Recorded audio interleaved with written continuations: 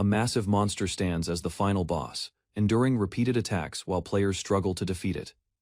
The battle takes place inside a highly immersive VR game that connects directly to players' senses and minds. 5 top players push forward relentlessly, overpowering enemies and advancing toward the final boss together. After a fierce fight, the final boss collapses, signaling the end of the intense battle. With the mission complete, the players log off quietly, ending their session without celebration. Osako Satoshi, known as Zelos Merlin, obtains a rare item after battle and lives quietly. He spends his days tending fields and improving skills while living a simple and isolated life. The defeated boss suddenly revives, filled with resentment, and begins pulling players down with it. Satoshi realizes the fight is not over as a sudden attack overwhelms him completely. At that moment, a nationwide blackout occurs, and many players are later found dead mysteriously. Satoshi opens his eyes slowly, sensing something unusual as his surroundings feel unfamiliar. He finds himself in a forest, confused, realizing he is no longer in his room. Noticing his equipment from the game and 2 moons above, he understands he is elsewhere. He begins to suspect he has been transported into the game world itself. Still unsure, he tries to check his status, attempting to confirm his situation.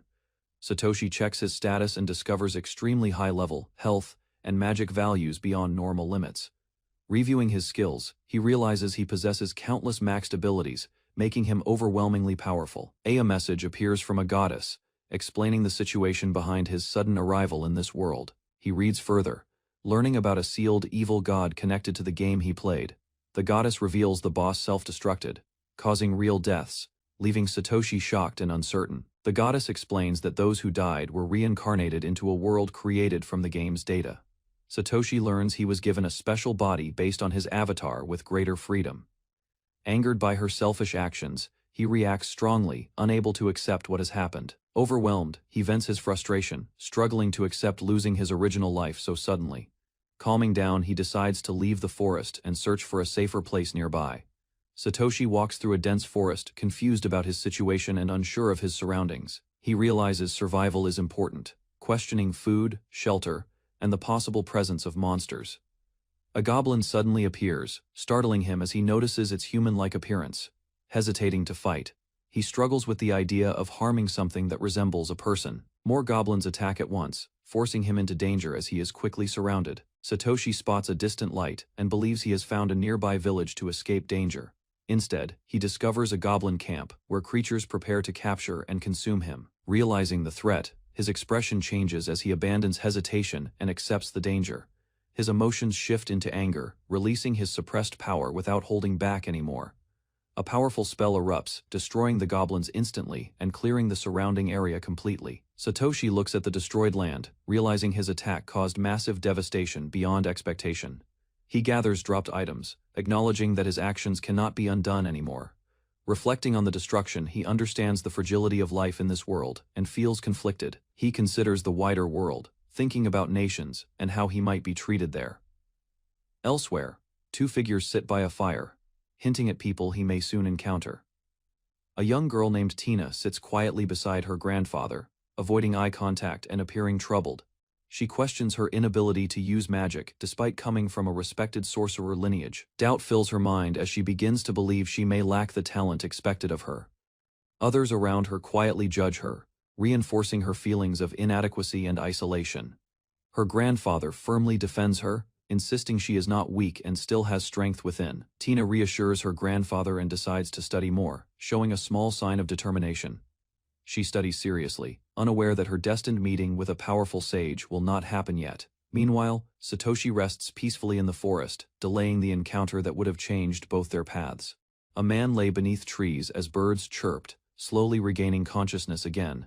He moved to stand, but his clothing slipped, causing confusion and alertness. A strange ape creature appeared nearby, behaving aggressively, forcing him into panic as he struggled desperately. After escaping, he checked himself and found his supplies gone, leaving him hungry and unsettled. Then noticed a calm forest rabbit nearby, considering it as possible food to survive. Carefully aimed a bow at the rabbit, focusing while controlling his strength.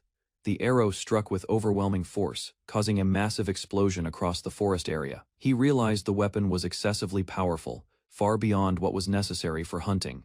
He considered eating the result but hesitated, thinking about using a mercy-related skill instead. Suddenly, a large orc appeared, forcing him to shift attention and prepare for another fight.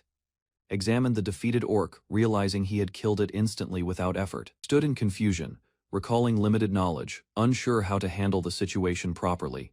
He attempted to process the corpse, hesitating while observing its unfamiliar structure and materials.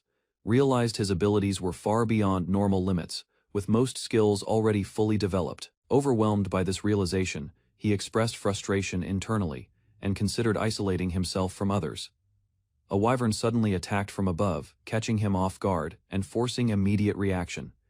He continued fighting various monsters without rest, facing constant danger in the forest. After a week, exhaustion affected his mind as he learned survival meant constant movement and caution. His thoughts hardened, accepting that only strength determined survival in this harsh environment. Eventually, he discovered a road, giving him hope of finally reaching a human settlement. Checked his condition and noticed his poor hygiene, then decided to move forward carefully. He washed himself in a river and cleaned his clothes, enjoying a brief moment of relief. After drying, he observed a bridge nearby, realizing it could lead to a settlement. He prepared himself, adjusting his gear and mindset before continuing his journey forward. He finally approached a moving carriage, stepping closer as he neared signs of civilization. People inside the carriage noticed him outside, observing his appearance and equipment with curiosity. An older man evaluated his condition, noting his worn clothing and unusual presence. They discussed his likely status, assuming he was a low-rank mage due to his robe. The group continued analyzing him while traveling, comparing his skills and possible abilities. Meanwhile, the carriage moved forward, and attention shifted ahead toward a group blocking the road. Inside the carriage, the group noticed merchants stopped ahead, raising concern about the situation. They observed a fallen tree blocking the road, sensing something suspicious and preparing cautiously. Bandits suddenly appeared from hiding, surrounding the area and threatening everyone present. Leader realized they were outnumbered despite having guards, creating a dangerous situation, prepared to attack while the passengers relied on protection, bracing for the coming battle. Demanded surrender, threatening the group while mocking their weak defenses and magic. Their leader revealed a strategy to overwhelm the barrier, confident the defenders could not last. The man intervened, unleashing powerful magic that instantly froze and shattered multiple enemies. He calmly continued, eliminating the remaining attackers with ease while exposing their true nature. Witnesses realized his true strength. Shocked that someone so powerful wore a low-rank robe, bandit leader reacted angrily, while the man remained calm, showing no concern for their threats. He raised his hand and activated a new spell, gathering energy into a concentrated form. Dark spheres formed around him, confusing the bandits as they failed to understand the danger. The spheres launched forward, striking multiple enemies and releasing powerful electric shocks across their bodies. He finished the attack effortlessly, demonstrating control and confirming his dominance in close-range combat. Bandits hesitated as he issued a final warning, giving them a chance to leave. He reflected briefly, realizing he felt nothing after killing, which unsettled his thoughts. Zone Bandit challenged him directly, provoking him into a close confrontation without fear. He responded instantly, drawing his weapon and striking with precise, overwhelming speed. The attack ended decisively, leaving the opponent defeated as he stood calmly afterward. He turned away after striking, ignoring the injured bandit and showing no further interest. The older man watched in shock, unable to understand the overwhelming display of power. He continued moving forward, cutting down another opponent without hesitation or delay. The remaining bandits panicked, realizing they stood no chance, and began pleading desperately. Despite their fear, one guard attacked, continuing the fight as chaos persisted around them. After the battle, he sat quietly, reflecting that his harsh survival mindset would not suit civilization. The older man approached and introduced himself formally, expressing gratitude for saving their lives. Carefully observed the man, realizing his strength and equipment were far beyond normal standards. Considered the man's background, suspecting hidden circumstances behind his unusual presence and behavior. The man responded, simply appearing lost, while the group acknowledged his help and prepared to move on. Explained his goal was to live peacefully, avoiding conflict and seeking a quiet life. The older man listened silently, surprised by his simple and modest intentions. He showed humility, lacking greed despite possessing overwhelming power, which impressed the others. Older man invited him to travel together, offering support and guidance moving forward. He hesitated briefly, then began introducing himself, while still uncertain about his situation. Finally gave a name, presenting himself calmly as a humble mage ready to proceed. A middle-aged noble meets a traveler beside a carriage and allows him to join the journey. The noble insists on offering a reward, believing it is his duty, despite Kenja's modest refusal. Kenja reveals his wish to live quietly on a distant farm, far from busy settlements. A girl named Celestina is introduced and joins the group, traveling together toward the next town. Kenja observes her closely, and realizes her magical ability is far lower than expected. The noble reveals a concern about the girl, explaining she is still inexperienced despite her status. It becomes clear the girl cannot properly cast magic, leaving Kenja confused by her condition. The noble explains that despite many attempts, she has failed to learn even basic spells. Kenja begins to question whether the issue lies not with the girl, but with the magic system itself. He suggests flaws in the spells or mana output, shocking the noble with this unexpected possibility. Kenja examines the magic textbook and asks the girl to show the spells inside. After reading, he reacts with shock, realizing the spells are incomplete and filled with serious flaws. He explains the spells are inefficient, filled with unnecessary runes, and rely only on natural mana. He concludes that even basic spells waste too much mana, making them unusable for most people. Kenja determines that the flawed spell system prevents proper mage training in the entire country. The noble and the girl urgently ask Kenja to improve the flawed spells for easier use. He explains the girl's inability comes from low mana and repeated exposure to incorrect teachings. The girl asks if fixing even one spell will allow her to finally use magic properly. Kenja agrees to help and begins analyzing the spell structure with careful focus. He starts modifying the magic circle, rewriting it as glowing symbols gather around him. Kenja quickly finishes adjusting 2 spells and suggests testing them immediately, surprising the girl. He explains that optimized spells reduce personal mana use by drawing energy from external sources.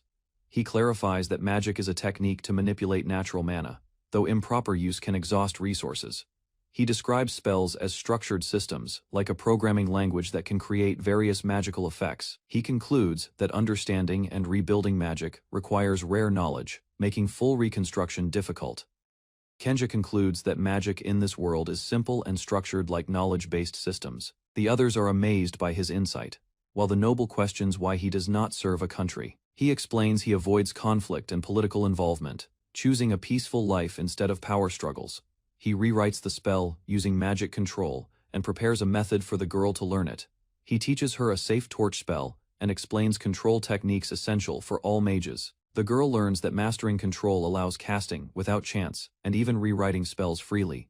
She focuses and begins memorizing the improved torch spell, determined to succeed this time. Kenja explains mana as life force within living beings that can be directed for magic. Following his guidance, she carefully channels her energy and activates the revised torch spell. A small flame appears, and both observers watch in surprise as she successfully uses magic. The girl celebrates with joy after successfully using magic, feeling as if her dream has come true. Her excitement causes the flame to grow unstable, but she struggles to control its intensity. Kenja instructs her to keep practicing, explaining that repeated use will improve her mana control. She regains focus and continues, determined to master magic despite the difficulty. The noble observes her renewed determination, noting her strong passion as she continues training. Kenja advises the girl to increase her mana capacity through continuous use of enhancement spells. Her status reveals strong patience and perseverance, suggesting hidden potential despite her weak magic ability. They continue training playfully, while Kenja challenges her progress with further spell optimization. He completes his improvements, but intentionally lets her feel the achievement of exhausting her own mana ladder. He relaxes by a fire, reflecting quietly while holding simple bread after the long effort. Kenja recalls surviving dangerous encounters, including being chased by monsters and a wyvern in the forest. The noble reacts with shock, realizing such feats could earn him the title of Dragon Slayer. Despite the danger, Kenja treats the experience casually while eating, showing little concern. He shares parts of his past, describing a harsh life filled with research, survival, and magic training. His journey led to forming a group, continuing to pursue magic while seeking a peaceful place to live. The noble asks about Kenja's strength, but he avoids giving a clear answer about his level. Others speculate that his ability is extremely high after hearing he defeated a wyvern alone. The group reacts with shock at the realization of his overwhelming power. He downplays his strength, calling himself a sage, while asking them to keep his abilities secret. The girl begins to call him her master, while he reacts with confusion to her sudden respect. The girl, filled with determination, urgently begs Kenja to become her teacher and guide her growth. Kenja is caught off guard by her sudden request, reacting with confusion and hesitation. Celestina woke early, excited to try every magic formula her teacher had carefully re-edited today. Her teacher warned rest was important, while she determined to become a skilled, careful magic instructor. The teacher imagined relaxing with tea in the courtyard, thinking thoughtfully about teaching methods to improve lessons. They discussed the tutoring duration, realizing the schedule would continue until her summer holiday ended completely. Celestina described the prestigious Magic Academy, where noble children trained in advanced spells and various magical factions. The teacher explained the tutoring would last until summer ended, returning the student to the academy. Celestina described the prestigious Magic Institute, where noble children learned advanced spells under various faction teachings. They arrived at the academy, causing commotion as guards ran, surprised by the unexpected young mage's presence. A monstrous bloodbear suddenly appeared, roaring violently, challenging them with immense strength and magical resistance simultaneously. The teacher conjured powerful steel manacles, restraining the bear while Celestina watched. Terrified yet amazed at magic, the teacher asked if Celestina had learned combat magic, preparing her for the upcoming dangerous encounter ahead. Celestina realized she could only cast her magic 3 times, panicking at her limited current power.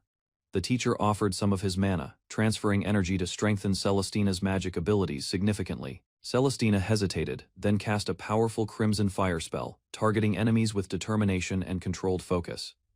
The teacher instructed her to follow up with a different spell, cutting the enemies with wind magic.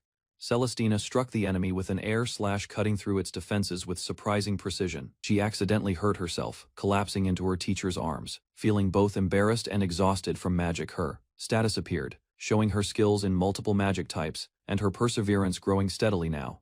The teacher noted her surprising level growth, amazed by her sudden increase after the intense battle. Celestina celebrated reaching level 11, astonished at her rapid development, while her teacher smiled proudly nearby. Celestina pleaded for the monsters to stop, while her teacher checked carefully for any remaining threats nearby. An elder congratulated Celestina, praising her for defeating a monster entirely on her own courageously. After dismantling the bloodbear, they traveled toward Santal, the largest town in the surrounding region. They arrived at the massive city, amazed by its scale, realizing it was a major trade hub. The fortified city reflected the kingdom's power and wealth, leaving both teacher and student awed by sight. The city thrived as a trading hub between mountains and river, nicknamed the Blood-Stained City. An elder explained that his son inherited the duke's rank, trusted by the people completely. The teacher worried about inheritance disputes and unknown grandchildren, realizing bloodshed could occur in succession struggles. He wondered if Celestina might be one of the many unknown grandchildren in the noble lineage. The teacher asked where to sell magic stones, planning to visit a specialized shop soon. The teacher explained mana stones could only be taken from monsters in dark areas rarely nearby. The elder was amazed by the quantity, claiming even the royal family would desire such stones. The teacher admitted he didn't fully understand the system, showing an inventory screen that mysteriously appeared. He realized the system from the game worked in this world, feeling its convenience and power. They departed from the city, traveling quietly through the countryside, preparing for their next adventure together. The teacher pointed out a steep cliff and forest, revealing a villa standing in its center. They arrived at the grand villa, its ornate gates signaling wealth and architectural elegance clearly visible. The teacher admired the simple yet spectacular design, noting the villa's elegance while observing its grounds. He learned about the villa's self-sufficient agriculture and external meat sources, impressed by its organization. Celestina confirmed she could carry her luggage herself, entering the villa with her teacher and grandfather. Celestina noticed the teacher didn't carry a wand. He wanted her to live as a normal citizen. The teacher revealed a special ring made from metal grads, usable for sword or combat magic. The ring contained metal-eating monster properties, providing extraordinary strength and defense, capable of lethal attacks automatically. The elder acknowledged the teacher's past, understanding his desire for peace after surviving countless dangerous battles. They met the villa's staff, including Dandy and Masuka, entrusted to manage Celestina's and teacher's belongings. The teacher offered to prepare a change of clothes and a room, providing safety and comfort. Celestina waved goodbye, noticing the elder crying softly, touched by their long, arduous journey together. The teacher followed staff, walking through the villa's corridors, guided politely toward his assigned private quarters. Entering the room, he admired its spacious elegance, sunlight streaming in, and serene, peaceful atmosphere. He appreciated the quiet, peaceful room, recognizing the villa as a secure and beautiful resting place. The teacher explained the room was for the most important guests, praising him for saving the master. The teacher realized he had gained unexpected authority, feeling surprised by the exceptional treatment offered here. A staff member asked if he knew proper bathing etiquette, offering a bath before dinner service. He confidently replied that he knew, understanding that washing before entering was a common-sense requirement. The staff explained that the hot tub was luxurious, showing his high-class treatment and elegant facilities. The teacher carried a towel, preparing to enter the hot tub, anticipating relaxation after long travel. The staff questioned Andy-san about escorting the esteemed guest to the bathroom, feeling surprised by the situation. Andy-san was silent, embarrassed, and uncertain, realizing the situation was more complicated than he had expected. Celestina appeared in the bath, surprising him completely, creating an awkward and shocking encounter for both. The teacher's eyes widened in shock, while Celestina reacted with embarrassment, creating tension in the steamy room. Her scream echoed through the villa, startling staff and marking a chaotic end to the bath encounter. A man asked the maid for the library to find textbooks needed for his upcoming classes. The maid appeared embarrassed and nervous, apologizing repeatedly while the man reassured her it was okay. An older man exploded with rage, confronting them for a misunderstanding involving his granddaughter, causing panic. The man explained calmly, emphasizing the girl was still a child and nothing improper had happened. He apologized for the chaos, refusing to escalate further, while ensuring everyone's dignity remained intact peacefully. The maid guided the man through the hall, leading him quietly toward the grand library doors, entered a towering library filled with endless rows of books, each shelf stretching upward. The man admired the library's vast collection and prepared to study. Assisted by the attentive maid, he discovered ancient magical texts, detailing wars and lost civilizations, revealing high-level skills and knowledge. Carefully examining old scrolls, he worked to recreate forgotten magic, studying tirelessly from dusk until dawn. He reflected on the best way to teach Celestina, considering the complexity of magic formulas carefully. The Philosopher's Stone, a rare magical material, was noted as the best option for optimal spells. Realized creating magic required special equipment, concentration, and combining numbers and letters precisely, causing frustration. Recalling his age, he decided it was too dangerous to use extinct, unstable magic anymore. He focused on using his game-earned knowledge responsibly, avoiding arrogance and the temptation of overwhelming power. Reflected deeply, realizing the magic system ran continuously, producing powerful spells without system failure. Sun rose over the castle, casting light on the city and its quiet streets. A maid woke the young noble, reminding him that it was almost time for daily duties. The young noble appeared embarrassed, realizing the experience with him was different from his grandfather's presence. He reassured her calmly, letting her know that there was nothing to be ashamed of today. Maid advised the young noble not to act like Zelos, showing concern for his future. The young noble asked why, holding the pillow closely, trying to understand the warning carefully.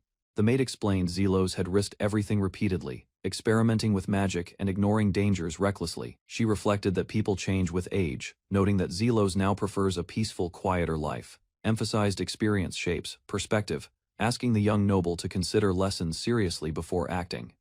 The maid scolded the young noble, warning it was rude to ask a woman about age. Noble blushed and felt embarrassed, standing quietly while the maid watched him closely. They began studying magic, starting with recognizing ancient symbols, sacred letters that remained undeciphered. The maid explained numbers and symbols represented a language for interacting with and gathering magical mana.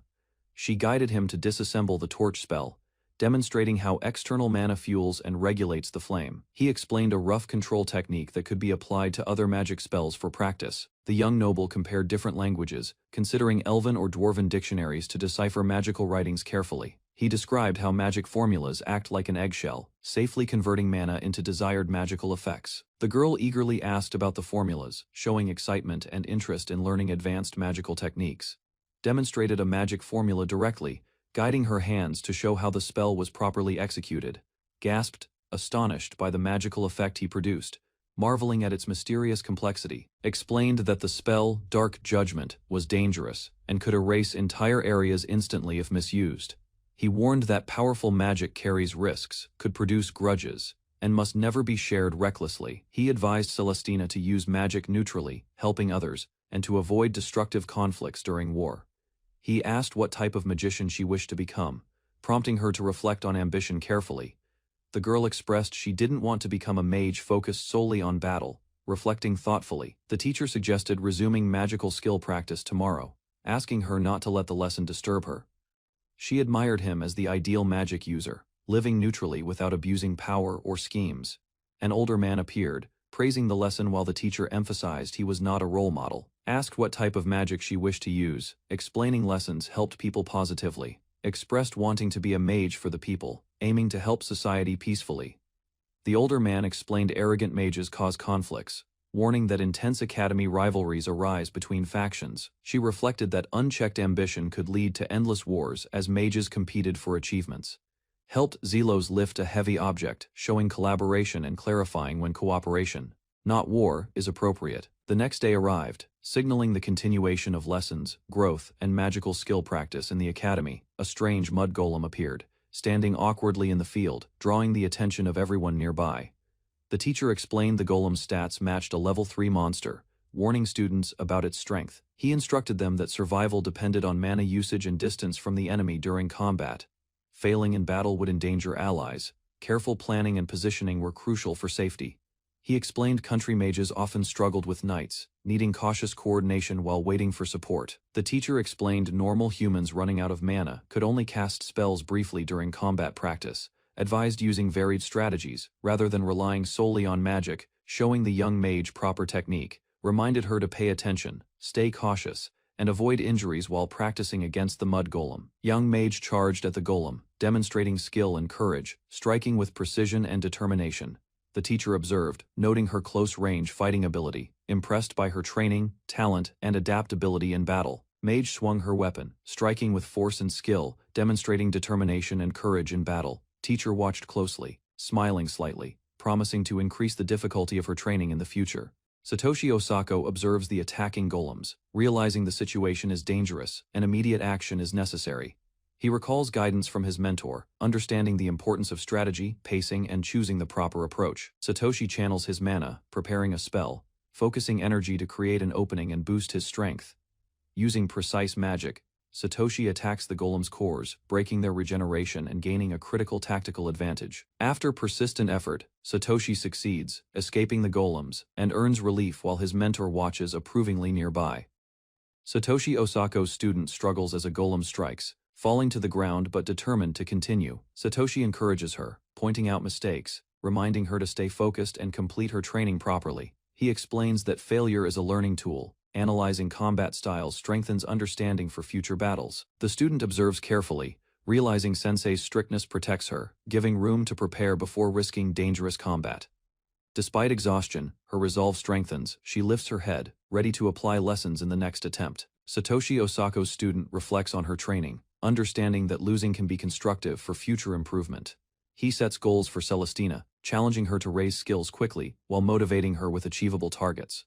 Satoshi promises to teach her an original spell, showing how having goals makes training both fun. Celestina feels determined, vowing to do her best and absolutely accomplish the task with all her effort. Satoshi watches, slightly surprised by her determination, realizing her commitment will strengthen her abilities effectively over time.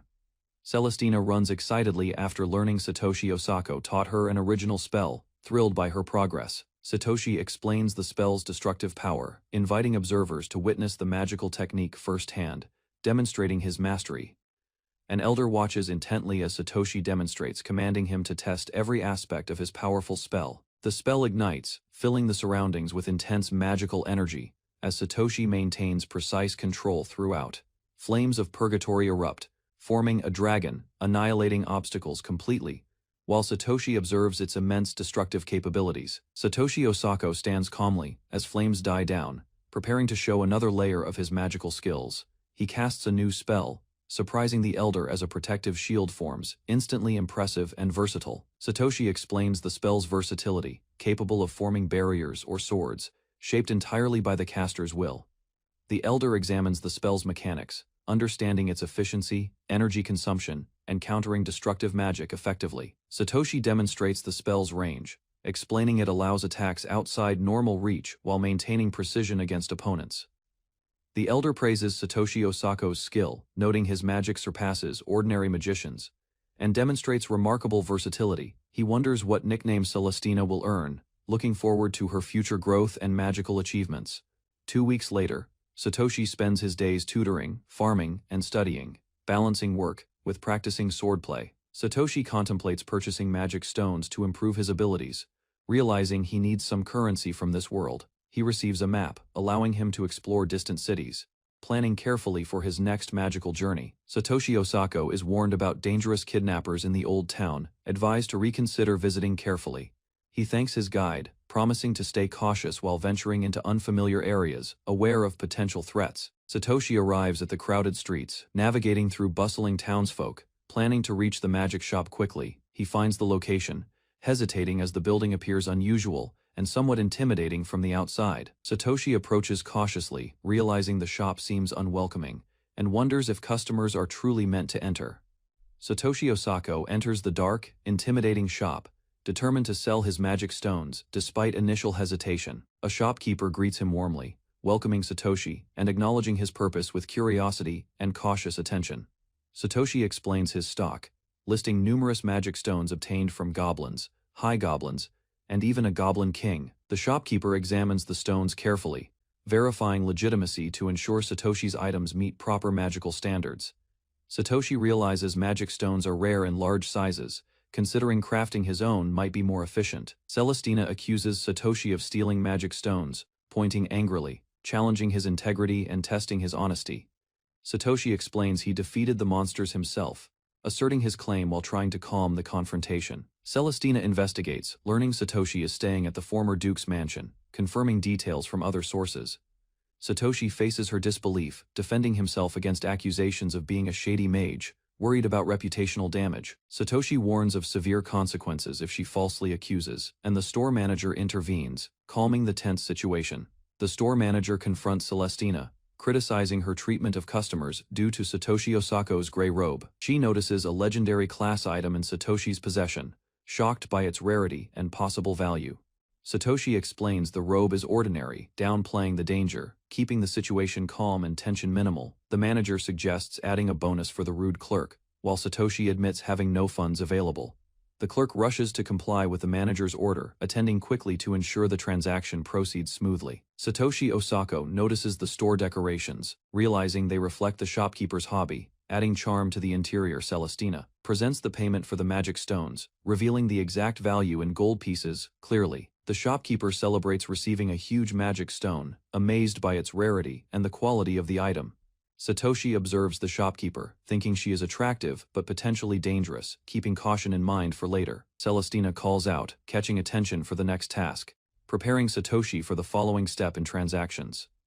The store clerk scolds Satoshi Osako, warning about fighting monsters too dangerous, expressing disbelief at his boldness. She explains, behemoth leather cannot be dyed gray, recalling how dangerous the creatures are, freezing her with fear. The clerk continues, emphasizing that fighting such a creature could kill instantly, questioning where the former duke found him. Satoshi explores the city market, observing cheap food prices, considering how to live efficiently for the coming month. He buys meat from Holstein cows, impressed by quality and fragrance, deciding to try a skewer immediately. Satoshi Osako enjoys the meat skewers, delighted by their juicy flavor, spices, and sweet fruity richness. He orders 50 more, realizing he bought too much, ensuring he has plenty for coming meals. The vendor explains why metals are expensive, sourcing ores from dangerous areas inhabited by many demons. Satoshi reflects on the current political situation, noting tension between knights and mages. Though peace appears intact, he thanks the vendor, learning about a mercenary guild for newcomers seeking protection while traveling this country. Satoshi Osako finds exactly what he was looking for, holding it with satisfaction and relief. He carries his purchase through the city, walking happily along familiar streets while enjoying the moment. Satoshi tastes a fresh blend of tobacco, noting it's a bit of work to roll, flavorful. He realizes he has wandered far, suddenly unsure of his location, looking around for recognizable landmarks. Satoshi observes the old city, close to slums but maintained, recognizing its structure and inhabitants nearby. Children call out to Satoshi Osako, demanding meat, surprising him as he recognizes their eager faces. He walks cautiously through narrow alleys, planning to head to a higher area to assess the situation. Satoshi notices someone following him, pondering whether this might be a trap or a dangerous situation ahead. He turns, calling back, realizing the children are tracking him persistently, questioning their intentions while staying alert. Noticed Celestina's brother causing trouble in the village. The children whispered nervously, recognizing him immediately. The Lord's son approached confidently, offering power and influence in exchange for submission. Celestina refused angrily, standing firm against the prince's demands. Her determination was unwavering, observed realizing the children were protected by the nun and Celestina's bravery. Lucerus appeared, beginning a long-lasting bond with Zeros, shaping the future with hope and friendship.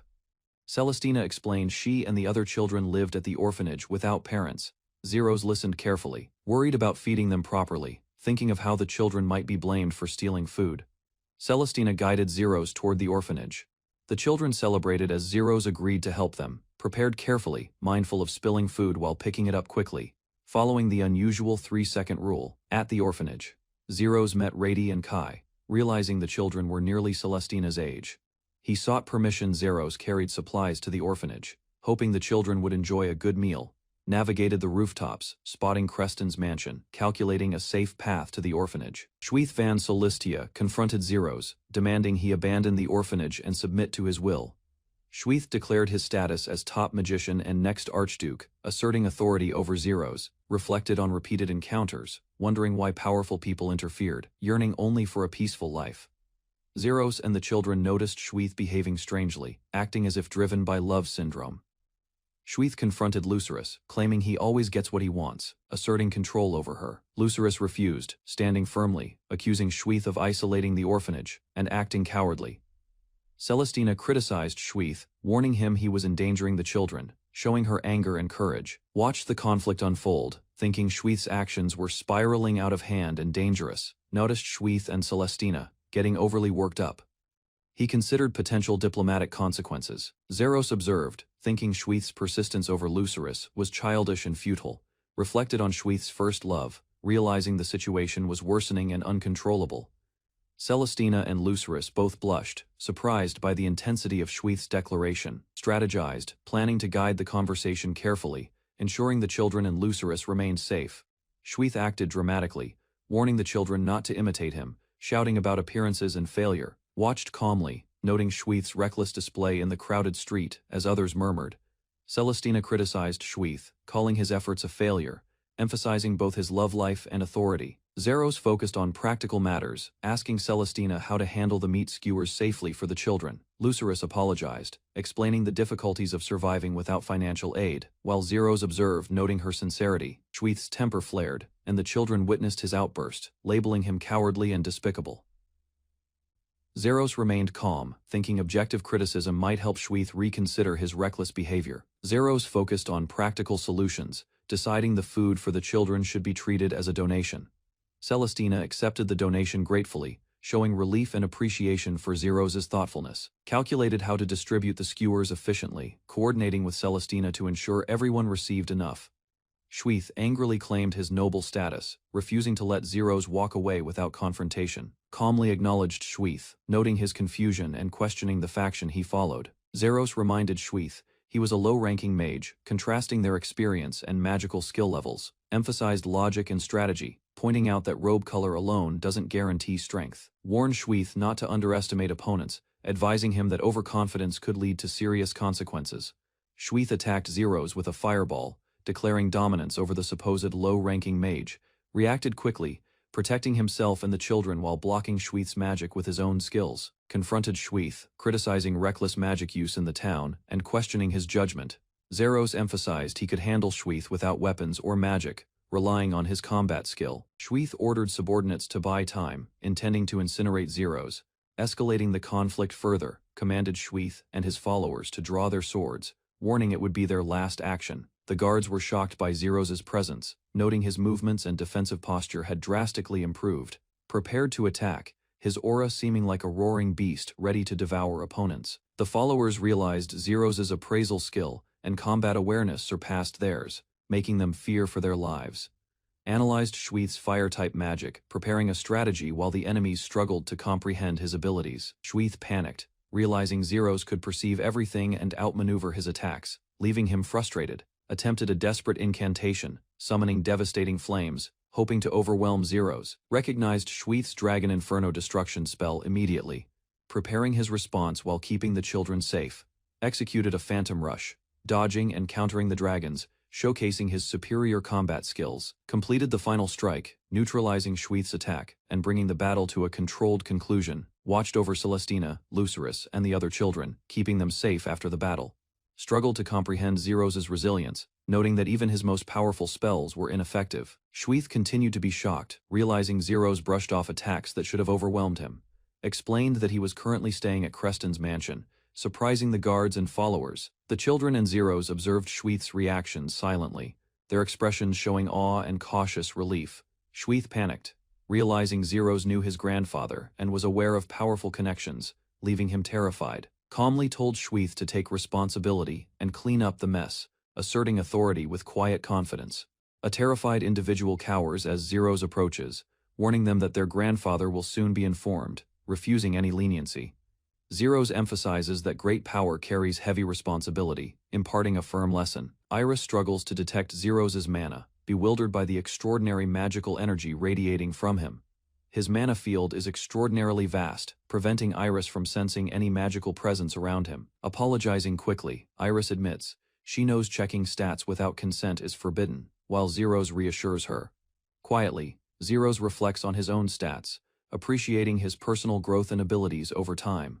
Overwhelmed by his attention, Iris wobbles slightly, astonished by the intensity of Zeros' focused gaze. Zeros glances at Iris, unintentionally drawing attention to her features in a slightly awkward moment, blushing furiously. Iris scolds Zeros, who apologizes sincerely, explaining he was unable to control himself fully. While attempting to explain, Zeros finds others perceive his actions as inappropriate, causing some confusion. Attempting to direct the men, Zeros points firmly, drawing their attention and securing their reluctant agreement, accused of inappropriate behavior. The men protest while Iris steps forward, trying to clarify the situation. Zeros maintains his innocence, stressing he respects Iris and has no improper intentions towards anyone.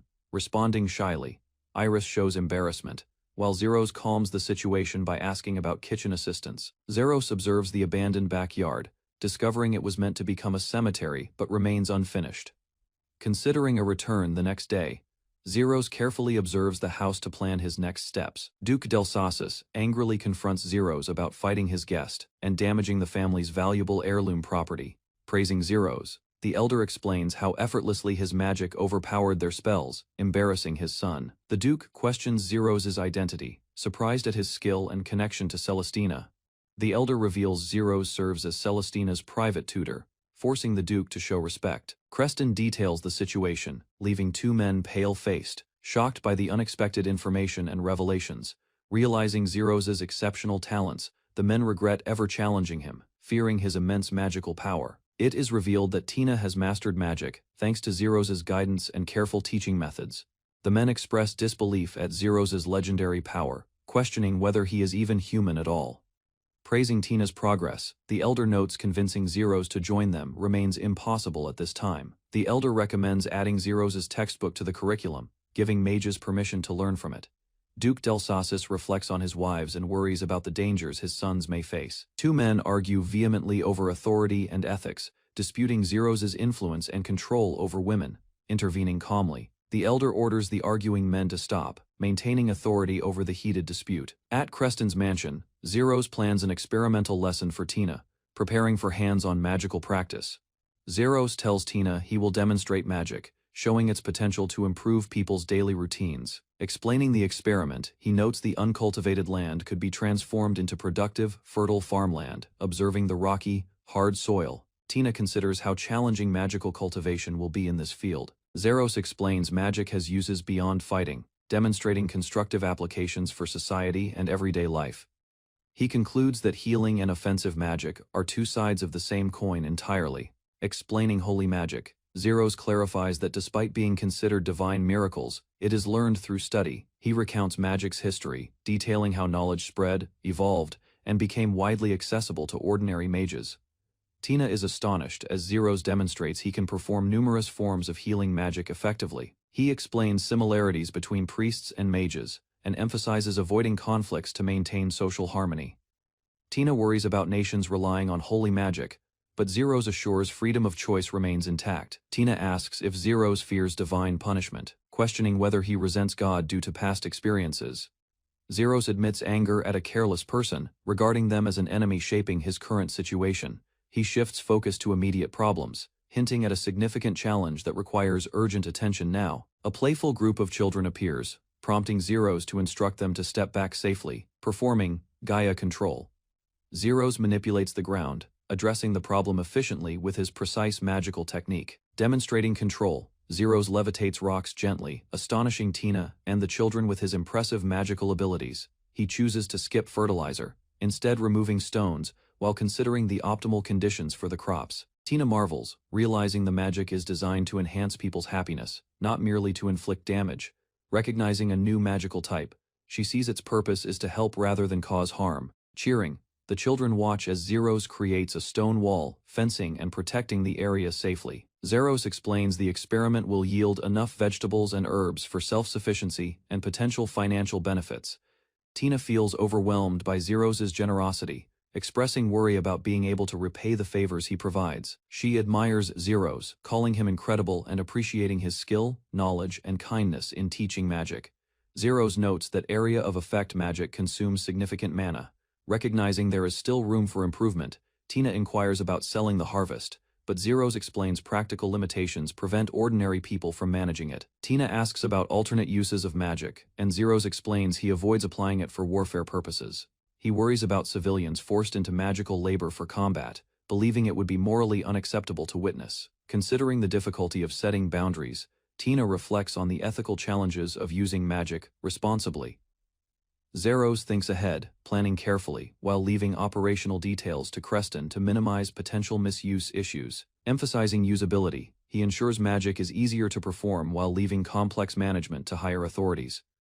Zeros asks what to plant next while Tina wonders whether he carefully thinks far ahead beforehand. He assigns the children to help with planting, teaching them self-sufficiency and practical responsibility for work. Frustrated at entitlement, Zeros emphasizes that lessons must be learned early to prevent later complications effectively. Tina presents the seeds she collected, naming each variety for the upcoming magical agricultural experiment carefully. Reacting to unusual seeds, including mandrake and healing grass, Zeros considers their practical utility and magical effects. Zeros reassures the children, claiming urban legends of dangerous screams are false, encouraging them to beg playfully. Using magic, he smashes rocks effortlessly, impressing the children with his control and keeping them entertained attentively. Excited, the children shout in unison, demonstrating loyalty and enthusiasm for Zeros' confident guidance and leadership. At the Delsasis mansion, the father and son finish their fistfight, bringing an end to family conflict. Zeros observed quietly, keeping to herself while others trained, unnoticed and underestimated by everyone around her. Because of her low magical power, she was excluded from combat practice, witnessing her peers fail through arrogance. She studied every movement and spell carefully, storing knowledge determinedly, refusing to let it go to waste. When battle came, Zeros unleashed her power, striking with precision, breaking through enemy forces effortlessly. Analyzing every foe, she attacked their weak points systematically, demonstrating strategy and strength that surpassed all expectations. Creston watched Zeros carefully, impressed by her strategy. Realizing her skills surpassed expectations quietly, Zeros prepared her attack, raising her hands to summon a precise rock lance against enemies. She struck the mud golem without incantation, using her knowledge to amplify destructive power. Creston praised Zeros, acknowledging her growth and readiness for real battles ahead in training. The group approached the great woods of Faflin, Zeros alert to every lurking monster threat. Zeros prepared for battle while Creston watched nervously, fearing Tina could be attacked suddenly. The grandfather demanded soldiers, insisting true nobility solves problems with enough money, showing ruthless planning. Creston considered crafting top-notch equipment, ensuring Zeros and Tina would be prepared for any threat. Zeros listened as Creston suggested lightweight leather armor and magic gear suitable for her abilities. Tina and Creston exchanged confused glances, questioning the grandfather's unusual but practical strategy for protection. Creston panicked, reaching toward Tina while Zeros and others watched the situation unfold carefully. Tina protested angrily, calling out the grandfather, refusing inappropriate actions while maintaining her composure. It was decided Zeros would handle secondary gear enhancements, leaving crafting to Creston's skilled craftsmen. Observers noticed Celestina's remarkable growth, transforming from helpless child to confident and capable mage quickly. Enemies with multiple golems overwhelmed others, yet Zeros' increasing power and strategy made her unstoppable in battle. Celestina observed Creston, noting his surprise at Zero's ability to control many golems efficiently. Schweith greeted Mishka warmly, while Creston prepared to learn secret techniques about Zero's power. Mishka explained, patiently recounting knowledge accumulated while caring for Creston since he was a baby. She illustrated the chain of command strategy, showing how leader golems relay simple commands through Zeros. Mishka revealed the layered spell, allowing Zeros to create golems without exhausting excessive amounts of mana.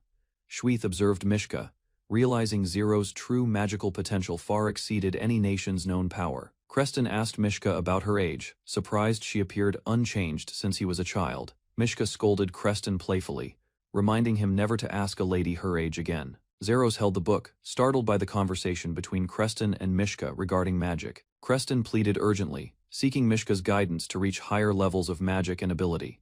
Creston and Zeros discussed magic, realizing their experimentation often caused unintended consequences across the world. Zeros admitted past actions, explaining their group was called the Annihilators due to reckless spells. He detailed raids and experiments, including forcing players to equip cursed items unintentionally. Zeros recounted the chaos of AoE spells, wiping out entire parties, yet learning from mistakes, reflecting. Zeros wondered how past recklessness still led him to becoming a renowned great sage. Creston expressed desire to be remembered as a hero, determined to leave a legacy. Zeros explained heroes become symbols, targeted by enemies, and nations use them for distractions. Creston sought guidance, asking Zeros how to avoid becoming a disposable hero like others. Zeros agreed, advising Creston to aim higher, surpassing his grandfather, and train with Celestina. Creston eagerly prepared, ready to study magic intensely, learning all spells and monster combat strategies. Zeros reflected in the mirror, doubting if he was qualified to lecture anyone effectively. Creston declared high ambitions, desiring to become a memorable hero throughout history. Zeros cautioned about heroes becoming targets, explaining the dangers nations use them to distract enemies.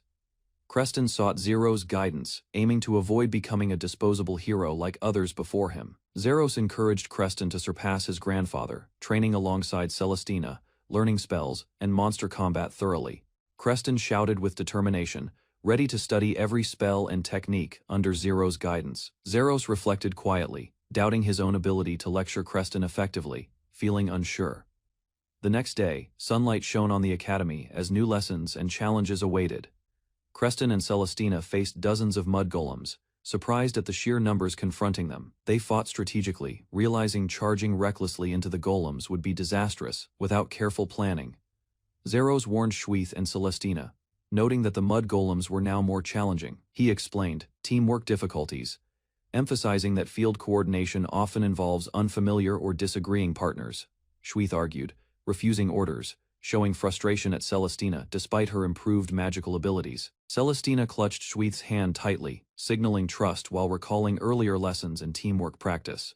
Observers noted Tina's technical skills, suggesting she and Schweith could form a strong combat duo. Zeros observed Schweith and Celestina, noting Schweith's impulsiveness and Celestina's difficulty landing decisive blows. He reflected that physical combat skills develop slowly, unlike instant mastery in a virtual game. Celestina yelled, warning Schweith, while he hastily cast a fireball to defend against golems. Several golems moved quickly, forcing Schweith and Celestina to dodge attacks carefully during combat. Schweith struggled under a golem's weight, shouting for help as Celestina fought strategically nearby. Celestina urged Schweith to stay calm and coordinate, warning him about multiple golems attacking together. Schweith shouted in frustration, realizing Celestina's guidance meant he was being held back intentionally. Celestina asserted herself, commanding Schweith firmly, showing his reliance on her careful strategic leadership. Zeros observed from a distance, admiring Tina's daring, noting their teamwork still had room to improve. Zeros counted 2 hours as he prepared his students for extended battle training. He guided Celestina, emphasizing survival and strategy, while she struggled against exhaustion and other student. TZT embraced the challenge, realizing the real fight begins after mana depletion. Celestina resolved to endure, determination shining despite dirt and fatigue. Waits White experienced pure exhilaration, thrilled by the intensity Zeros had orchestrated for them. Tease White realized the training changed him, learning lessons never taught in school. Celestina acknowledged Zeros' harsh training was shaping her skills as his student. Zeros insisted repetition and discipline were the only ways for his students to survive. He explained that monsters would exploit any weakness, making constant vigilance necessary. The forest's brutal training reflected the game's old methods, marking just the beginning of growth. Zeros instructed Dwight and Celestina to stay calm, teaching that life and danger coexist. He reminded them to prepare for worst-case scenarios, stressing that retreat is not always possible. Zeros encouraged reflection on personal fighting style, making mistakes part of growth. White absorbed the sage advice, realizing Zeros offered no mercy but valuable lessons. Celestina and Dwight charged forward, ready to face the obstacles Zeros had set before them. Massive boulders crashed around the training ground as rain began to pour on the castle. Dwight and Celestina struggled to maintain footing, drenched and battered by relentless rain and mud. Exhaustion showed on their faces, but determination kept them pushing forward through the harsh conditions. Zeros reminded them that a real battle could last days, testing endurance and strategy.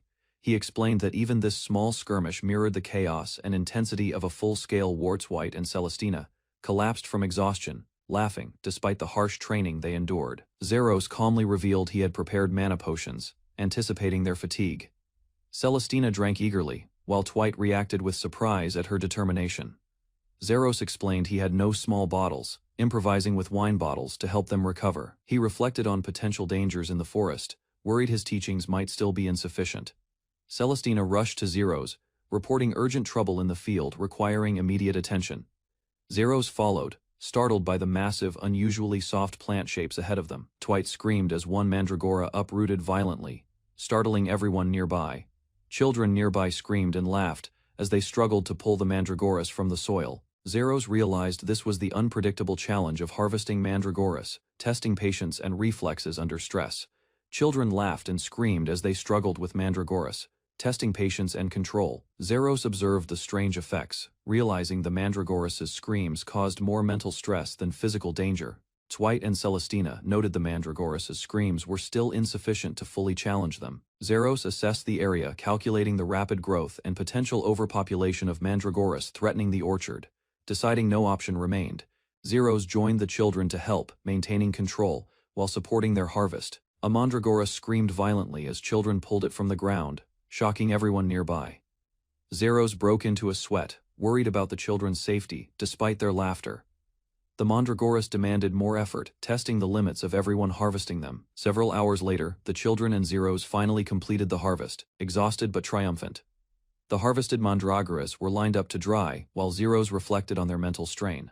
The orphanage's finances recovered thanks to the children's hard work with mandragoras, attracting attention. Thieves attempted to steal mandragoras, only to be surprised by the children's defense and local vigilance. Neighbors banded together to catch intruders, earning small bounties, and protecting the harvest. Zeros reflected quietly, considering anti-mandragora measures and ensuring future safety.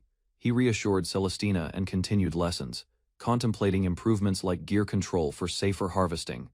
Zeros explained how excess mana can interfere with other magic formulas, causing problems and inefficiency. He warned that overflowing mana could collapse magic circles, damaging surroundings if not controlled.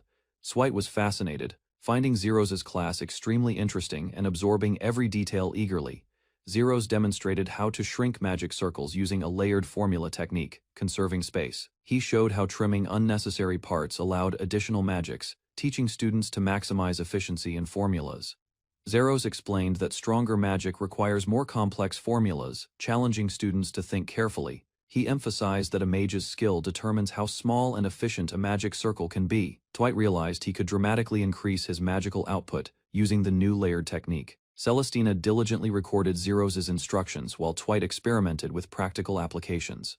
She noted how much he had changed, no longer hesitant to apply Zeros' teachings confidently. Dwight and Celestina reflected on their progress, realizing they had changed after meeting Zeros. They debated returning to the academy, conflicted because they were learning far more under Zeros. Celestina tried to ask about Croises, prompting a reaction from Dwight. Dwight expressed frustration, feeling ignored and overlooked by others, despite his efforts. Celestina observed quietly, noticing that certain people, including Croises, had not changed at all. Zeros watches as Celestina receives her brand new equipment, while Dwight observes silently.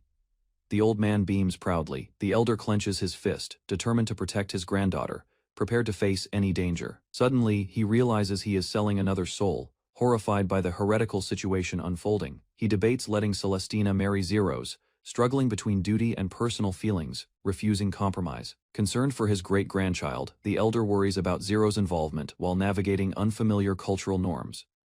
Zeros walks into the room as the old man eagerly anticipates seeing his great-grandchild. Celestina, called Tina, stands shyly in her new outfit, while Zeros observes her carefully, examines the full equipment set, impressed by the breastplate, gauntlets, boots, and magic scepter. The elder realizes much effort funded the equipment, reflecting on treasure and proper expenses. Footsteps echo as the old man confirms everything was obtained correctly, maintaining his pride. Marlin meets Lord Delsasis, who acknowledges hearing about him from his father. Zeros realizes the old man meddled with the treasury, selling sacred gemstones secretly. The situation involves Celestina, and the old man nervously confirms what happened to Zeros. The elder accepts responsibility, acknowledging he may have overstepped and caused harm inadvertently. Delsasis notes the lost items are 2 wyvern magic stones, gifts from the royal family. Zeros talks with Delsasis about the plot behind the Wailing Church, seeking clarity. He shows a cluster of sparkling crystals, revealing he has resources ready on hand. The old man is surprised as Zeros lends the stones temporarily, prioritizing his father's execution. Zeros explains the replacement stones are even more valuable, offering a fair solution for the theft. The elder thanks Zeros, promising repayment, while Zeros requests only enough land for self-sufficient farming. Schweitz studies magical formulas intensely, fully absorbed in his research while others ignore him. 3 days pass, and Zeros prepares to return to his duties after minor distractions. Only 15 knights are deployed, but Zeros believes their number is sufficient for the task. Zeros notes the lack of experienced earth mages, considering the challenge ahead carefully before planning. Preparations are complete, and the Grand Duke confirms Zeros' cooperation alongside his grandchildren for the mission. Marlin meets Aleph Gilbert, the commander of the unit, exchanging introductions politely. Aleph notices Zeros carrying a sword despite being a mage, expressing surprise and curiosity. Zeros explains that a mage skilled in close combat is more effective and safer. They discuss tactics, noting how foreign mages often abandon positions after depleting their mana. Zeros emphasizes the importance of mages supporting knights with spells, increasing their survival odds. The group notices Tina has returned after a long absence. Catching Zeros' attention immediately, Tina and Schweitz carry heavy supplies aboard the transport. Surprising both Zeros and the elder, Zeros organizes the group, planning equipment, books, clothing, and medicinal herbs for the journey. He admits limited knowledge of certain magical mechanisms, leaving Schweitz and Tina puzzled yet attentive. Zeros deduces the magic involves an omnipotent force, emphasizing he is not a god, warns Tina to stay careful, instructing her to eliminate any knights who act foolishly. The elder yells for Tina to return safely as the group prepares to depart. The party leaves by carriage, traveling east along the Faflan highroad into unknown territory. Zeros reflects to Schweitz that asking for a piece of land is ironic yet practical. Zeros thanks the Grand Duke for granting him land, intending to live modestly and independently. Zeros laments being middle-aged, unable to find work, and dreams of owning a house. After 2 days in the carriage, he struggles to act normal, feeling emotionally drained. Finally arriving in the great woods of Faflan, Zeros organizes a secure campsite with his team. He summons a familiar, using a magic note, demonstrating his tactical and magical prowess. Zeros explains the summoned bird is temporary but useful for scouting, helping the group navigate safely. Considers the summoning magic, noting it could be powerful enough to knock out a wyvern. Schweitz nervously tries to clarify their relationship with Zeros, who responds casually to his concern. Declines a magical test from Schweitz, confident in his familiar's abilities and judgment. Tina and Schweitz watch in awe as Zeros' summoned birds fly over the landscape. The group marvels at the view from above, thrilled by the birds' perspective of the world. Nada sees the rapid response of the knights as they prepare for an imminent threat. He identifies a group of nearby orcs approaching the camp, assessing the danger cautiously. Zeros warns Aleph and the others that the orcs number around 20 or 30. Aleph panics slightly, asking Zeros how they should respond to the approaching enemy. Aleph commands all men to prepare for battle, readying the troops for combat. Aleph notes that everyone in the unit is around level 25, confident in their abilities. He signals that it's time for action, calling Zeros to begin their plan. Zeros grins with determination, preparing to initiate the hunt against the orc party. The orcs are already alert, sensing the group's presence as the night deepens. Zeros observes the orcs' formation, noting that they are sticking together and not yet broken up. Tina and Schweitz notice the orcs' unusual sharpness, surprised they detected the group so quickly. Aleph observes the high-level orcs, planning to maneuver around them before initiating the attack. Launches a magical attack, casting the powerful judgment arrow to strike the enemies. The orcs react in shock, yelling as the arrow hits, showing the group's overwhelming power. Zeros noticed another person had also been reincarnated in the strange world. Irie Sumika, a lonely girl, spent her days immersed in the online game Sword and Sorceress. Suddenly, she found herself in a vast forest surrounded by unfamiliar trees and mountains. She realized the world resembled her game, complete with magic and 2 moons above.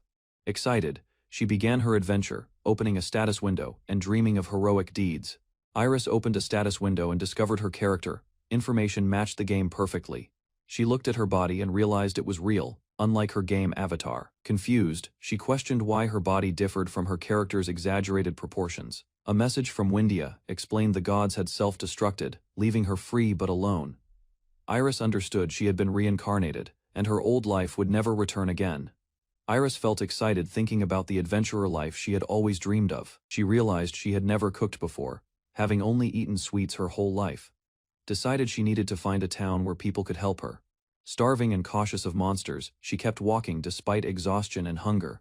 After an hour she finally spotted a village, hopeful for food and shelter. Iris approached the village and noticed a tall bulwark confirming people lived inside. She called out to the villagers, hoping they would give her food and shelter. The villagers reacted kindly, understanding she seemed lost and grateful for their help. Iris suddenly realized she might have rushed into a bandit hideout unknowingly. Villagers explained goblin attacks had caused the bulwark, easing her worry about danger. Iris realized she needed to be cautious after learning goblins had attacked the village. Villagers suspected a higher-level goblin, possibly a goblin king, was controlling the attacks. Iris analyzed the situation, estimating the threat level and how many goblins might appear. She offered to help as a mage, requesting food and a place to rest. The villagers considered her offer carefully, noting her abilities might be more practical than hired mercenaries. The villagers agreed to let Iris handle the goblin threat, trusting her expertise. She asked about goblins' usual attack times and planned her defense accordingly. Iris prepared as goblins approached from the east, analyzing their numbers and strategy. She observed the incoming goblins carefully, ready to act and avoid underestimating them. Villagers noticed her skill, comparing her readiness to the hired mercenaries they had used. Iris noticed the goblins swaying inside the walls and braced herself for the fight. She cast a powerful ice blast spell, targeting the goblins attacking the village. The villagers were amazed as she sealed a breach, protecting the settlement from further damage. Iris monitored remaining goblins, aware they could cause more trouble if left unchecked.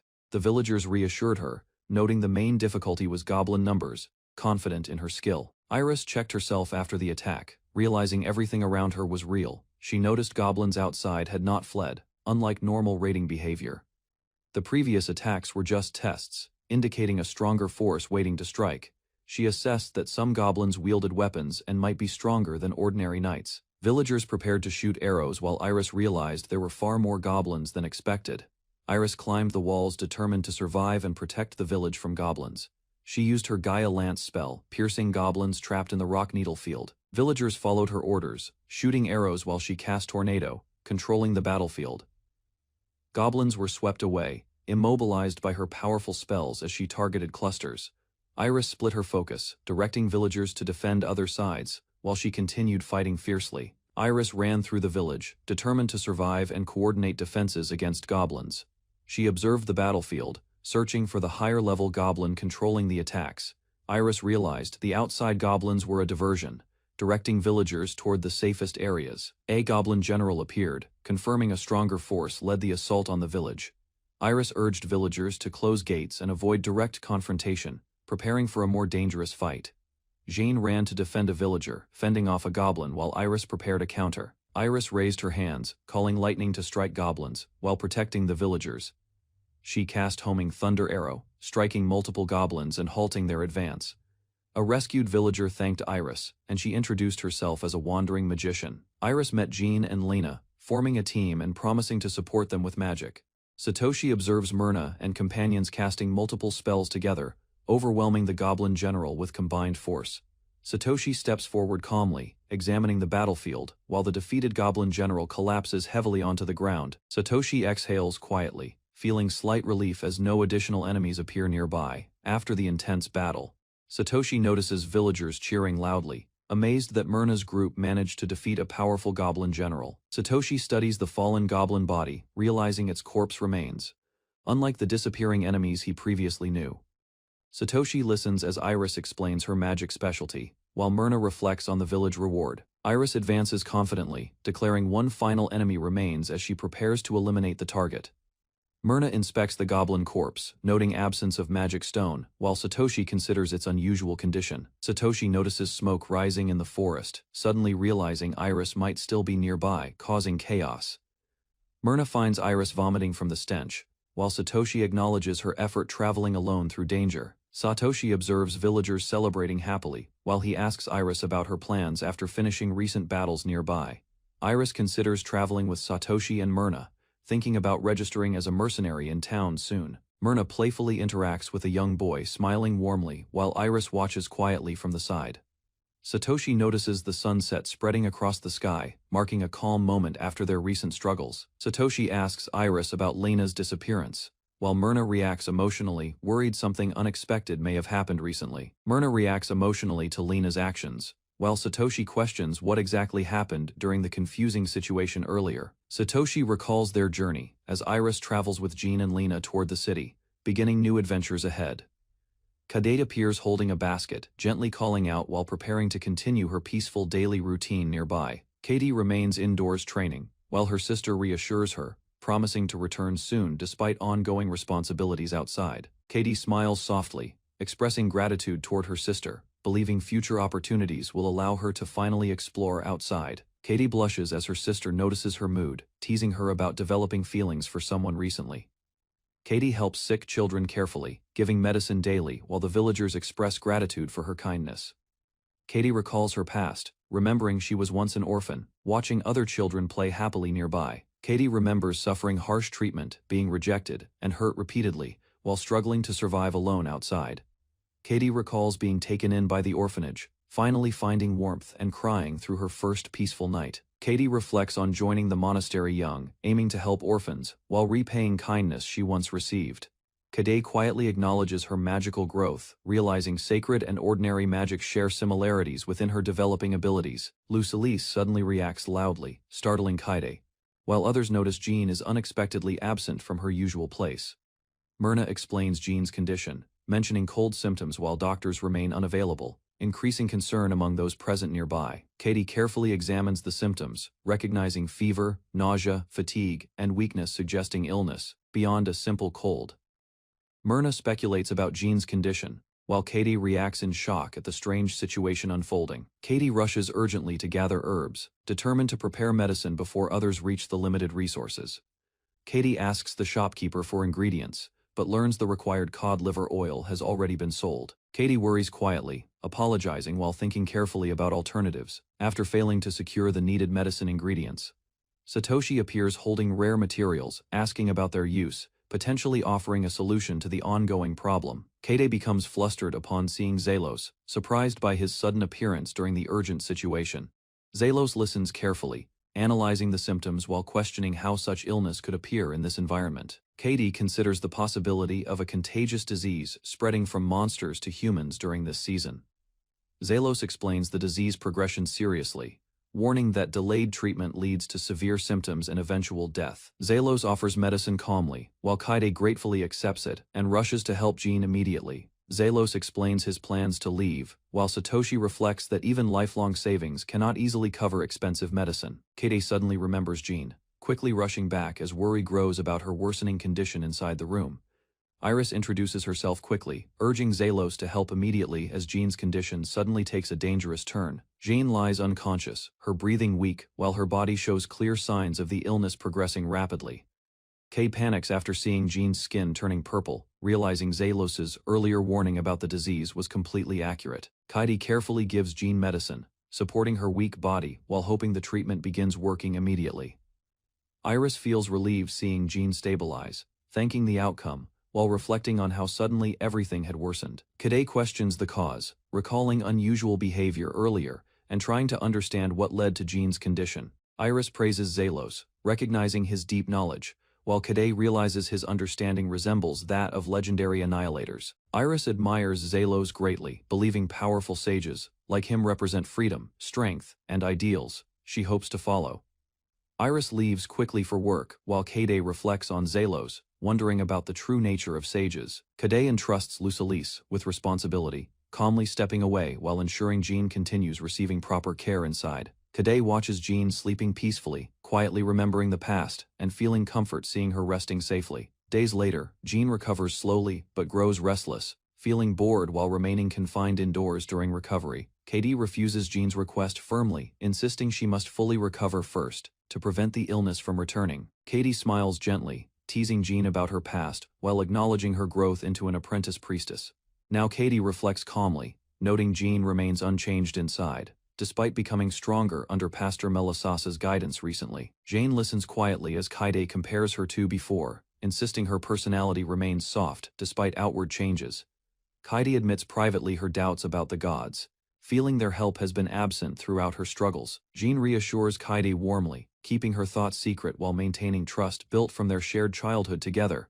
Kade gently cares for Jean, reminding her of past memories while ensuring she rests properly during recovery. Elsewhere, Satoshi moves through the Great Deep Green Zone, continuing his journey toward an uncertain and dangerous objective ahead.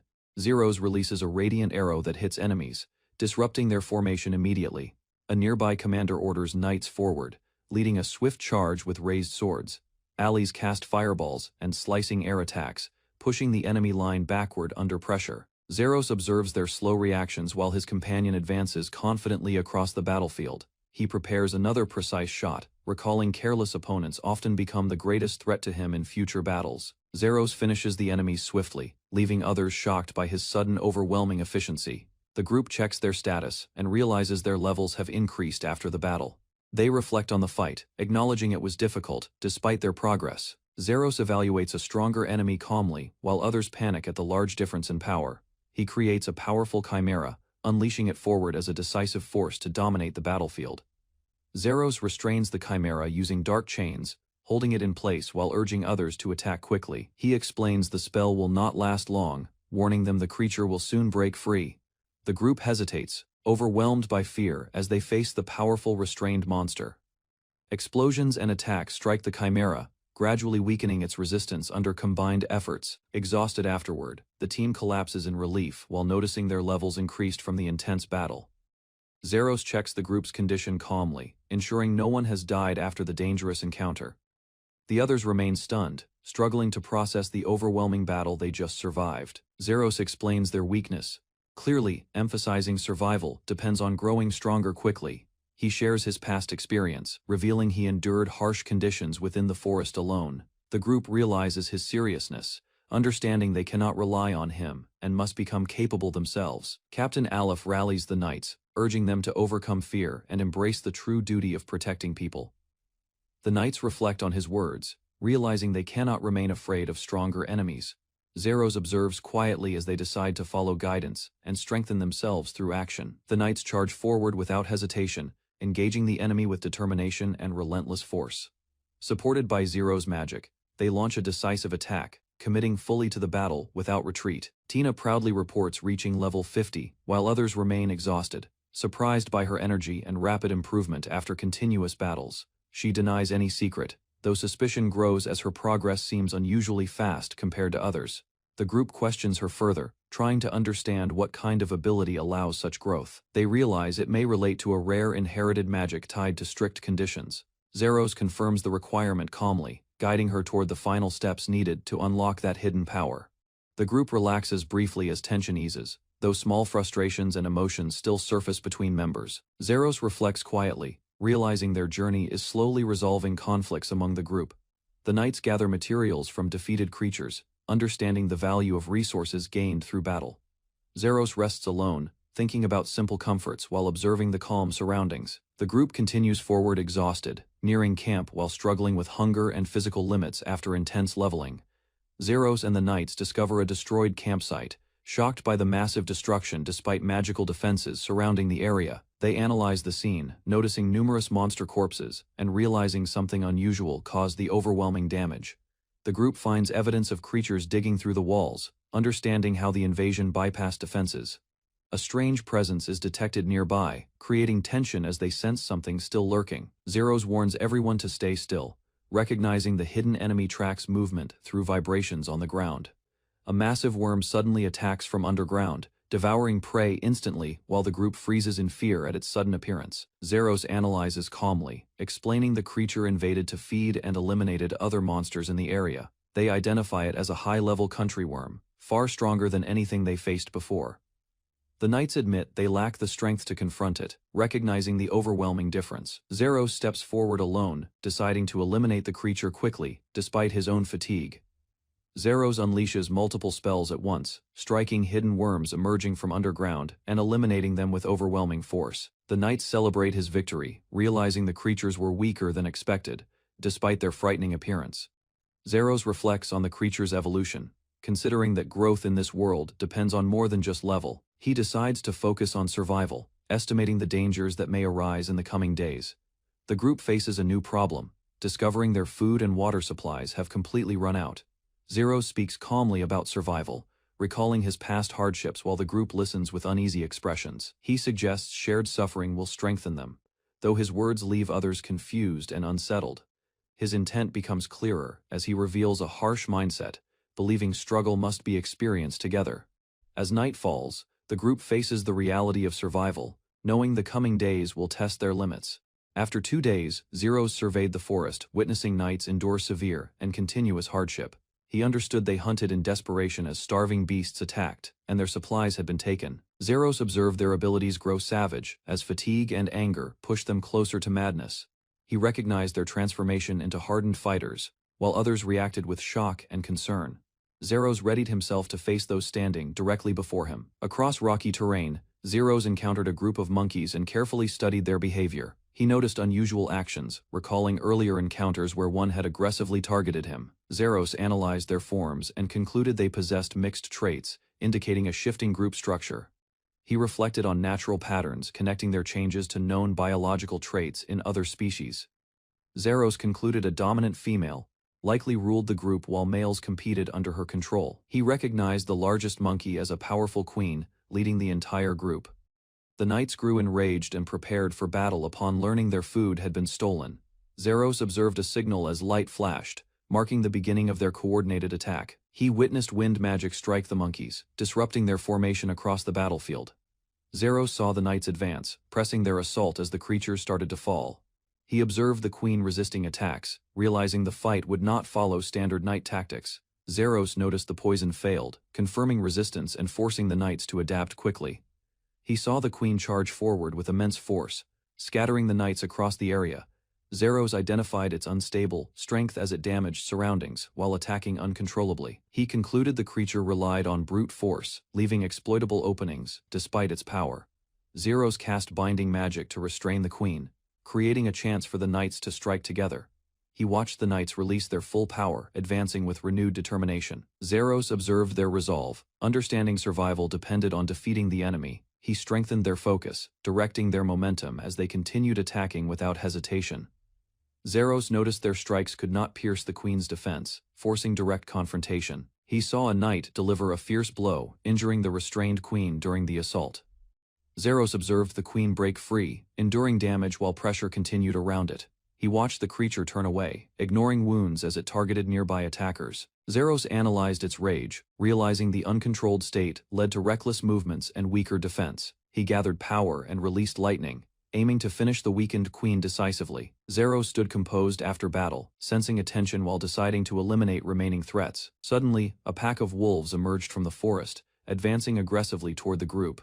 Zeros realized they were high-ranking predators tracking blood, leaving no chance to escape.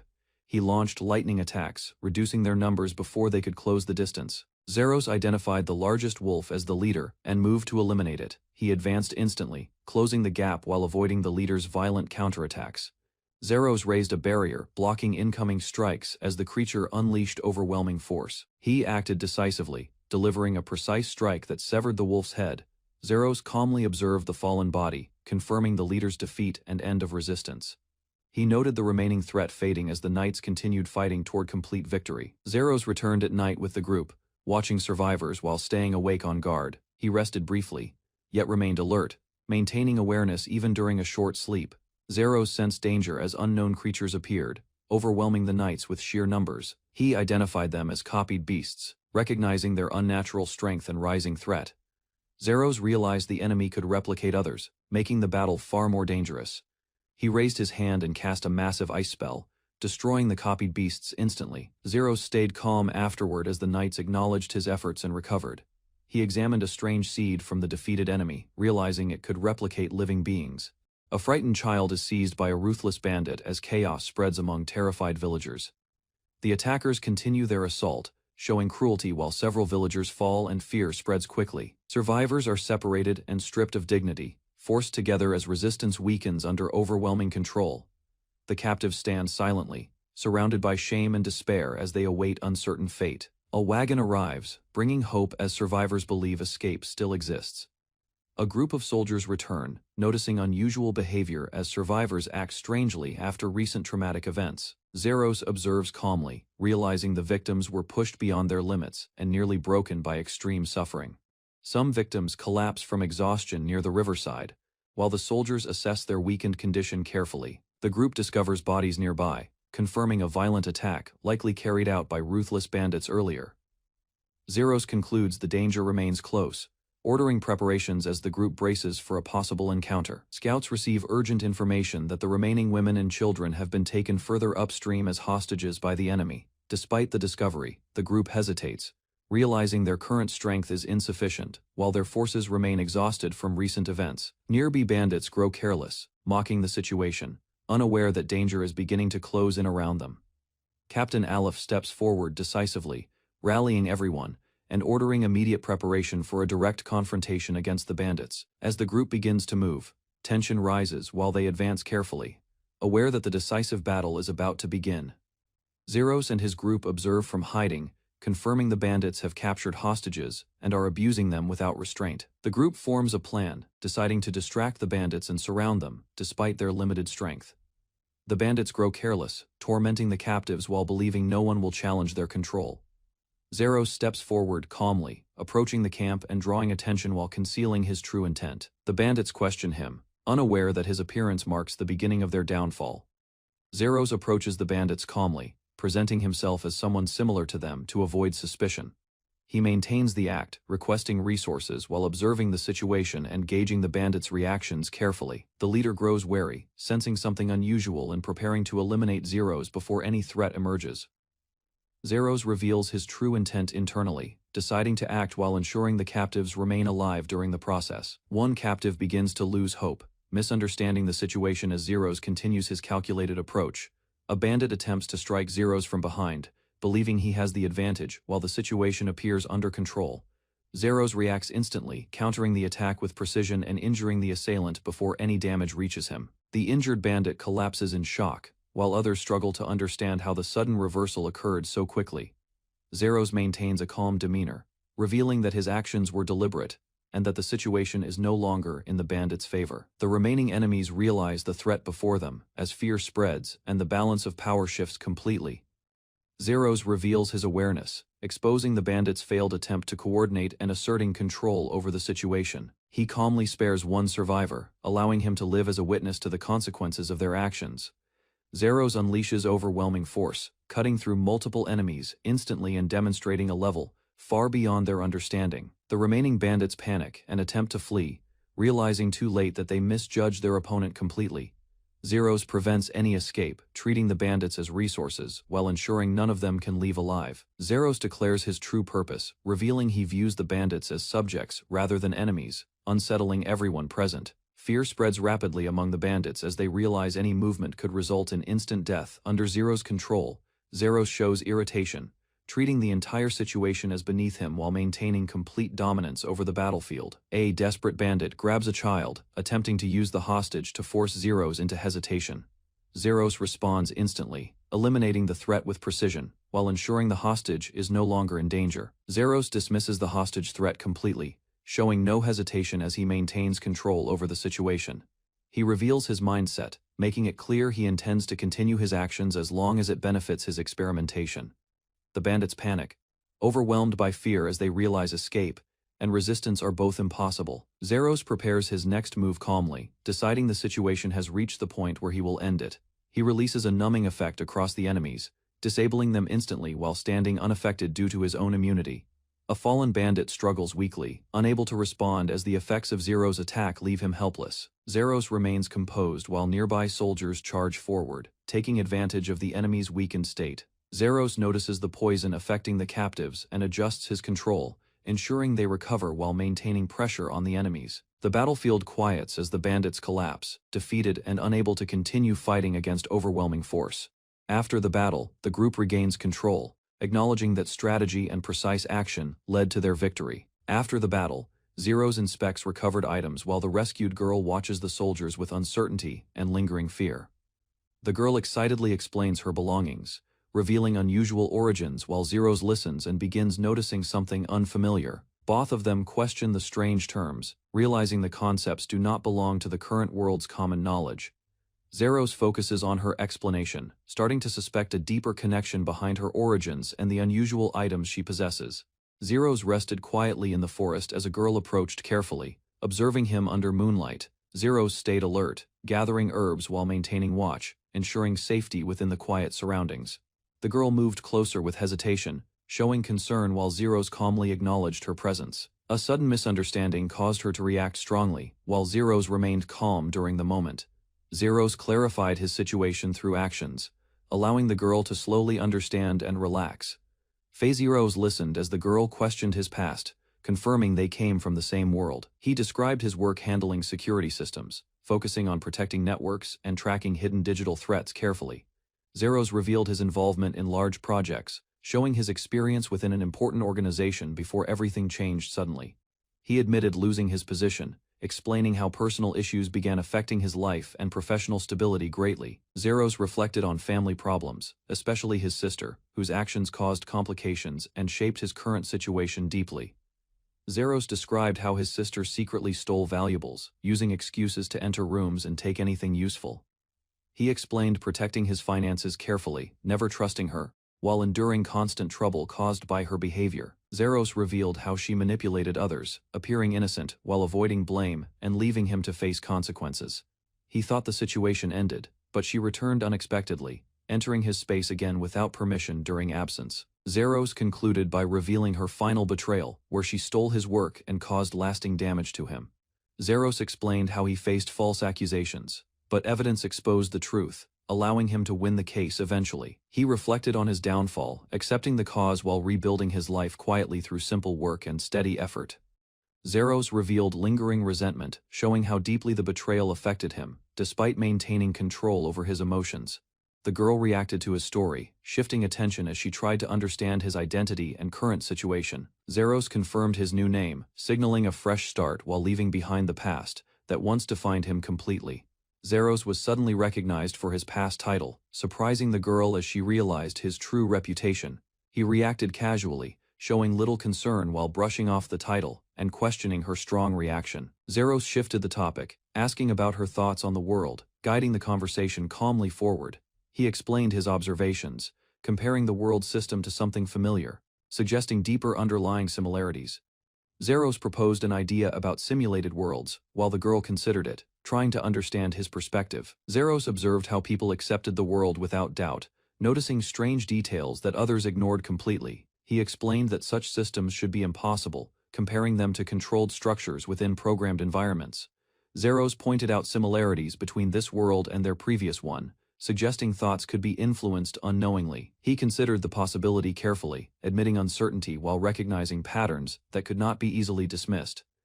Zeros concluded by questioning the origin of control, leaving both of them reflecting on a greater unseen authority. Zeros questioned the origin of magic systems, while the girl reacted nervously, unable to follow his complex reasoning. She struggled to understand, admitting confusion, while Zeros calmly encouraged her to think deeper about the world's structure. Zeros revealed his true age and past condition, surprising her as she realized the difference between appearance and reality. He handed over a magical item, shifting focus as others approached nearby, creating a brief moment of tension. Zeros explained the item's purpose, showing it as leftover magic, while others examined it with curiosity and interest. Zeros presented a magical item, demonstrating its defensive properties as others observed with curiosity and growing excitement. He explained the structure behind it, showing how the encoding worked and required understanding to recreate properly. The group examined it closely, realizing its flexibility, as it could change shape depending on the user's intent. They discussed its practical use, considering control difficulty, while connecting it to Zero's earlier demonstration in the forest. Zeros watched them learn, satisfied, as they prepared to test it and improve their abilities through practice. Zeros considered using a rejuvenation method, weighing risks carefully, while thinking about restoring his younger physical condition again.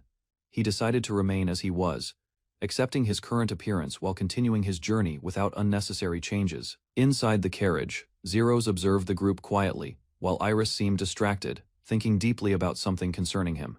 Iris reflected on Zeros, wondering about his abilities and how he could become a reliable companion. A misunderstanding arose suddenly, causing confusion among the group, while Zeros remained unaware of their unexpected reaction. The group continued traveling as tension rose, with misunderstandings spreading about Iris and creating confusion among everyone present. Iris seriously warned about a strange condition, drawing attention as others tried to understand its meaning. The explanation continued, describing human reactions and causing further concern about how the situation might affect others nearby. Details about the condition were revealed, showing its dangerous effects on behavior and mental control if triggered. The group realized the risks involved, understanding that without control, the situation could lead to serious consequences. The group discussed the dangerous condition seriously, while reactions varied between disbelief and acceptance of the situation. Iris became overwhelmed imagining possibilities, while Zeros remained calm, considering outcomes without showing strong emotional reaction. Later, they met a knight commander, who approached them formally, observing their condition and requesting clarification. The commander explained recent events, confirming their survival while acknowledging the difficult battles they had endured. He expressed relief at their safety, recognizing their importance and giving credit to those who fought alongside them. The commander observed Zeros closely, noting his composure and recognizing a change compared to his previous state. Reports were discussed about a dangerous creature appearing nearby, raising concern about expanding threats in surrounding areas. They analyzed the situation further, identifying the source location and considering how information could spread among mercenaries. A decision was made to investigate deeper, emphasizing the importance of understanding hidden causes behind recent events. The commander concluded the discussion, acknowledging efforts while instructing caution and allowing them to return after completing their duties. Zeros stood quietly, sensing trouble ahead, as the closed door symbolized a situation he might need to explain soon. Later the group gathered peacefully, and Zeros felt relieved as the situation resolved, allowing everyone to relax safely together. Zeros discovered that magical textbooks were being altered and sold for bribes, causing exploitation among wizards. 3 days after surviving the great woods of Faflin, Celestina and Schweigt resumed rigorous combat training. Zeros observed their progress, noting that they had grown so strong even a stone golem could challenge them. He recognized their improvement would strengthen their faction's influence, ensuring their growth was remembered strategically. Despite their reluctance, Celestina and Schweigt were drawn into noble faction conflicts, forced into a war for influence. An elder explained how the revised magic would be turned into a scroll for town sales. Zeros expressed concern about opposition, but the elder assured secrecy and careful management of reactions. The revised magic was sold, controlling civil engineering spells under the Duke's family and local companies. A special magical scroll was created to prevent unauthorized copies and limit distribution effectively. The scroll became popular, providing stable income and easing life for engineers and farmers. Though prices remained uncertain, Celestina and Schweigt raised a stone golem with a magical shield, preparing for a powerful attack. They identified the stone golem as the boss and readied themselves for a decisive battle. Celestina used a silver god wall spell while Schweigt coordinated attacks, forming a strong defensive and offensive strategy. They combined shield bash and blade slash, striking with precision to break the golem's defenses. The golem's attack caused an earthquake, surprising them as they adapted quickly to continue their assault. Zeros reflected on the fight and noted that the students hadn't yet shown their full potential. Celestina and Schweigt stood on the balcony, preparing to face a new challenge, hesitant but determined. Zeros teased about forbidden feelings, surprising Schweigt, who nervously tried to explain his intentions. Schweigt admitted he couldn't tolerate someone in his family, unable to use magic, showing personal struggle. Zeros reminded him to focus on correcting mistakes, while Schweigt felt embarrassed and uneasy about the situation. Zeros asked Schweik what he wanted to do, emphasizing that inaction would solve nothing. Schweik wrestled with guilt, admitting he couldn't forgive himself despite being forgiven by others. Zeros instructed him to atone first, and then strive for self-improvement, encouraging rebirth as a better person. Zeros reflected on his past experiences surviving deadly situations, showing his skill in influencing others. Schweik bowed to Celestina, apologizing for past behavior, while she reassured him it wasn't his fault for being unable to use magic. Celestina apologized sincerely, making it clear she wasn't seeking forgiveness, only expressing her feelings. Her words repeated, emphasizing her remorse, while maintaining her personal stance. Schweik and Celestina discussed their master's magical power, acknowledging its strength and potential for devastation if misused. Celestina expressed her desire to use magic to make people happy, following the master's pacifist ideals. Schweik agreed, realizing their mission as disciples was to use magic to help, not harm others. Schweik declared he would protect the people, embracing his role as a successor of a protective family. He expressed willingness to sacrifice for the nation, caring more about others' safety than bloodshed. Celestina acknowledged his heart, forgiving him and understanding the weight of his responsibilities. She reflected on how heavy a burden her brother carried. Surprised by his dedication, Schweik realized he had been following a predetermined path, while Zeros offered him promised land and support from Duke Delsasis. Zeros observed that dwarven carpenters were building quickly while leading a major construction project for the kingdom.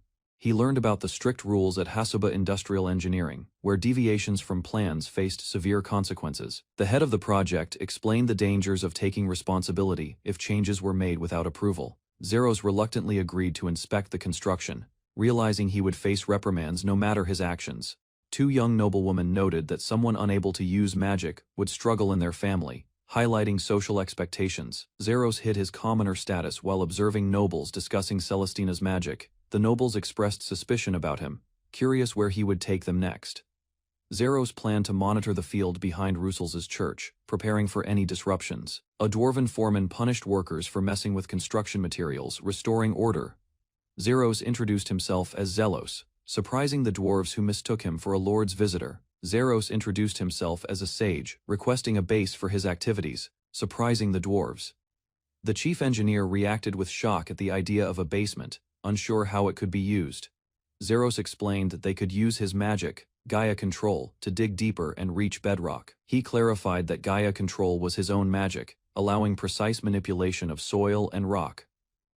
Zeros demonstrated his ability, surprising the dwarves as he reshaped the ground to form a solid foundation.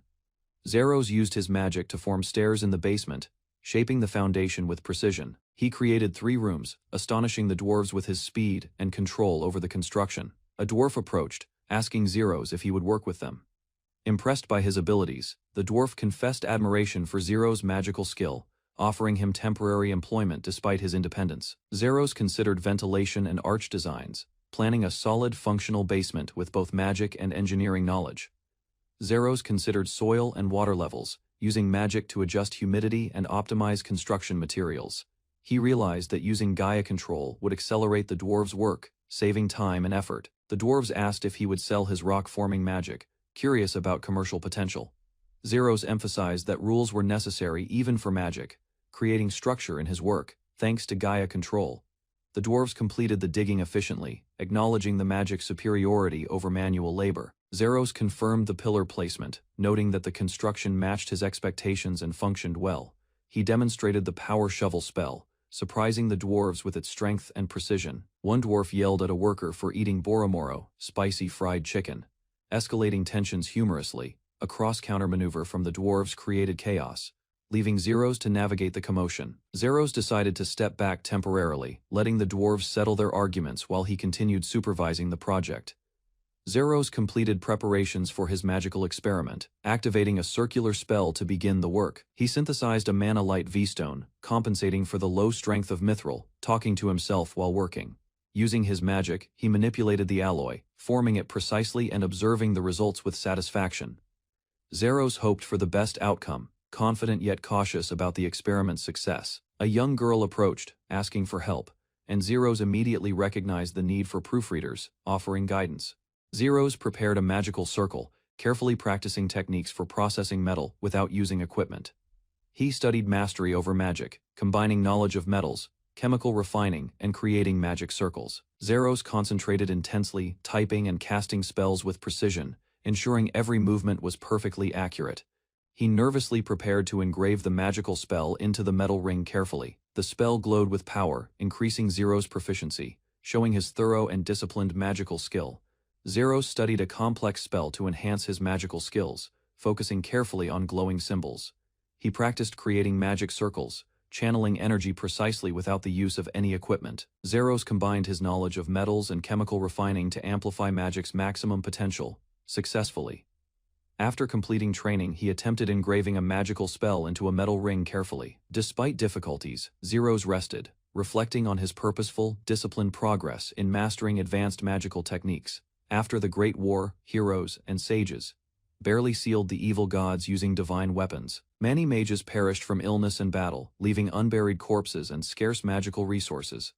Precious spellbooks were scattered, likely destroyed or used as weapons during conflicts among factions. Over time, few retained magical enlightenment, and a peaceful era finally emerged in the lands. Magic research restarted 400 years ago, teaching limited spells while rebuilding the lost magical knowledge.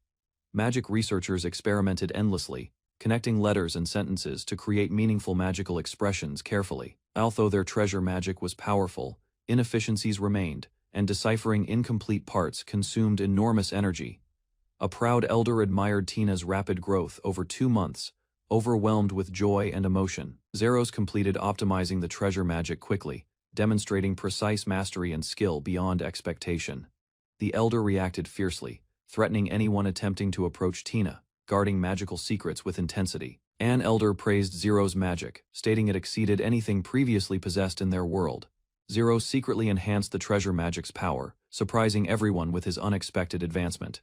He prepared a potion carefully using mandragora powder collected from the forest earlier that day. Zeros demonstrated a harmless demon plant, calming terrified companions, while showing his controlled magical abilities. He guided others, explaining potion making step by step, emphasizing practice and careful repetition for mastery. Zeros and companions traveled by carriage, preparing for the journey to the academy's distant location. The elder warned of dangers along the land route, suggesting a ship as a safer option. The children debated leaving the academy, weighing practical experience versus familial expectations and responsibilities carefully. The elder expressed concern over disgrace, reminding the children of their noble responsibilities and reputation. Despite objections, the children insisted on continuing lessons, valuing knowledge about magic processes over comfort. The elder advised socializing, explaining that noble connections would help secure the children's futures wisely. Zeros handed rings and bracelets to his students, instructing them to test comfort at the academy. Receiving magical items from their master symbolized their growth, confirming the students' transition toward adulthood. Zeros explained the ritual's significance, clarifying who would receive a bracelet or ring appropriately. He assigned homework for practice, emphasizing efficiency and magical enhancement while students trained under supervision. Zeros motivated his students with encouragement, promising to create even greater magical items for them. The children excitedly prepared to embark on their journey, energized and eager to start learning. Zeros reflected quietly, realizing he was temporarily jobless after completing his previous responsibilities with the students. He decided to move to a new house, ready to begin a simpler personal life. Even without formal work, Zeros found contentment farming and tutoring, using his skills as a hobby. Zeros examined the soil in his garden, delighted to find it full of worms and nutrients. He prepared a variety of seeds, considering which would grow best in the fertile soil.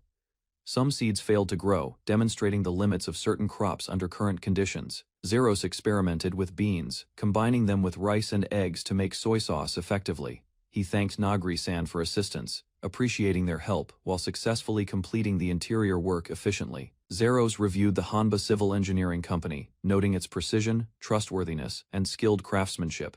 He prepared to assist with a project, considering challenges and how his magic could help safely. Zeros surveyed a river, recognizing the intense flow made traditional construction foundations impossible. He realized his magic would function like a heavy machine, enabling tasks that machines alone could not. Zeros coordinated construction, assigning roles while planning to manage the base foundation with careful precision. Zeros took responsibility for the foundation, instructing others to manage the rest of the construction efficiently. The elder warned that the fast-growing magical crops required constant attention, or they could be lost. Zeros realized new seeds might overflow the field, requiring careful planning to prevent uncontrolled growth. He discovered a paddy field for wheat, noting that its cultivation differed from other crops. The elder questioned whether the rice weed was edible, prompting Zeros to observe and assess carefully. Zeros examined the rice weed, discovering its fast growth and edible sweet-tasting seeds, despite general disregard. He considered challenges of cultivation, calculating how to divide the field to control rapid expansion effectively. Zeros planned to use rice and malt with the beans to produce soy sauce and miso. He eagerly divided the field, collecting plants to maximize productivity while working with precise efficiency. Zeros enjoyed experimenting with rice, imagining meals with white rice, dried plums, or even on top. He resolved to succeed, determined to restore his Japanese soul through cultivating rice diligently and skillfully. Zeros observes a massive cockatrice, noting its final evolution and danger. His companion learns that eggs are essential for white rice and reacts with curiosity. Zeros explains that eggs are rare high-class ingredients he has barely experienced. They discuss temple traditions, discovering fresh eggs are mostly inaccessible to commoners. The girl becomes excited about buying a chicken despite the bird's challenges. The girl reacts nervously as others tease her about love, feeling flustered and overwhelmed. Zeros examines a cockatrice egg, recalling that dangerous chickens existed in his original world. She asks about mining for minerals nearby, but monsters make the task risky. Zeros warns her that only a Lord-class dragon could survive the mines, promising to return soon. The girl reflects on the strange pain in her chest, realizing it is love. Zeros decides to gather information about nearby mines and thinks a tavern is the best source. He enters the busy tavern, blending in among the merchants and locals while observing the crowd. He notes the set menu and considers exchanging items in the future to fit in better. A familiar face greets him, sparking recognition and surprise in the bustling tavern. He reunites with Rina and Iris, appreciating their presence and recalling prior help. Zeros feels a new, unfamiliar emotion when looking at a woman, wondering if it's attraction. The women recognize him as Osan, recalling he saved them from bandits, though they remain cautious. Zeros explains he needs information about northern mines, but the woman tells him to quit. She warns that a fresh-faced gray-robed traveler would look suspicious among mercenaries in the tavern. Zeros sits with Jean, sharing a meal, noting her strength, and the attention she draws from others. Jean and the others ask Zeros about getting a new sword and mining minerals for a discount. Zeros offers to guide them while handling his own tasks, prompting reluctant agreement. They discuss the dangers of mining, including worms, and deep glowing iron, weighing safety concerns. Zeros notes the village is near the mine and plans timing to avoid nighttime risks. He assures the group he isn't interested in kids, focusing instead on responsibilities and safety. Jean pouts, feeling left behind as Zeros and the others prepare for the journey. Rina hesitantly agrees to follow her chosen path, with Zeros encouraging her decision. Jean blushes, nervous and self-conscious, as Zeros looks at her calmly across the table. Zeros compliments Jean, calling her captivating and beautiful, leaving her flustered and overwhelmed. Jean protests internally, refusing to accept Zeros, accompanying them on their journey, determined to resist. The current Lord of Solistia, Delsasis, assumes power after his father's brother renounces the throne. Zeros plans to store rice in a silo with a dryer, while Jean warns him about her hatred for men. They discuss rice cultivation, and Zeros worries about misusing his identification skill, which could become dangerous. Zeros explains he wants to avoid becoming a father of large-scale warfare, using a foot pedal dehusker. He wonders about Celestina's well-being, realizing it has been a week since he last checked on her. The acumen of Celistia's leadership earns him respect among merchants and increases public loyalty. He establishes a faction advocating for unification of magic and Nightcore, making him influential and unchallenged. Zeros' inclusion of erasure magic ensures that other factions cannot misuse magic scrolls, securing Celistia's advantage. The shopkeeper is instructed to inscribe the buyer's idea directly on the magic paper, preventing overuse. The father discusses mass-producing magic medicine, noting that soldiers learning quality magic improves public order, creating a virtuous circle. Officials discuss the instability of smaller factions caught between larger powers and consider involving Zelos to decipher magic scripts. They debate, gathering skilled alchemists to mass-produce magic potions and better control magical abilities across the nation. Supply distribution is carefully considered, with alchemists from other factions joining to ensure stability and steady salaries. Rival factions, including the Whistler faction, are identified as especially troublesome, prompting cautious planning. The ruling father emphasizes purging unruly vassals and allows decisive action, encouraging bold moves to maintain order. Zeros considers Jean's suggestion, reflecting on his strength, and the mercenary guild's warnings. Two figures, Tina and Schweith, are observed as potential sparks for revolution due to past corruption.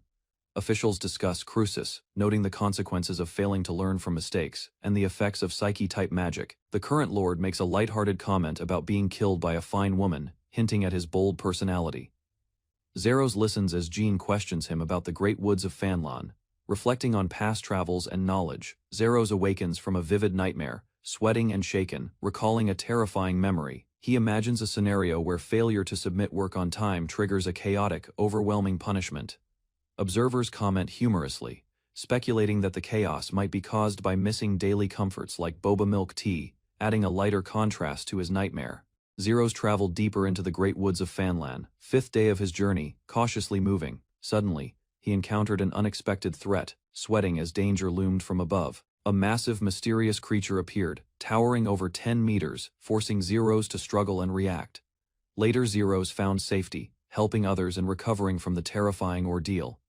The group planned to leave early the next morning, reflecting on the forest's enormous dangers. Zeros listened to the history of the land, learning how monsters overtook the once rich city. The group grew uneasy, unable to sleep. After hearing the tale of past disasters, Zeros revealed he had eaten a giant death mantis, noting its unusual taste compared to normal creatures. They approached a small village surrounded by mountains, its isolation clear from the empty landscape. At Han Village, Zeros observed crowds of miners and mercenaries, preparing for new adventures and discoveries. Zeros reflected on his powers, questioning why they activated even when unnecessary.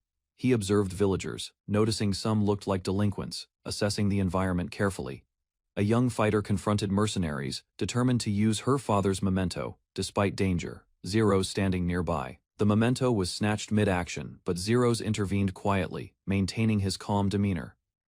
Zeros examined the cracked mithril sword, understanding its limits while preparing for challenges ahead.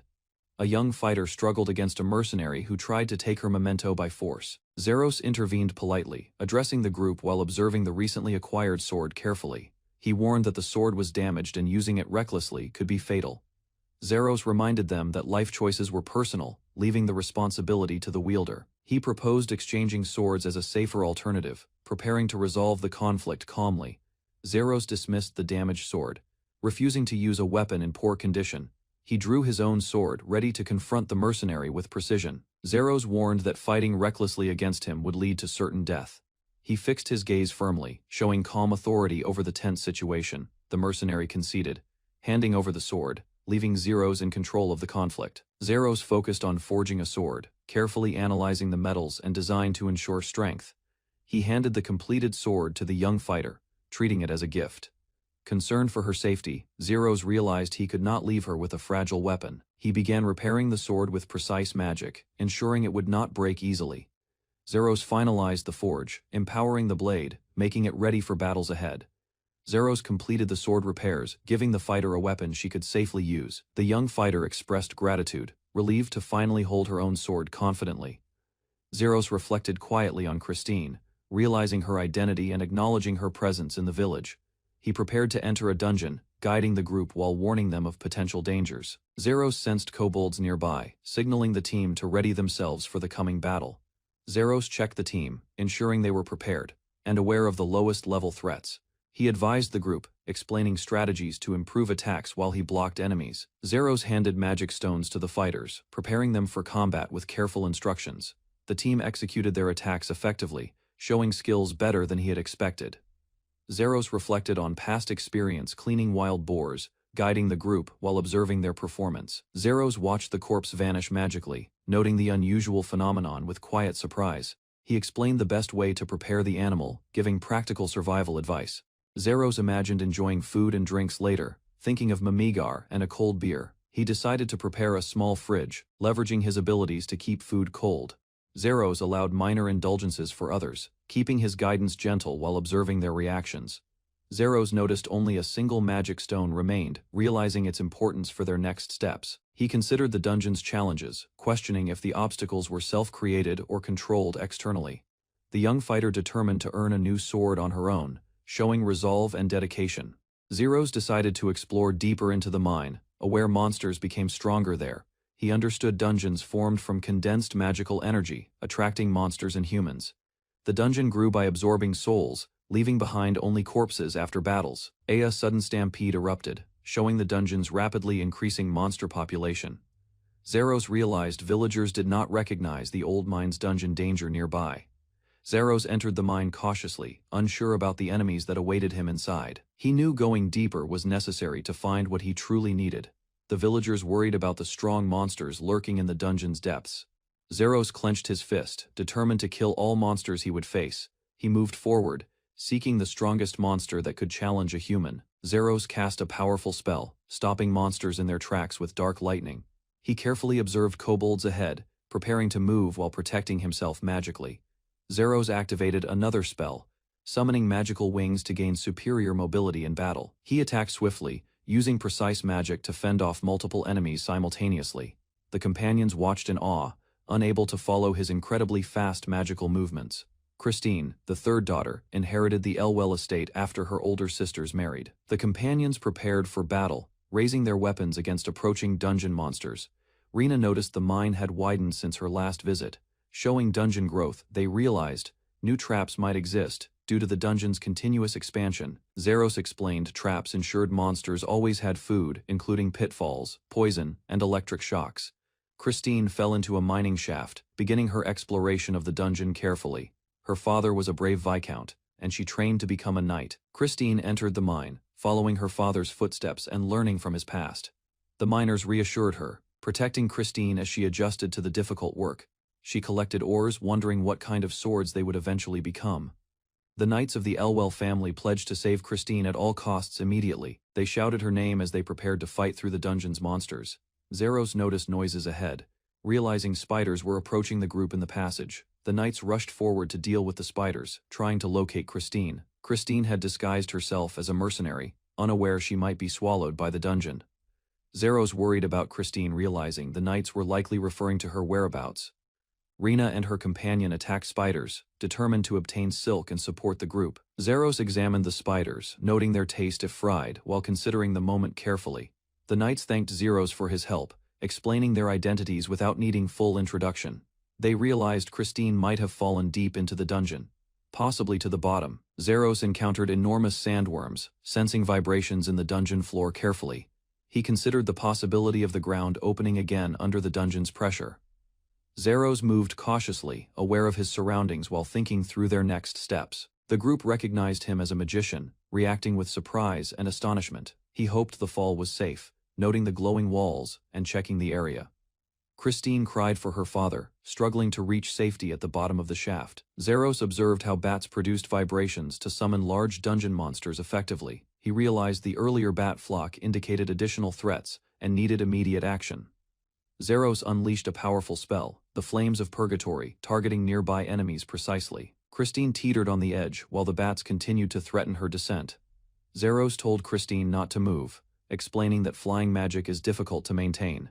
Christine struggled, nearly falling while trying to stabilize herself against the dungeon's walls. An attack threatened Christine, but Zeros reacted quickly to protect her from harm. She felt despair, believing she might fall, apologizing to her father for failing. Zeros caught her safely, surprising Christine as he ensured she wouldn't hit the ground. Zeros observes a massive horde of monstrous earthworms, calculating the threat scale. He considers eliminating all of them, noting his ability to cast the destructive spell with ease. A companion reacts in shock, seeing the sheer number of creatures and Zeros' lack of hesitation. Zeros expresses a slight pity but resolves to burn every worm down. He releases the spell, destroying Flames of Purgatory, efficiently executing complex magic, and obliterating the entire horde. Prepares his magical shell, a program that can process complex formulas automatically. He releases a compressed spell which draws extra power from the surrounding environment to amplify its destructive force. The spell erupts over the earthworms, overwhelming them with extreme magic energy. Guides his companion carefully through the aftermath, shielding them from scorching temperatures and debris. Is barrier begins to melt, and Zeros adapts, combining earth and elemental magic to maintain control. Reflects on his power, realizing he pushed magic beyond the limits between digital and real worlds. He reassures his companion that the energy will return to normal once the flames settle. They watch tensely, expecting the magic to end, both drenched in sweat from the intensity. The magic creates intense heat and chaos, forcing Zeros to carefully manage multiple elemental spells. He channels a concentrated beam, combining power and precision, striking decisively to stabilize the situation. Activates a skill to detect and extract valuable metals, creating abundant resources from ore. His companion is shocked, realizing the destructive magnitude of Zero's magic far exceeds anyone else's. She labels him Executioner in awe, understanding the weight of his abilities. The title of Executioner is confirmed as Zeros demonstrates his overwhelming magical power on the environment. Zeros calmly identifies rare metals, efficiently mining resources, while his companion continues to marvel at his skill. Watches as his companion confidently steps forward to assist with mining operations. They find rare orichalcum, marveling at the wealth and possibilities the resource provides. Becomes inspired, imagining ways to advance civilization using available resources like rice and metals. He reflects briefly, embarrassed by his own excitement, while the companion observes calmly. They discuss strategy, acknowledging their limitations against powerful monsters and planning carefully for the future. Examines the online game system, noting its connection to a high-speed supercomputer called Babel. He carries his companion carefully through a dangerous route, prioritizing safety during their escape. They descend from a great height, cautious and tense, both aware of the risks. The companion questions Zeros about using magic as a weapon, impressed by its strength, reflects on the dangers of high-complexity magic in human minds, acknowledging potential permanent consequences if misused. Zeros reflects on his desire to be a knight, feeling he does not need magic to achieve it. He thinks about the origin of the game system and the failed government project behind it. Zeros contemplates the differences between the game world and the real world, questioning its existence. His companion reminds him of practical matters, like cooking meat, pulling him back from his thoughts. The companion admits she cannot use magic, highlighting the limits of their abilities in this world. Suggests trying something new while waiting for their meal to cook, sparking curiosity. He explains the usefulness of magic, starting with a simple spell suitable for his companion. His companion examines the short formula, amazed it is simpler than academy-level magic. She carefully recites the spell, igniting a small flame, her first successful use of magic.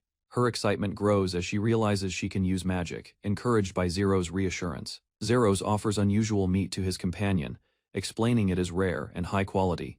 Companion hesitates, surprised. It is monster meat, but the aroma intrigues her, reassures her, presenting the meat to taste without concern.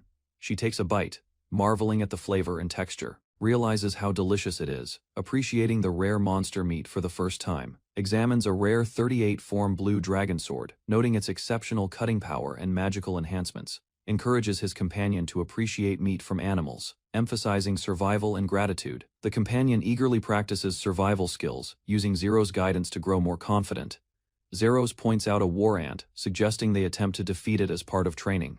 The companion prepares carefully, sealing the enemy's movement with magic, demonstrating progress despite being lower level. Notes that Celestina collapsed after a powerful level up, planning to carry her carefully while ascending.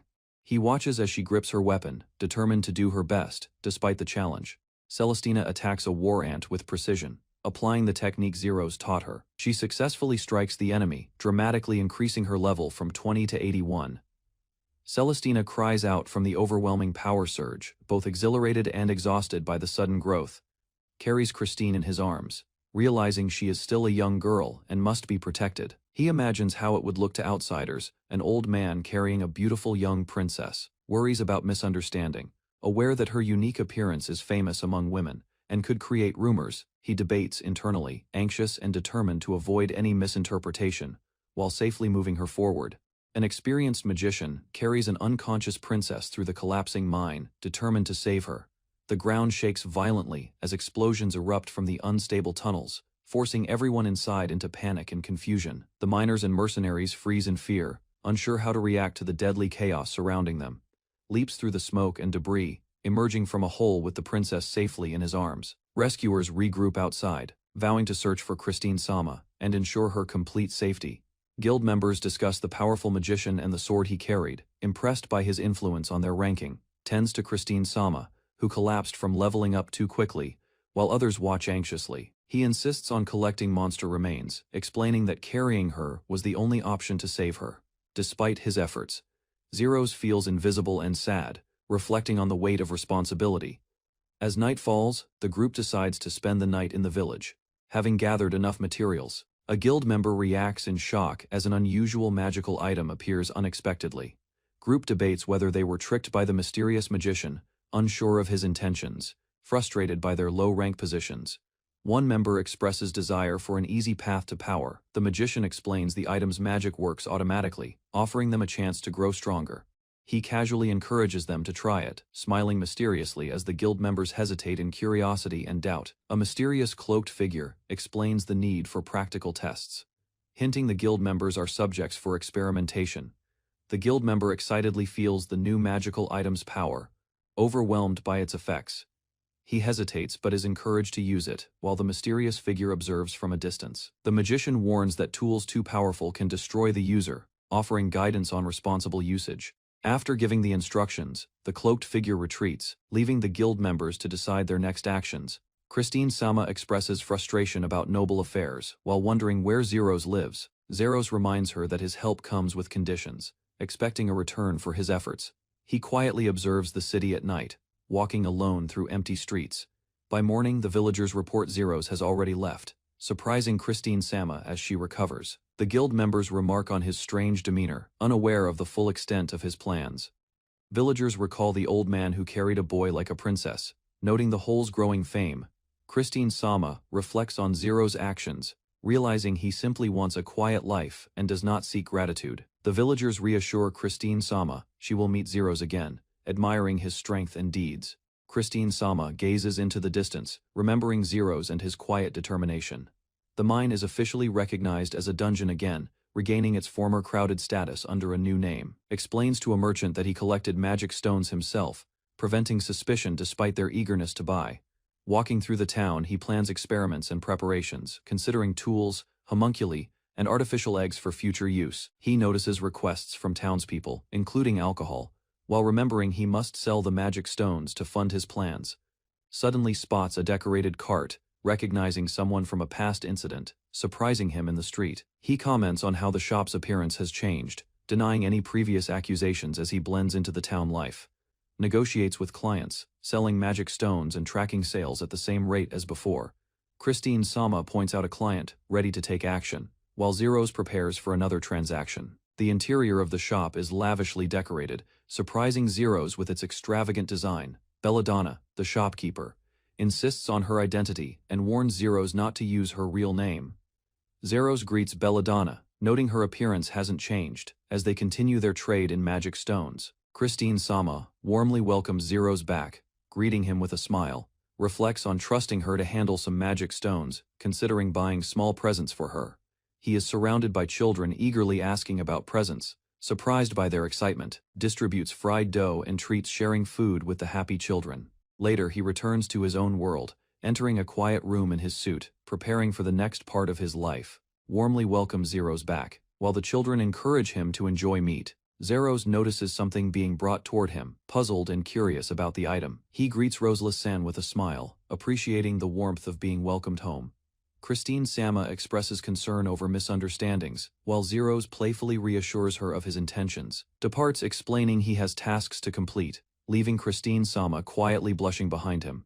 Rosal studies intently, frustrated by repeated failures, and trying to figure out what she is missing. Christine-sama reacts with confusion and surprise, as Rosal's focus intensifies.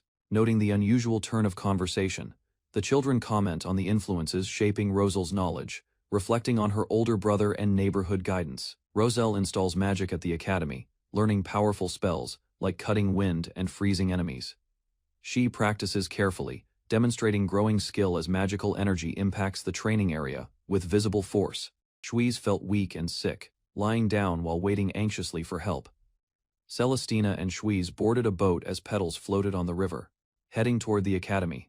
Celestina marveled at the scenery, enjoying the beauty of the flowing flowers and water. Struggled with motion sickness while Celestina noticed a change in his hair, recovered some strength and confidence, presenting himself with renewed determination and a proud smile. A confident woman confronted Miska, asserting her authority while the princess looked on. Miska explained she had tasted cookies from an old vendor while the princess scolded her. The woman criticized Miska for ignoring instructions and warned to follow guidance next time. The princess reacted in shock as the woman revealed her ruthless and disciplined nature. She declared her superiority, emphasizing she was stronger and greater than anyone else present. The princess questioned Miska, concerned about her true identity and intentions. Miska explained her secrets, showing confidence and control over the situation. At Astal Academy, guidance was given to the new student, encouraging careful use of magic. The princess observed the academy, learning it welcomed wealthy children for magical training. The narration revealed political tensions, with aristocrats sending their children to strengthen influence at the academy.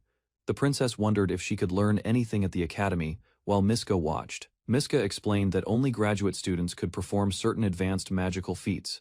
The princess felt nervous as other students whispered about her inability to use magic.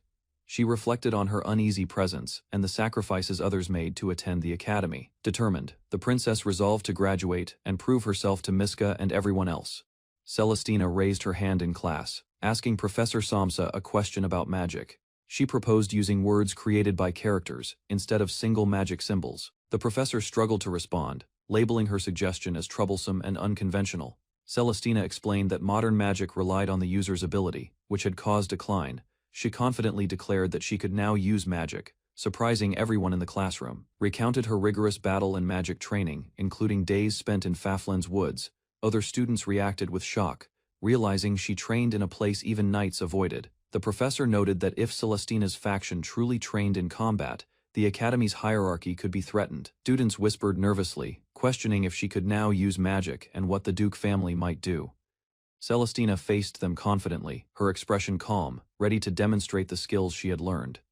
Celestina requested Professor Samsa to consider her ideas, eager for his response. The professor walked away, distressed that Celestina's newfound magic defied established rules. She focused on studying magic, physics, and alchemy in the academy library. Other students reacted to her actions, some intrigued, some still whispering behind her back. During magic practice, Celestina trained her body to measure and control magical power precisely.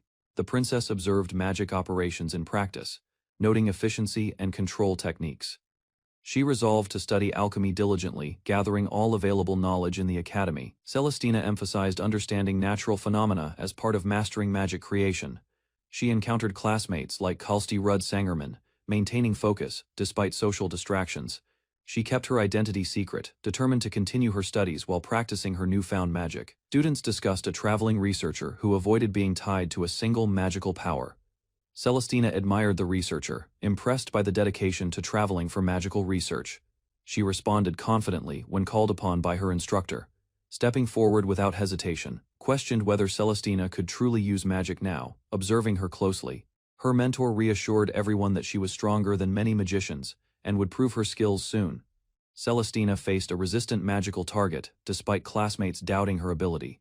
She unleashed a powerful spell, shattering the target and shocking everyone around her. Her precise hand movement and control amazed the observers, proving her skill. Classmates and instructors reacted in astonishment, acknowledging she had overdone it with her magical power. Schweitz unleashed a powerful spell, sending shockwaves across the battlefield, surprising everyone nearby. Hers earlier, a quiet meeting took place at the Weissler faction headquarters, where strategies and war simulations were discussed carefully. Celestina's older brother had been assisting with planning, ensuring the faction's actions would be coordinated and effective. The trio of strategists prepared meticulously, their focus sharp, as the battlefield map showed enemy positions and movement. Plans were set, knights positioned, mages deployed, ready to execute simulations and hold the enemy at bay. Schweitz's skills were challenged by the Duke's son, testing his strategic ability thoroughly. The group questioned tactical methods, noting inexperienced fighters often ignored advice from others. Mages debated calling knights, realizing coordination between different units was essential for success. Synchronized teamwork between knights and mages was crucial to prevent any battlefield disadvantage occurring. Leaders reminded everyone to consider worst-case scenarios, emphasizing preparation before assuming victory. The enemy mobilized large forces, taking advantage of hunger and chaos in neighboring countries.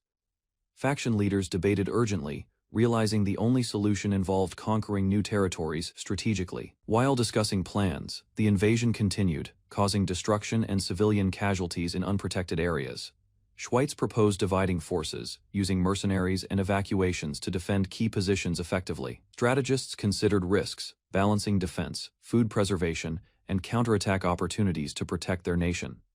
Schweitz proposed using magicians to burn enemy-accessible food, planning ahead for strategic advantage. He emphasized improving physical strength and magic, seeking both offense and defense simultaneously. Opponents criticized Schweitz's plans, claiming the team lacked experience to conduct proper warfare. Schweitz defended himself, recalling prior battles where survival required practical experience over theoretical knowledge. He explained that knowledge alone isn't enough. Learning survival skills from harsh forests of Fanland. Schweitz emphasized cooperative training, combining combat and magic across factions to strengthen their forces.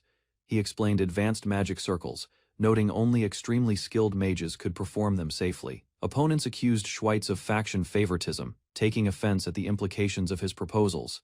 Schweitz warned of rebellions and traitors, asserting his responsibility as a mage for stability. He reminded everyone the faction is collective property, stressing cooperation over individual ownership or pride. Faction members questioned Schweitz about statements he hadn't made since before summer vacation. Schweitz excused himself, noting the meeting was almost over, and he would take leave. Members reacted to his departure, calling his speech inflammatory yet acknowledging its strong impact. Blemite explained his magic influences minds, potentially released under mental shock, surprising his peers. Faction members discussed Schweitz's power, noting he had become very strong during the break. Blemite worried about punishment, stressing the need for careful precautions against potential discovery. Dio explained Blemite had attempted something to him, referencing Schweitz and his friend's actions. Schweitz considered the brainwashing as a crime, probably ordered by Samtrol, raising ethical concerns. Dio confessed having a crush on a girl, but feared her intimidating maid's presence. He spotted her in the magic practice room, realizing it was love at first sight. Dio and Schweitz finally see Celestina, the maid's fearsome presence immediately noticeable to them. Dio blushes, noticing a girl he likes, acknowledging a special bond with her. They observe a playful interaction, feeling a romantic connection, tied by fate, hearts fluttering. Suddenly, a magical explosion occurs, shocking everyone and emphasizing the danger of the battlefield. Schweitz clarifies the magic was merely a simple fire, not a full fireball spell. Celestina practiced magic during class, refining skills, improving accuracy, and strengthening control over spells. Dio and Schweitz admired her talent and beauty, unable to speak, impressed deeply. Dio cried with joy, praising her as an angel, expressing admiration and awe openly. Dio resolved to become the right person for her, motivated by love and courage. Kreisas investigated magic formulas, discovering some ancient formulas no longer activated, studying magical history carefully. Lin encouraged Kreisas to stop reading and spend time outside, noticing his focused studies. Kreisas explained he needed to research for his thesis to prevent faction objections. Lin praised Kreisas's magical formula, emphasizing clarity, effectiveness, and correct expression of physical laws. Lin asked Kreisas about Celestina, noting the connection between Kreisas and his little sister. Kreisas learned Celestina had become a strong magician, surprising him with her progress and talent. They discussed Celestina and her brother going to the woods of Lanfan, wondering what happened. Kreisas realized the library wanted him to return all the borrowed books immediately. Kreisas admitted helping return all the books would take 10 trips, feeling overwhelmed. He encouraged Lin, explaining that beastmen are strong, so multiple trips are manageable. Lin panicked, claiming 10 trips are too many, fearing she would break under effort. Kreisas landed on Lin during the book's task, surprising both, causing chaos and laughter. Lin looked up at Kreisas, stunned and embarrassed by his sudden approach and proximity. Selena, Kreisas' classmate, appeared, observing the situation, blushing and reacting to the scene. Lin and Kreisas clarified the misunderstanding, noting her strength and their previous interactions. Kreisas confined himself in his room for a few days after the incident. Kreisas grew interested in rumors about the couple, contemplating the gossip and its implications. Zeros carefully pushed a heavy cart, sweat dripping, stacking numerous books across the library floor. He continued his endless task, navigating long corridors, counting each pile with meticulous patience. Suddenly, another figure appeared, studying a book with intensity, drawing Zeros' attention with surprise. Observed the stranger, amazed by the magician's extraordinary strength and skill, puzzled by his presence. The stranger recognized Zeros immediately, questioning his long study, and Zeros silently acknowledged the encounter. Followed the scholar through tall library shelves, noticing notes about hidden treasure magic. The scholar explained Celestina's training and how her teacher secretly guided her magical growth. They moved outside, using wind magic to hide their discussion from anyone nearby, avoiding detection. The scholar revealed their teacher was nameless, holding the prestigious title of sage in secrecy. Zeros' eyes widened with shock, realizing this peaceful old man sage could hold immense power. Zeros discovered the hidden magic in the texts, realizing Celestina already surpassed previous knowledge. He confirmed the heretical magic circle's existence, noting how complex magical letters formed complete words. Zeros was shocked learning one person could develop widespread nature magic across the entire world. He exchanged glances with the scholar, silently acknowledging the immense power of their mysterious teacher. The scholar handed Zeros a metal ring with a detailed magical formula, beginning urgent testing immediately. Zeros lingered in the library, reluctant to leave, determined not to miss a valuable chance. Elsewhere, another character faced failure, realizing that their current plan would not succeed. He built a silo quickly, but struggled, realizing the rice would not grow fast enough. A companion suggested searching for the necessary koji mold, offering guidance to continue their task. Arguments erupted about timing and urgency, yet they finally agreed to act without further delay. The journey began, taking 3 days by carriage as they traveled toward distant lands. A companion struggled with exhaustion, complaining about sudden demands while enduring the long journey. They stopped to eat, enjoying comforting, simple beans while discussing the limits of magical power. The traveler explained strategies for war, warning that magic alone could not prevent real consequences. He reflected on past dangers, recalling a terrorist attack and the unpredictable nature of battle. The group discussed how most troops prioritized quick profits and would misunderstand extreme brutality. A companion explained that underestimation or fear could cost lives, emphasizing careful planning's importance. They approached their destination, the landscape stretching far ahead, signaling the journey was almost complete. Rivers converged violently, making their work extremely difficult and dangerous as the water rushed strongly. Companion explained the client's background, revealing this mission was ordered directly by the king. Companion questioned the king's order, suggesting ships would be more practical than building a bridge. Zeros acknowledged the task's impossibility, considering risks from remoteness and potential enemy attacks along the way. He observed the river, noting the lack of engineering magic and difficulty even with machinery. They planned to use magic to reinforce both pillars, counteracting the water's dangerously fast flow. They calculated the number and distance of pillars needed, measuring 250 meters to the opposite bank. Zeros analyzed the river and bridge plan, realizing controlling water flow required more pillars. He explained how uneven pillars would separate water and reduce stress on their supports. Zeros outlined the construction process, inserting pillars into bedrock, reinforcing them with concrete and steel. He considered limitations, realizing that without magic, the construction with iron plates or molds failed. Planned to block the water using an elliptical magical barrier and build pillars simultaneously. Zeros prepared to cast 3 spells simultaneously, realizing creating the magic formula would be difficult. He considered the constant river flow, noting the magical barrier would always experience immense pressure. Thought about simulating the magic formula beforehand, wishing he had advanced tools from civilization. A companion observed him nervously, questioning whether Zeros could truly manage the complicated, powerful magical formulas. Zeros hesitated, expressing reluctance to push himself too hard, wanting to maintain careful control over results. Confirmed he would be ready in 3 days, preparing carefully for the upcoming task nearby. Companions celebrated defeating a bear, praising the amulet that had protected and empowered them. They reflected on the encounter, grateful for kindness and generosity. Despite exhaustion and hunger, defeated bear lay before them, its presence intimidating yet strangely awe-inspiring to the group. Suddenly ninjas appeared, silently watching from the trees, signaling a new, dangerous threat approaching them. The ninjas watched in horror as the people devoured the bear, their hunger insatiable. They realized the people had transformed into monsters, their humanity completely consumed by some force. Panic set in, and they decided to use a forbidden decoy item to lure monsters. Fear overwhelmed the ninjas, knowing they had accidentally created a terrible situation. Beyond their control, they reflected that they had handed the monsters a dangerous item, worsening the situation dangerously. Zeros wakes early in his temporary dormitory, planning a magic experiment to test the river's current. He compares magic to programming, noting debugging skills will help perfect the spell he intends. After working through the night, Zeros rests, knowing his body needs recovery for continued effort. An older engineer notices Zero's plan and reacts with surprise at the magical experiment proposal. Zeros explains how upstream pillars will ease construction and promises a quick test of his magic. Zeros observes the rapid river, deciding to test his magic with several pillars first. He forms an enclosure using a double silver god wall, condensing earth, sand, and stones. The magical construction generates high heat, blending materials, though consuming an enormous amount of power. The river slows as the construction progresses, and Zeros calculates how many pillars will suffice. Unaware of the land's history, he continues, knowing a neighboring country once attempted an invasion.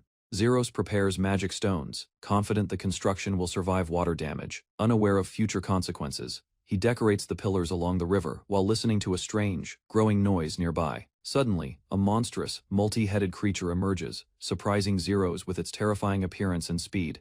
The creature attacks aggressively, forcing Zeros to defend himself. Swinging his staff with precision, he narrowly blocks another blow, bracing for continued combat as the monster lunges again toward him. Zeros raises a silver god wall, realizing the monsters feel no pain, making combat dangerous. He uses an air burst to maintain distance, aware the creatures will attack repeatedly. Zeros watches as a monster regenerates and eats its severed limbs, showing extreme resilience. The multi-headed monster engulfs its victims, creating chaos and forcing Zeros to act carefully. He casts a chain-binding prominence flame spell, attempting to restrain the creature and regain control. Zeros decides to burn the monster quickly, preventing regeneration from giving it time to heal. He observes the creature, realizing it absorbed humans and even adapted their faces. A mysterious figure appears, noting that Zeros managed to kill the monster, leaving only 3 more alive. The stranger questions whether Zeros created the monsters, making him uneasy about witnesses seeing the events. Zeros admits a bad feeling, reflecting on the dangerous consequences and the unpredictable nature of this world. The mysterious figure confronts Zeros with a sword, surprising him and forcing a defensive stance. Zeros and the stranger exchange comments, gauging each other's strength and careful not to escalate. Both prepare magical attacks, Flare Lance and Flare Brid, ready to strike with precise control. Magic erupts in a massive explosion, filling the surroundings with intense energy and destructive force. They continue their duel, moving rapidly and striking with precision, testing both skill and magical power. The masked figure acknowledges Zeros' strength, commenting on his surprising power and skill. Zeros and the stranger unleash an airburst, creating a destructive shockwave between them. They engage in a precise duel, both reading the other's movements and magical timing carefully. Zeros reflects on the fight, feeling as if he is battling himself in power and skill. Despite the intensity, Zeros tries to reason and halt the duel, searching for the masked opponent. Zeros and the masked stranger unleash a powerful combined spell, creating a massive explosive attack. The explosion detonates violently, sending shockwaves and throwing both combatants off balance. When the smoke clears, Zeros sees the stranger has vanished, leaving only calm in the distance. Nearby engineers arrive, shocked and confused, trying to understand what caused the enormous magical explosion. Zeros sits injured in a field after being attacked. Nagri discovers him and reacts with shock. Nagri explains he went searching because Zeros had not returned after lunchtime, showing concern for his safety. Zeros notices strange structures nearby, towering figures that seem unusual and out of place. Nagri and Zeros examine the prototype pillars and models, impressed but critical of their design. They analyze the details, pointing out mismatches and sloppy construction, realizing the structures need refinement. Zeros suggests adjusting the sculptures, debating size and placement to improve symmetry and visibility. He explains he is exhausted after creating the statues and fighting earlier, but Nagri encourages him to continue. Zeros collapses from overworking, fainting from physical and magical exhaustion for the first time. Nearby, a dangerous magical device activates, transforming people into monsters, creating immediate chaos. Spies discuss the incident, noting the amulet's magical power, and warning it cannot be ignored by the palace. Spies hide among the bushes, startled by unexpected activity in the area they were observing. Zeros and his companions showcase the completed pillars and statues, leaving the observers amazed by the sight. The spies realize the magicians of Soliste were aware of their presence, complicating any potential ambush.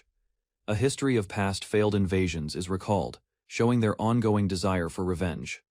The spies notice signs of a battle, concluding that one of the monsters created by magic had already been defeated here. Observers notice traces of extremely advanced fire magic, indicating a monster was defeated by a powerful spell. They suspect the magician of Purgatory might be involved, but quickly realize their assumption is wrong. The spies decide to investigate further and report back immediately to understand the situation. They spot a construction project in a remote area, puzzled by its purpose. They conclude the pillars and structures are defensive preparations, likely for an upcoming war, showing careful strategic planning. Spies realize the Duke of Delsasis controls a dark organization, adding a new layer of danger. They discuss the failed invasion and the need to delay further attacks while reporting back quickly. Zeros awakens, and Nagri checks whether his mana has fully recovered. After overexertion, Zeros explains his energy is partially restored, and they prepare to resume work on magical constructions. Using magic, Zeros demonstrates his power, creating a large structure effortlessly, impressing Nagri and onlookers with his skill. Nagri rallies the workers, excitedly encouraging everyone to show their strength and skill. The workers respond energetically, shouting in unison and readying themselves for coordinated manual labor. They begin their work in perfect sync, lifting and moving heavy materials with surprising agility. Zeros watches, astonished at their efficiency and strength, unable to hide his surprise. Zeros joins in, demonstrating his magical ability while the workers support him, completing the task seamlessly. Zeros and the dwarves share a moment of connection, bonding over their work and effort together. The next day begins, with a fresh sunrise signaling a new start and continued labor. Zeros wakes up early, ready to resume work, stretching and preparing for the day ahead. He reflects on his sore muscles from previous work, but appreciates the progress and teamwork. The team resumes construction on the main bridge pillar, balancing rest and hard work efficiently under Zero's guidance. The dwarves continue working efficiently, moving materials rhythmically, completing tasks at an impressive pace. Zeros observes their energy and wonders if their cheerfulness comes from character, race traits, or pure personality. Another group of civil engineers arrives to assist, coordinating with Zero's team to maintain construction flow. Villagers appear suddenly seeking help, drawing attention to an urgent situation beyond the worksite. Zeros assesses the villagers, noticing injuries, and directs them to a safe area to receive care and rest. Zeros learns that a village was attacked by beasts, and most villagers barely survived the encounter. Nagri explains the beasts transform while feeding on humans, confirming they are the same type Zeros had previously defeated. Zeros reflects on the story he heard about the Black Cloak magician, realizing the danger is real. The beasts arrive, prompting Zeros and Nagri to prepare for immediate combat. A monstrous black beast charges at them, moving incredibly fast, forcing the dwarves to attack to defend themselves. The monstrous beast attacks, using its own body to strike, while dwarves scramble to avoid it. Dwarves prepare to kill the beast, but it begins forming rock and altering the terrain around them. The beast shocks everyone by cutting its own body in half, revealing its regenerative abilities. Dwarves retreat as the monster starts regenerating, forcing them to reconsider their attack strategy. Zeros uses magic to confront the beast, demonstrating his skill while the dwarves watch in awe. Zeros unleashes his magic, attacking the monstrous beast with a powerful flame, forcing it back. Nagri and the dwarves react with shock and concern, realizing the creature may have been artificially created. Zeros observes the scene, noting that two more of these beasts have appeared in the same area. The other two monsters emerge simultaneously, increasing the threat to the team and surrounding area. The beasts, driven by hunger, begin consuming each other in a display of ferocity and survival. Zeros recognizes that the last surviving beast will be the one to face him, preparing for battle. Zeros observe the villagers preparing for an unknown threat, their weapons raised and ready in the dark forest. A massive, monstrous creature emerged, towering above the trees, its form menacing, and unlike anything Zeros had seen. Zeros calculated its power and size, realizing the monster had likely consumed others to grow so enormous and dangerous. The creature attacked, striking the bridge and creating chaos, while Zeros evaluated weak points and escape routes. Zeros commanded the villagers to form a defensive line, raising their iron shields just as the monster lunged forward. Zeros directed the villagers as they cast fire spells, preparing to attack the massive creature together. A huge explosion erupted, engulfing the battlefield and scattering debris, but Zeros stayed focused on strategy. The monster formed a magic shield, demonstrating it had consumed magicians, and could defend itself against spells. Zeros concentrated, identifying a single weak point in the creature's defenses to maximize his attack. He unleashed a high-speed railgun attack, striking precisely at the monster's weak spot with lethal force. The creature began healing itself rapidly, regenerating the damage from the villagers' attacks, alarming Zeros and his allies. A villager leapt forward, swinging a massive hammer at the monster, trying to land a critical blow. The monster countered fiercely, forcing Zeros to watch as the creature overpowered the front line. Zeros carried an injured villager, moving quickly through collapsing debris while keeping the monster's attention away. He analyzed the monster's skills and weaknesses, deciding to lead it away to a safer location for a strategic attack. The monster attacked again, grabbing a villager and destroying the surrounding forest, causing panic among the defenders. Zeros shouted warnings as the creature threw the old man violently, forcing villagers to retreat. Villagers continued casting fire spells, trying to slow the monster, while Zeros analyzed its unexpected abilities. Zeros realized the creature could fly, rapidly shifting the battle dynamics and requiring a new approach. He cast a massive spell, combining tornado and flame magic, aiming to trap and incinerate the creature in a single attack. Zeros surveys the battlefield as chaos erupts around him, witnessing a man terrified of an unseen threat. He conjures a massive swirling magical attack, directing it with precision to eliminate the danger threatening the area. After the spell clears, the injured man survives, smiling with relief as villagers regroup nearby. Sudden fires break out, and Zeros watches as villagers rush to extinguish the flames. He discovers a mysterious stone reacting to his presence, realizing it is a fragment of the evil god. Zeros examines a mysterious black stone, recognizing it as an item from his inventory linked to the evil god. He decides to keep the stone for safety while pondering its unknown powers, assisted briefly by a companion. 3 days later, he travels with villagers transporting supplies along the road. A villager notices unusual terrain and questions the sudden presence of a bridge along their path. They discuss the bridge's origin, realizing it was constructed by government orders and reflecting on human decisions. The villagers alert the leader about the mysterious bridge suddenly appearing, pointing out its unusual presence. Zeros manipulates the construction effortlessly, carrying workers and materials with his powers to complete the massive structure. A supervisor arrives, shocked to see the completed bridge, and demands an explanation for its sudden construction. Upon examining the documents, he notices inconsistencies and determines the official request is fake. The villagers realize they were unknowingly involved in a scheme orchestrated by Count Yokubukano. Leaving them confused and frustrated, the leader promises Zeros that the villagers' efforts will be fairly compensated for the bridge work. The villagers celebrate the completion and prepare to return home, excited for rest and festivities. A few days later, Zeros and the villagers arrive in Santal City, their work completed. An old man welcomes Zeros warmly, offering him freshly prepared mekala beans. The villagers observe the old man's workshop, amazed at his skill in blacksmithing, crafting, and general labor. The old man panics after discovering mold in the beans he prepared for Zeros. Zeros quickly identifies the rare koji mold hidden among the grains, surprising the villagers. With the mold, Zeros realizes he can produce alcohol and seasonings, improving the villagers' supplies. The trio spends the night testing and preparing the mold after completing the bridge and other tasks. Afterward, Zeros returns home, amazed by the overgrown fields, reflecting on the time spent helping the villagers. Masked figures discuss turning the evil god stone into powder and spreading it to destabilize enemy territories.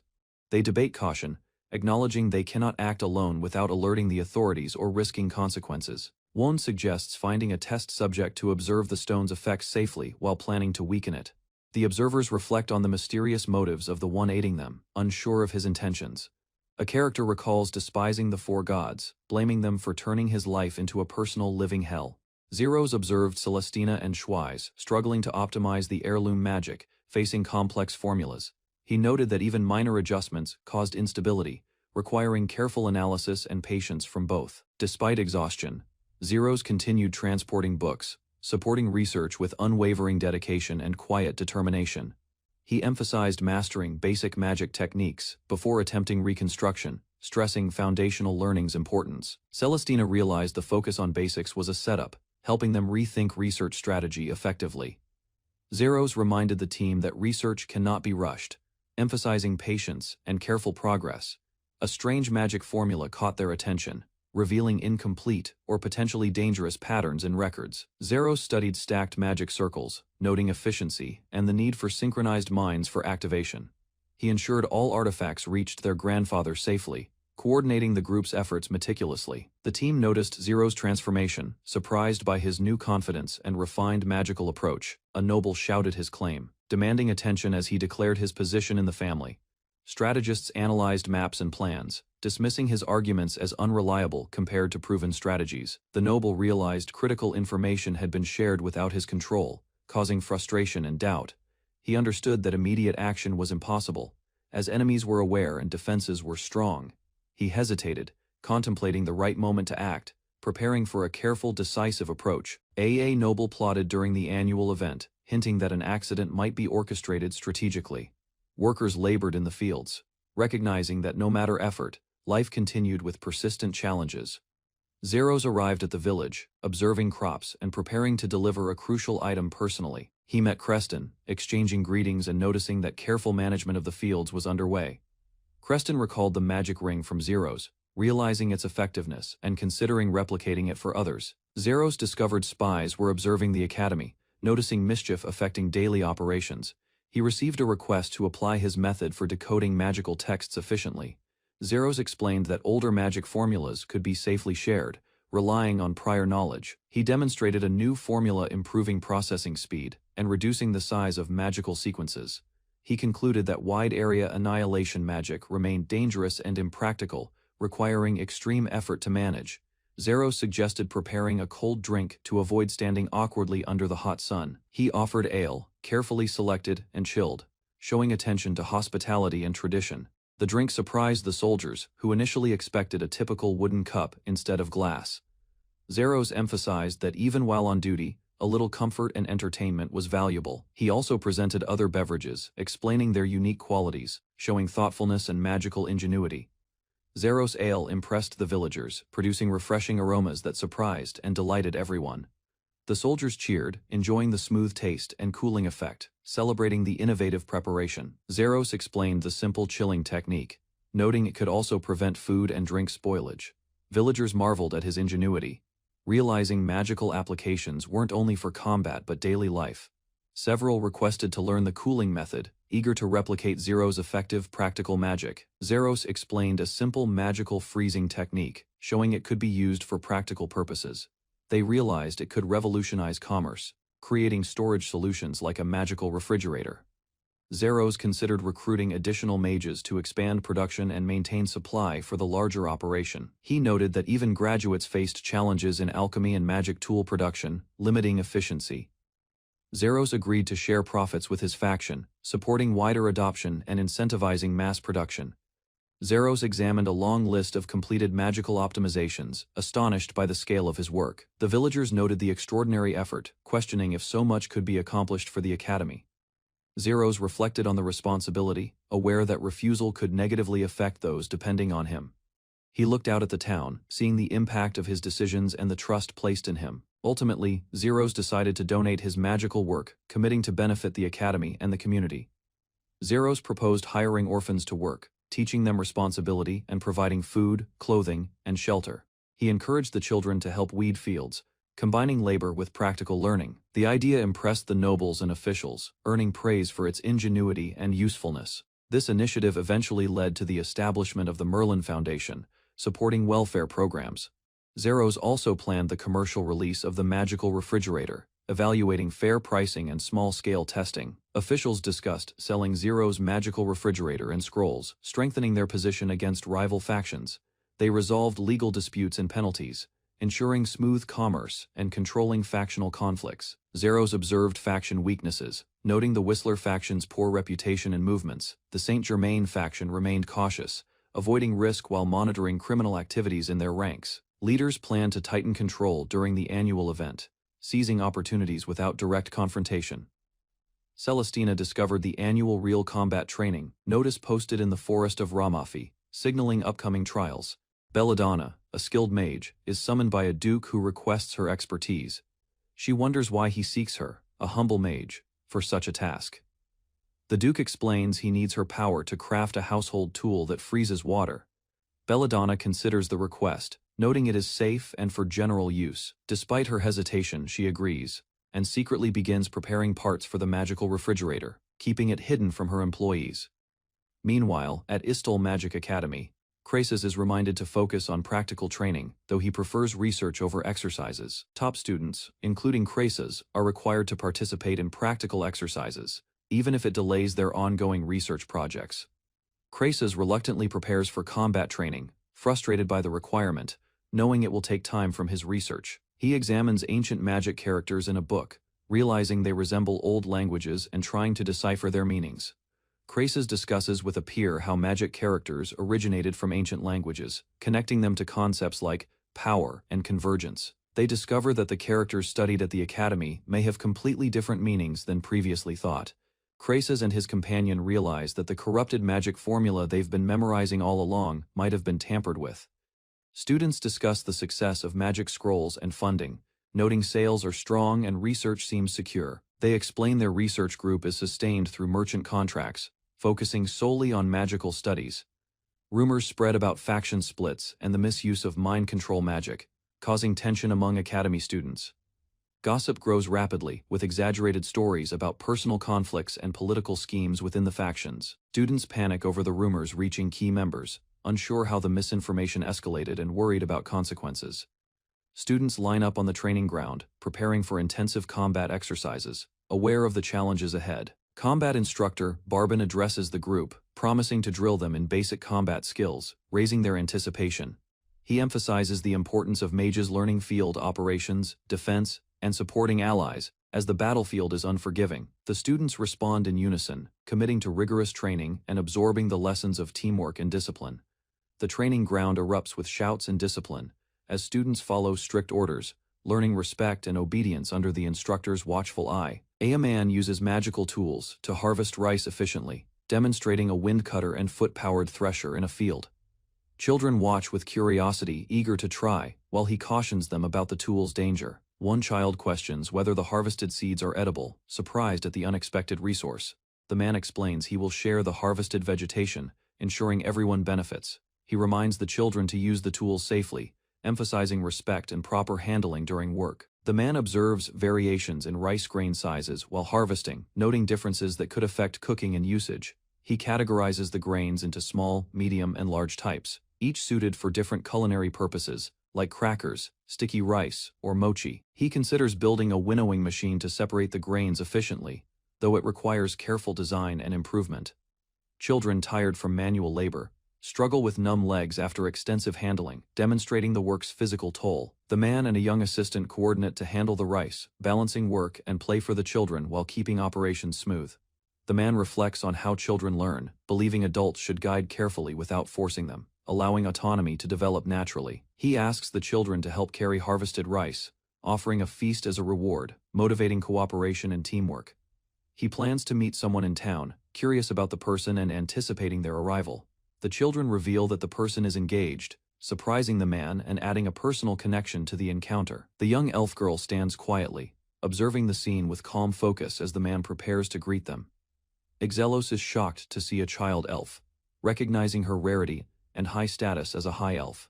He learns her name is Isekai'd, and she is in the care of the orphanage. The elf's presence surprises Yahello further, as high elves are highly sought after. Due to their value, Isekai'd formally introduces herself, displaying her serious demeanor and strong presence. She expresses a desire to learn combat from Yahello, acknowledging his skill as both a magician and swordsman. Yahello wonders about Isekai'd's independence, noting her recklessness and questioning the challenge of protecting her sword. Isekai'd explains her family motto and training philosophy, emphasizing the battlefield mindset and living in the underworld while mastering the samurai soul blade. The children enjoy a chaotic meal, eating enthusiastically and showing their spirited, untamed nature. Yahello and Isekai'd react, noting the children's lack of proper manners and their wild behavior during the meal.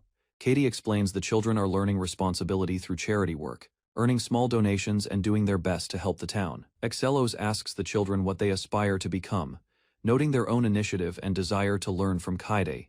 Isekai'd declares her goal to challenge the strong, while the children express comical ambitions like 10 wives, money, or becoming a mercenary. Yahello and the children discover Jane badly beaten, shocked at her condition after a recent event. Jane explains she lost her newly made sword in combat, the opponent proving frighteningly strong. Yahello is astonished to learn a wild chicken caused the damage, adding humor and absurdity to the incident.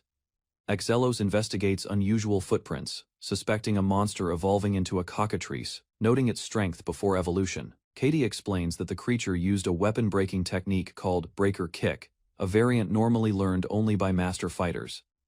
Yahello considers repairing Jane's broken sword, noting her weakened mental strength after the incident. Jane expresses concern over her broken sword, mentioning she even used mithril, highlighting her frustration and disappointment. The broken sword is revealed as a scrap iron greatsword, poorly made, lacking mithril, and incapable of withstanding weapon-breaking attacks, leaving it virtually unusable. Jane discovers her sword contains no mithril, despite receiving it from the craftsman claiming reinforcement with rare materials. Katie and Jane are shocked to realize they were deceived, learning the weapon is weaker than promised. Other adventurers confirm similar experiences with swords from the same shop, revealing a pattern of deceit. Exelos discovers that the rare metals sold by this shop are stolen and not crafted by skilled blacksmiths. Angry customers vow revenge, realizing they were sold inferior weapons, prompting chaos and outrage at the marketplace. Jane decides to confront the weapon shop, determined to punch the owner for selling faulty swords, while Zelos and Kaide discuss the risks. Kaide pleads with Zelos to stop Jane, fearing consequences even if the shopkeeper has committed a crime. Exelos reluctantly allows Jane to act, offering to handle any consequences and letting her take her time. As night falls, Zelos walks alone, reflecting on the wild chicken incident, intrigued by the unusual creature and its potential. A group of young adventurers watched from the alley as two men argued aggressively over stolen mithril at the back of a weapon shop. The thieves attempted to move a heavy crate silently, unaware of being observed from the shadows. The adventurers confronted them, demanding the mithril, causing panic among the men who didn't recognize their challengers. The thieves tried to fight back, swinging knives wildly, forcing the adventurers to evade. One adventurer calmly held a small stone, showing its lethal precision could easily defeat the intruders. The men pleaded, claiming they were just hired and didn't risk much, trying to calm the situation. Their intimidation failed as the adventurers blocked the path, demanding the delivery be handed over immediately. One adventurer recognized the blacksmith, expressing disbelief that he trusted such weak opponents. The group positioned themselves carefully, ready for any attack, standing protectively near the blacksmith. The blacksmith swung a sword precisely, smashing crates and scattering the stolen mithril, ending the confrontation. The adventurers reassured each other as one prepared to swing, careful not to hit the others nearby. The blacksmith froze in shock, staring at the elf wielding the weapon with calm precision. The thieves, realizing her presence, began scheming to sell her to a criminal organization for profit. The adventurers struck simultaneously, taking the attackers off balance and disarming them quickly. The blacksmith executed a precise kick, knocking the remaining thieves aside, and ending the confrontation decisively. The blacksmith looked around cautiously, smoking a cigarette, wondering if the guards had arrived yet. The adventurers and blacksmith noticed the defeated thieves lying on the ground, ensuring the immediate threat was gone. The blacksmith was escorted away by the guards, and the stolen mithril was revealed as part of a larger underground operation. Investigations spread across towns, leading to the capture of everyone involved, while the bounty supported the adventurers and mercenaries. With the operation dismantled, the next day dawned quietly, marking the resolution of the conflict and the reward for their efforts. Exelos examined several prototype threshing machines, evaluating each design and its magical enhancements carefully. He expressed concern about the magic formulas and the possibility of failure, though the mechanism was simple enough to revert materials. The adventurers arrived at a newly built house behind the church, greeting each other as they prepared for the day.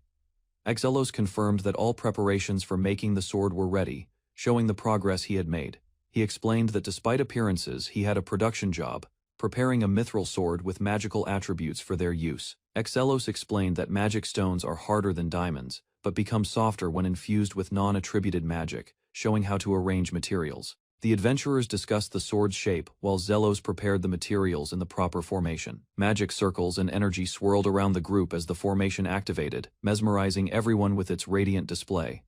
Exelos explained that swords usually cast magically, but refining bronze metals directly requires exceptional skill in blacksmithing, alchemy, and magic. He further demonstrated the appraisal skill, explaining atomic bonds and carbon mixing for proper sword forging, teaching the team carefully. The adventurers marveled at how magic could perform tasks that would normally put blacksmiths out of work. Curious, they asked if the two of them had a prior connection. Observing their familiarity, Jane-san and the other adventurer explained they grew up together in the same orphanage and joined the mercenary guild after adulthood. They reflected on how a kind priest treated them when injured, inspiring their current dedication and work ethic. The group shared a quiet moment of understanding, with Zelos quietly surprised at the bond between the two companions. The adventurers reflected on the priest's unusual habits, from harsh words to gambling and iron fist punishments, yet he had been a good person. Jane-san described how the priest had challenged blind faith, questioning whether relying on God alone could truly cleanse the world. The group acknowledged the priest's complexity while Zelos declared the sword was finally ready. The adventurers marveled as the newly forged sword glimmered, its magical refinement still radiating heat. Each adventurer felt the sword in their hand, amazed at how well it fit and its perfect balance, appreciating the skill involved. Kaide prepared to test her new magic, planning to shoot flame bullets, while Zelos warned her not to use it recklessly. The adventurers debated about taking revenge on a wild chicken, revealing thoughts about raising chickens themselves. The group quickly realized the chickens were too violent to be tamed, reacting with alarm and disbelief. Isekai'd joined the others, her presence surprising Zelos, who felt as if he was forgetting something important. Isekai'd demonstrated perfect timing, intercepting an attack from the shadows with precision, impressing everyone with her skill. Zelos realized he had not prepared soy sauce, an essential ingredient for their simple meal with rice and eggs. Isekai'd shared soy sauce with him, ensuring they could enjoy TKG Tamago Keikohan properly. Isekai'd proposed a condition for joining a monster hunt, showing her playful negotiation skills. The two clashed hands in a friendly ritual, confirming the agreement and mutual understanding for the hunt. Zelos demonstrated a threshing machine prototype, explaining its wind-powered mechanism and magic-activated separation for grain processing. Zelos activated the threshing machine, and the blades inside began rotating with powerful wind energy. The machine gained momentum, moving violently, as Zelos tried to manage the operation, calling for caution. One adventurer reached out in alarm as Zelos nearly lost control, narrowly avoiding injury. The threshing machine continued spinning, scattering the processed material with incredible force, demonstrating its effectiveness. In the end, the farming tool soared triumphantly into the air, marking the first time it had conquered the skies. The threshing machine escaped the bounds of gravity, soaring into the sky and astonishing the adventurers. They watched in amazement as the farming tool flew away, leaving them speechless at its unexpected flight. Zelos pondered the effect of using smaller magic stones, considering how it would alter the machine's performance and precision. He pressed the button to activate another machine, while Isekai'd frantically warned him to be careful. The new threshing machine roared to life, producing an energetic exhaust, an unseen horizon, and the thrill of experimentation. The farming tool soared through the sky at incredible speed, breaking the sound barrier for the first time. The adventurers shielded their heads from the roaring shockwave, caught off guard by its immense power. Afterward, Zelos, dreaming of TKG, resumed moving forward, despite being scolded by the neighbors in Lucerus, ready to continue his experiments. Zeros discovered Bodan was once a mercenary who raised chickens for his ill mother. Yet those birds became strangely powerful and highly valuable. Investigating the guild's request, he questioned carefully why the chickens had abruptly grown aggressive, dangerous, and difficult for others to control. Watching closely, he saw a skilled fighter defeated almost instantly, confirming the chickens possessed strength far beyond what anyone initially expected. Nearby, trained chickens stood over fallen mercenaries, clearly demonstrating coordinated tactics and unusual combat awareness rarely seen in ordinary animals. Observing everything carefully, he realized the aftermath revealed a situation much more serious, complicated, and threatening than it originally appeared. He soon understood these chickens had evolved into dangerous beings, capable of thinking independently and fighting like disciplined warriors with intelligence. One companion expressed excitement about fighting, yet he stayed calm, concentrating on analyzing the situation, instead of rushing recklessly into battle. They eventually discovered Bohan collapsed on the ground, heavily injured, while a nearby chicken remained watching silently with unsettling presence. Using healing magic, he restored Bohan's condition steadily, ensuring the man survived, despite his injuries, and confirming he remained alive. Bohan explained the chickens attacked him fiercely, even going so far as to pluck out all his hair completely without hesitation. Watching quietly, he saw Isekai'd prepare herself for battle, accepting circumstances calmly and stepping forward without showing hesitation or doubt. Isekai'd directly engaged the chicken, recognizing immediately its unusual ability to transform wings into sharp blades, capable of dangerous close combat. As the clash continued, both sides exchanged rapid and precise strikes, intensifying the battle with speed, control, and constant calculated movement. The chicken launched relentless attacks, forcing Isekai'd to defend carefully, while maintaining composure and controlling her movements under continuous pressure. At the right moment, Isekai'd delivered a decisive counterattack, shifting momentum and gaining the upper hand during their intense duel. Carefully observing, he analyzed the chicken's abilities, recognizing their evolution had granted them unusual traits beyond normal creatures or simple beasts. He explained their weaknesses, clearly pointing out their limited attack range despite possessing strong defenses and impressive ability to block incoming strikes. Reacting strongly, the chicken treated the fight seriously, approaching it with pride and skill, as if engaging in a meaningful contest. Isekai'd continued the duel respectfully, matching each movement precisely and demonstrating control equal to a trained warrior facing a worthy opponent. At a critical moment, he intervened decisively, ending the confrontation swiftly and taking full control of the situation without unnecessary delay. Identifying the archer chicken, he warned others that its attacks could come unpredictably from hidden positions, making it especially dangerous. Preparing the group carefully, he emphasized caution, explaining the enemy relied heavily on stealth, surprise, and sudden unexpected attacks. Katie focused her attention, drawing her blade while sensing subtle movements around her, preparing to respond instantly to any incoming threat. Predicting danger, he anticipated a decisive strike, understanding clearly that a single well-placed attack could determine the entire outcome. Both sides stood facing each other silently, building tension as they prepared seriously for what would become a final and critical confrontation.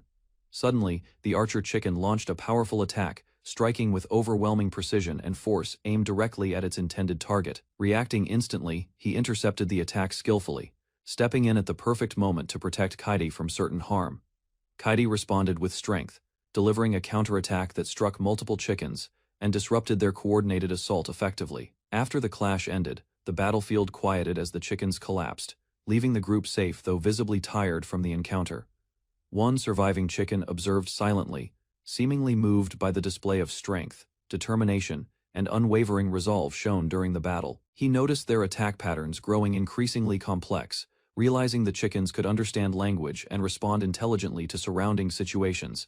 Gathering focus, he activated a special combat skill, preparing himself mentally and physically to counter attacks with refined precision and timing. Stepping forward confidently, he readied himself without hesitation, fully prepared to engage directly and bring the confrontation toward its conclusion.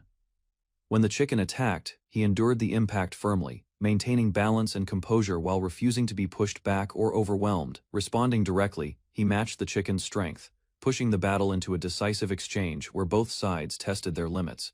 Afterward, the group sat calmly, yet suddenly another chicken appeared above them unexpectedly, interrupting their brief moment of rest. Moving quietly, he demonstrated precise and efficient technique, approaching the enemy without drawing unnecessary attention or wasting movement.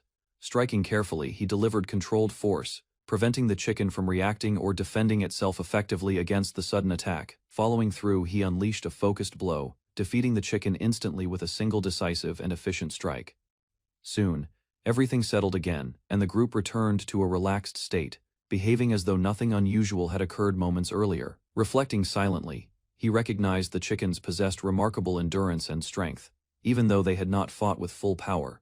Observing the defeated creatures, he confirmed the situation had been resolved properly, and that the battle had ended under control. Approaching respectfully, the chickens acknowledged his strength, showing submission and seeking guidance from someone they now considered superior. Calmly analyzing, he understood their behavior and condition, piecing together reasons behind their unusual actions and sudden aggression. Eventually, the truth became clear as the chickens revealed the cause, bringing full understanding to the conflict that had occurred. Organizing everyone, he gathered the group together, planning roles carefully for both people and chickens to maintain order moving forward. Katie showed enthusiasm, viewing the outcome as an opportunity to grow stronger through experience gained during intense and meaningful combat. Relocating together, the group settled into a quieter area, establishing a more stable environment away from immediate danger or conflict. Deciding practically, he planned to construct a proper coop, ensuring the chickens could live safely under controlled and secure conditions. Examining rare materials closely, he considered how they might be used effectively in future plans or potential crafting purposes. Thinking carefully, he reflected on upcoming possibilities, preparing mentally for whatever challenges or decisions might arise next. Zeros observes a rare necklace, resting on a table while a wealthy man examines it greedily inside a quiet room. The man plans to smuggle the treasure away as dark smoke begins forming behind him unnoticed. The smoke suddenly attacks, wrapping around his body and forcing him down as fear spreads across his face. Zeros appears calmly, revealing control over the situation while approaching the fallen man and the valuable item. Zeros stands above the table, collecting jewels and securing the necklace, completing the operation efficiently. Zeros stands near a doorway, while a group of men inside focus on her presence and appearance. One man recognizes Zeros and warns others as tension rises, revealing her dangerous reputation. Zeros moves through the building and reaches a hidden room where several figures wait for her return. She reports the mission outcome while standing close to the leader, who listens with satisfaction. The group discusses future work as Zeros remains calm, showing readiness to continue handling dangerous tasks efficiently. Zeros listens as a man describes a dangerous enemy who has destroyed organizations and threatens powerful groups. A portrait of the target is revealed, showing a young man identified as a serious future threat. One member reacts angrily, demanding immediate action and insisting the target must be eliminated quickly. Another man remains calm, reminding them of alliances and warning about recent decline in their strength. Zeros studies the information closely, learning the target's background and connection to a powerful figure. Zeros listens as details reveal the target controls a powerful underground organization and has resisted multiple assassination attempts. The target is identified as the Silent Lion, a man known for stealth and dangerous influence across the underworld. Further information shows his many identities and rise into nobility, making him more complex and unpredictable. The group realizes the target already knows about them and has begun weakening their allies. Zeros decides to accept the mission, preparing to confront the target despite the growing danger surrounding him. Zeros is assigned the mission as the group confirms the plan to eliminate the target and shift responsibility. The leader agrees to support Zeros, showing trust while expecting success from the dangerous operation. Information reveals the target has already moved, boarding a train and heading toward a distant location. A dark memory surfaces, showing tension between two figures connected by past conflict and harsh emotions. Zeros awakens from the memory, realizing the mission connects to something deeper from long ago. Zeros faces a group of strange bird-like creatures that gather around him with strong energy and presence. He explains that relying only on jumping is not enough and begins organizing them for better support. The creatures are assigned roles, helping with tasks and acting as leaders among others while adapting to his guidance. Zeros trains seriously, improving his sword skills while the creatures observe his steady progress. Over time, both Zeros and the creatures develop together, becoming more capable and active in daily life. Zeros receives eggs from the creatures, considering their potential and thinking about future possibilities. He prepares a meal using the eggs and soy sauce, focusing carefully on the result before eating. Zeros uses caution while eating, checking the food's safety before taking a full bite. He continues eating calmly, finishing the meal while observing its effects on his body. Zeros realizes the flavor is too strong and unbalanced, understanding the meal did not turn out as expected. Zeros reacts strongly after tasting the food, overwhelmed by the intense and unpleasant flavor. He reflects on his failed attempt to recreate a familiar taste, realizing the result is far from expected. Zeros studies the differences in ingredients and understands that the soy sauce lacks the depth he wanted. He analyzes the components and considers alternative methods, recognizing his limitations in cooking skill. While thinking deeply, Zeros is interrupted as a creature informs him that an unexpected guest has arrived. Zeros is visited by a formal messenger who delivers a request from a powerful lord seeking a meeting. Zeros welcomes the guest inside, still dealing with his failed meal while listening to the request. The conversation shifts as they discuss soy sauce production, revealing knowledge about trade and resources. More information about merchants and movement across regions is shared, surprising Zeros with new insights. Zeros reflects on the situation, realizing the lord behind the request holds far greater influence than expected. Zeros learns the request includes arriving in formal attire, which makes him uneasy due to his usual appearance. He agrees to prepare properly, understanding the importance of the meeting and deciding to dress carefully. Zeros puts on his formal outfit, recalling it has been a long time since he last used it. He adjusts his clothing, focusing on presenting himself properly for the situation ahead. Zeros stands before a mirror, grooming himself and reflecting on how rarely he prepares his appearance.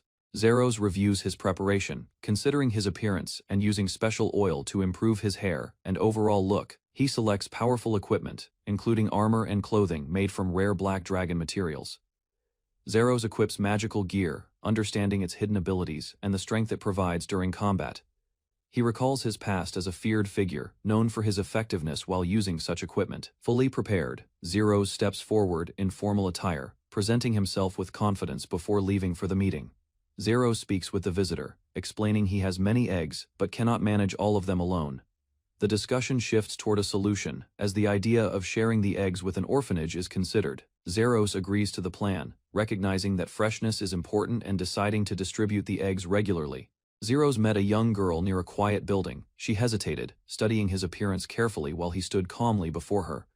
Zeros maintained a composed expression, aware his outfit appeared unusual. He showed slight concern but remained confident in his choice. The girl observed him from above and judged his clothing as refined, yet somewhat excessive. Zeros accepted the opinion without resistance. Zeros explained his plan to earn money through hunting and offered eggs from his home as practical support. They later worked together to save money, showing determination despite their simple and resilient way of living. Zeros encountered a tired woman leaning against a wall. She appeared exhausted after drinking too much and requested water while struggling to stay steady. Zeros turned and briefly looked at her condition. He reacted with quiet surprise, but maintained composure without stepping closer. Others nearby misunderstood the situation and exaggerated his presence, calling attention to him. The noise caused confusion, and another girl reacted loudly from a distance. The woman became embarrassed and uneasy. People discussed the situation casually, while assumptions were made about what Zeros had seen. Zeros remained calm as another girl defended the woman, explaining her innocent nature and asking others to stop teasing her. Zeros met Iris inside the church and questioned why she and her companion were staying there instead of an inn. Iris explained they had no money, so they asked permission to remain at the church for a short time. Zeros considered their situation and suggested earning money through work like hunting, but the idea was quickly rejected due to fear and difficulty. He continued advising them to learn basic survival skills since they could not afford proper lodging, though resistance remained. Iris grew frustrated, pointing out that Zeros lived comfortably and did not understand their situation fully. Zeros suggested selling magic potions to cover lodging costs, but the idea was dismissed since producing them was not possible. The group decided to use eggs as a simple resource. With this plan, they believed they could manage their situation for now. A girl demonstrated a new magic tool that preserved food, showing how it could store eggs efficiently for later use. Zeros observed the tool and reflected on how such items became available to the public through companies.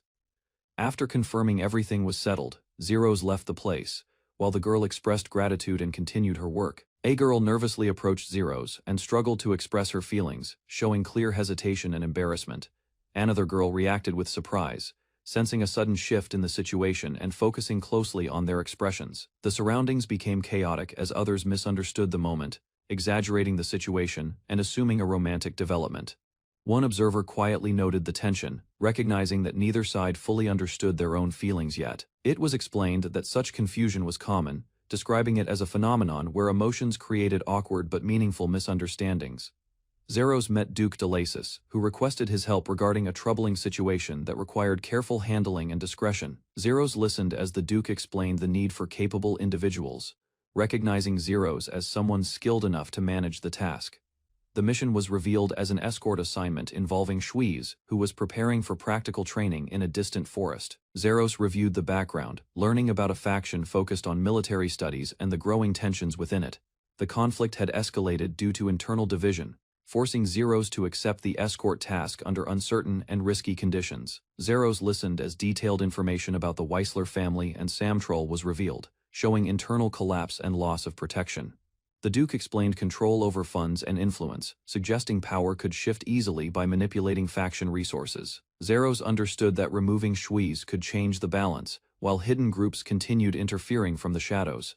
Further risks were outlined, including security weaknesses and threats tied to dangerous magic and covert assassins. Zeros realized the escort mission involved hidden enemies, uncertain allies, and possible attacks during the training expedition.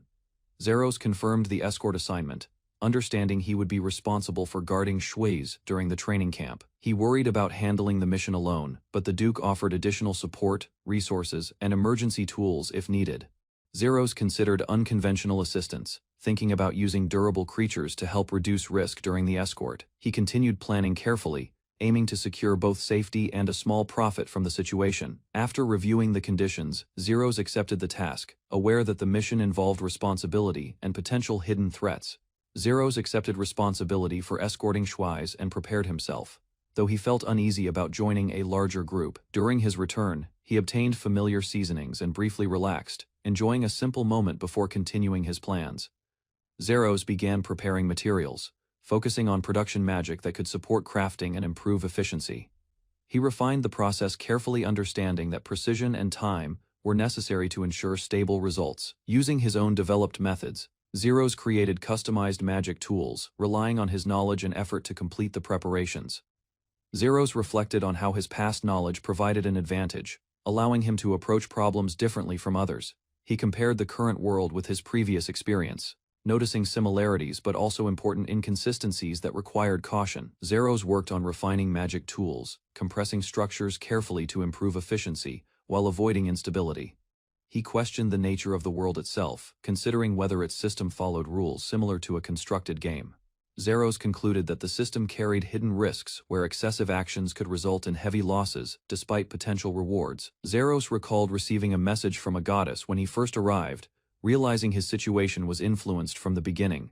He considered the possibility that both worlds were connected through divine control, allowing movement and interference between them. Zeros reflected on the presence of multiple gods, recognizing their unpredictable actions and the burden placed on him without consent. After completing his preparations, he decided to act quickly despite viewing the gods' involvement as troublesome. Zeros activated his refined magic, releasing controlled power as he finalized his tools and prepared for the mission ahead. Zeros completed preparing several tools, including rings and a mask, planning to distribute them for practical use. He realized most preparations were already finished faster than expected, leaving him with little remaining work. Days later, Iris struggled alone, unable to find work and becoming increasingly exhausted and discouraged. She reflected on her situation, recognizing her limited abilities outside combat and feeling uncertain about her future. Determined to change, Iris decided to seek Zeros and learn crafting, choosing a new path to survive independently. Zeros welcomed a visitor into his workshop, standing beside a strange machine he had prepared through his own methods. The visitor reacted strongly, criticizing his actions and warning him not to disrupt the world with unnatural abilities, while Zeros treated the situation lightly. Observes Miska carrying several books through the academy corridor. She appears focused on research and continues toward the library, showing strong interest in studying new materials. Watches as Miska reacts to the novel she finished. Her behavior becomes unusual, and the content of the book leaves a strong impression on her thoughts and emotions. Nada sees Miska's isolation. She spends most of her time studying, with little interaction with others, raising concern about her balance between research and social life. A sudden magical disturbance occurs nearby. Students gather as unauthorized magic is suspected, reminding everyone of strict academy rules regarding spell usage. Quietly evaluates the situation and prepares to act carefully, discovers a restrained student surrounded by unstable magic energy. The situation appears dangerous, and the student struggles under the effects of uncontrolled power, moves to the library and finds records about ancient magic. The documents describe forbidden techniques connected to bloodline abilities and criminal experiments from the past. Studies further and learns that this magic was altered over generations. It was passed through bloodlines and linked to hidden abilities within certain individuals. The research reveals that these bloodlines were tied to criminal groups. Their magic developed differently, granting unusual strength, but limiting normal magical growth. Concludes that these bloodlines caused repeated disasters over time, leading to destruction and casualties across generations.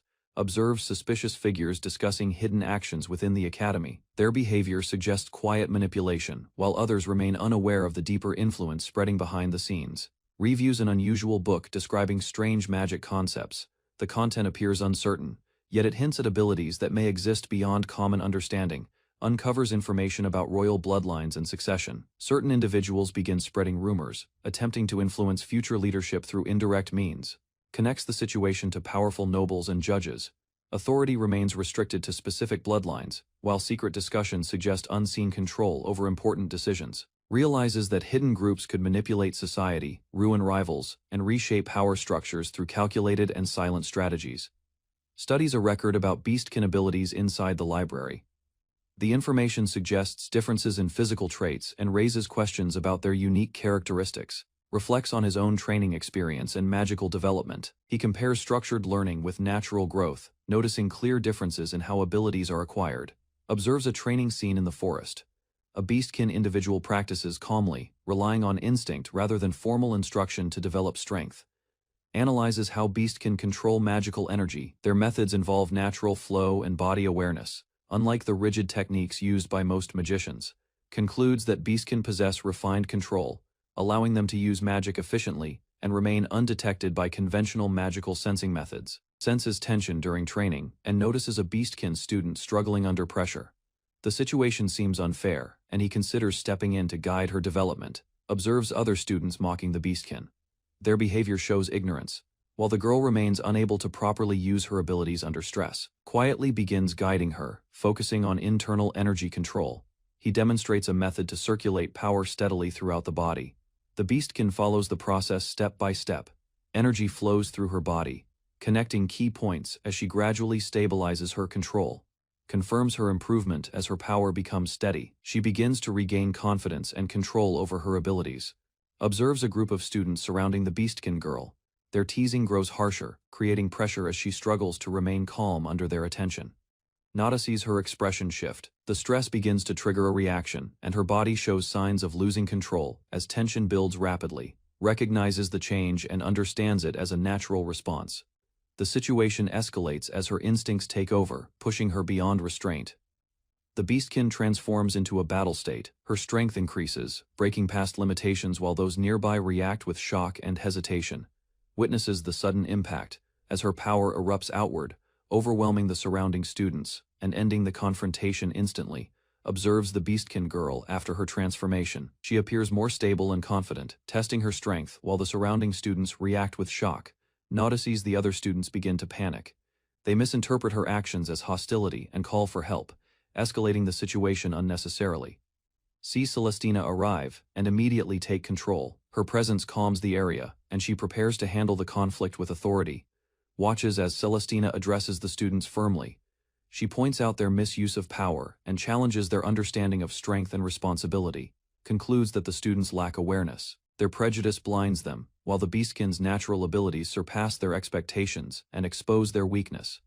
Observes the students continuing their criticism, questioning the value of lineage-based magic. Their confidence appears unstable as doubts begin to surface. Nada sees their reaction shift when they recognize Celestina's authority. Their composure weakens, and tension spreads among them as reality sets in. Recalls the mention of powerful figures connected to the situation.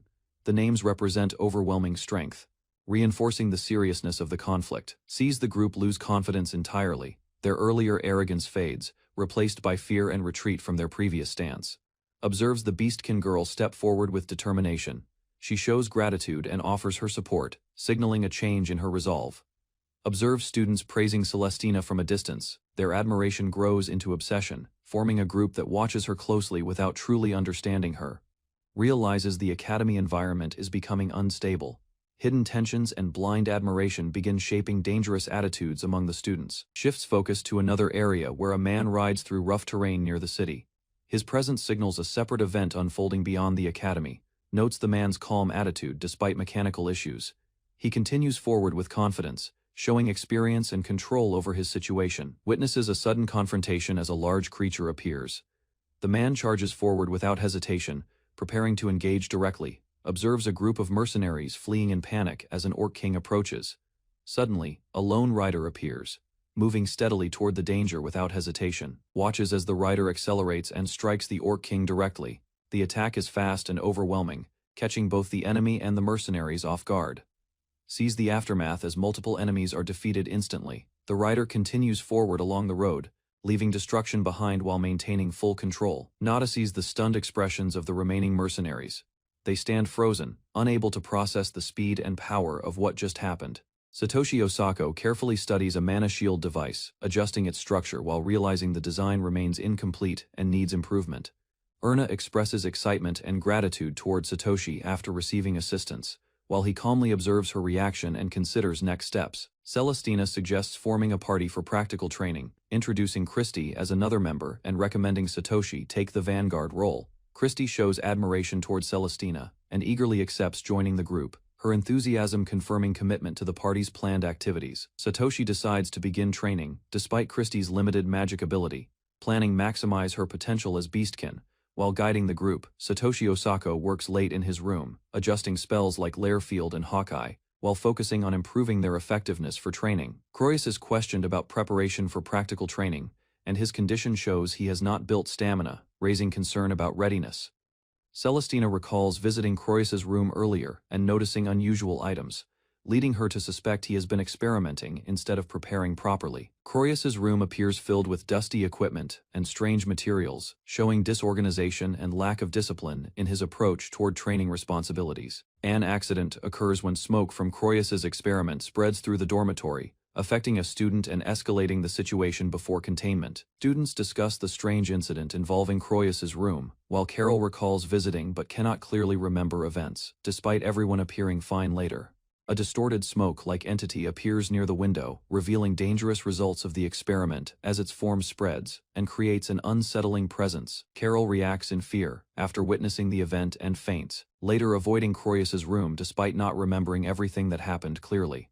Croyus refuses to lend equipment when asked, and his firm response shows unwillingness to share anything related to his personal work. Satoshi Osako examines the situation and concludes both he and Croyus created something similar, prompting further investigation into the missing equipment.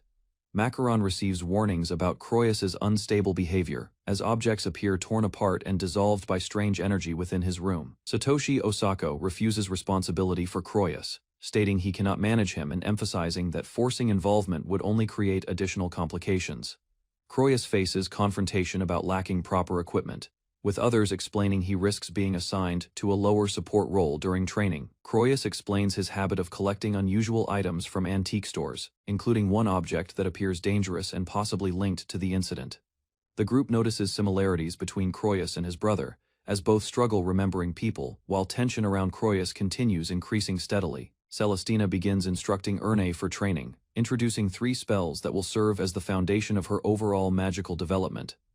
Erne responds with determination and accepts guidance, acknowledging her role as a junior while preparing to follow training instructions seriously. Erne questions handling 3 spells despite lacking magic ability, while Satoshi reassures her that he has optimized them for her use. Satoshi explains functions of Mana Shield, Lair Field, and Hawkeye, adapting each spell to support combat and awareness, despite limited magic ability. Others observe Erne's condition, noting her lack of experience and magic, yet training begins with careful guidance and structured support systems. Erne reveals her past to Celestina, explaining she is adopted and comes from a mixed background involving both beastkin and magicians. Celestina reacts with concern while Erne tries recalling her past, showing uncertainty yet maintaining determination to continue moving forward steadily. Erne begins training by activating Mana Shield, focusing on forming a defensive layer using Satoshi's optimized method to compensate for weak control. The spell activates successfully, creating a visible barrier as Erne maintains focus and stabilizes the shield steadily around her body. Erne gathers mana around her hands and completes the process successfully. As others observe her progress and acknowledge improvement in abilities, Erne completes mana control, forming gauntlet-like energy around her hand, showing excitement as the technique stabilizes and surprises observers nearby. Celestina observes Erne's rapid improvement and realizes it exceeds expectations, while other students react with shock at her unusual development speed. Celestina explains combining mana control with physical strength increases effectiveness, and Erne prepares herself to test this power against a training target. Erne charges forward and strikes the target using enhanced strength and mana, releasing a powerful burst of force upon impact. The target shatters completely from the attack, leaving observers stunned while Erne feels satisfied with her new combat style and ability. Erne responds confidently to Celestina, promising improvement while continuing training, though her control remains unstable despite consistent effort. During practice, Erne suddenly loses control after exhausting mana reserves, collapsing as she fails to maintain the active spell properly. Celestina instructs Erne to improve mana manipulation further, and focus on raising her rank during practical training through steady effort. Erne accepts guidance and recovers from exhaustion, remaining determined to improve her abilities despite clear weaknesses and current limitations. Other students gather nearby, questioning Erne's unusual technique, as her method attracts attention for introducing a different approach to defensive magic. Erne receives a letter from her grandfather during training, reacting with surprise as nearby students notice the sudden interruption. Erne reads the letter carefully and becomes serious while others observe her reaction and sense the contents may affect her decisions. Erne suddenly panics after understanding the message, reacting intensely and causing confusion among others who try understanding the situation. Overwhelmed emotionally, Erne rushes forward and clings to Celestina, showing the letter has deeply affected her mental state. Elsewhere, Satoshi Osako and others discuss Croyus's situation, deciding to provide materials to repair equipment and resolve ongoing issues. A man reacts strongly after hearing about a chimera's stinger found in a dangerous zone, urgently offering money due to its rarity. Erne rushes to inform her brother about the situation, showing urgency as the information appears important and requires immediate attention. Erne becomes emotional upon realizing the opportunity, seeing it as a rare chance that she cannot afford to ignore. The group gathers as Croyus is introduced, again, his presence creating tension, while others observe him cautiously from a distance. Erna greets two individuals politely, while a man reacts intensely toward valuable items, causing the situation to become chaotic quickly. Erna senses sudden tension and realizes Satoshi Osako is approaching, becoming nervous knowing his presence brings strict evaluation and guidance. Satoshi Osako and Croyus react with confusion as the situation shifts suddenly, while surrounding students become alert to the developing circumstances. Shin Wolford showed a strange machine to his companions. The girls examined it closely, confused by its design and purpose. Shin calmly explained the magical device, assuring them he prepared safety measures. The machine looked complex and unfamiliar to everyone. He revealed testing involved an Orc King incident. Shin admitted difficulty controlling the power, showing slight concern about its stability. Despite doubts, Shin demonstrated confidence.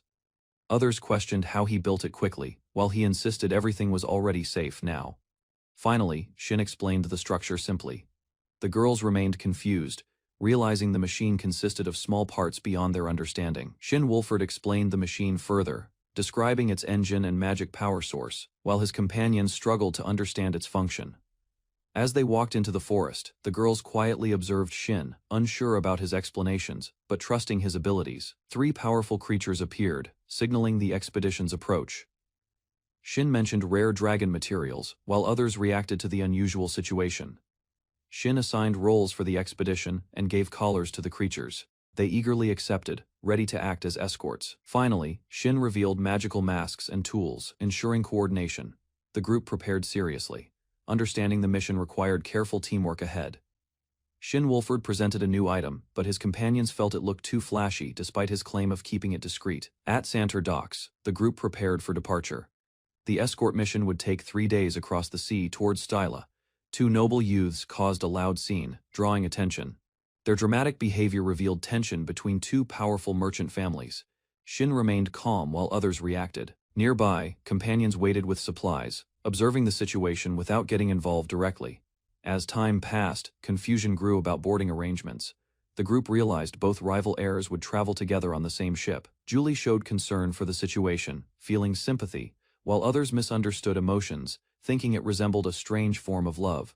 Both fathers cried loudly, calling their children back, creating chaos at the docks as people gathered to watch. One heir acted recklessly, threatening danger with chemicals, while insisting on marriage, escalating tension between both families further.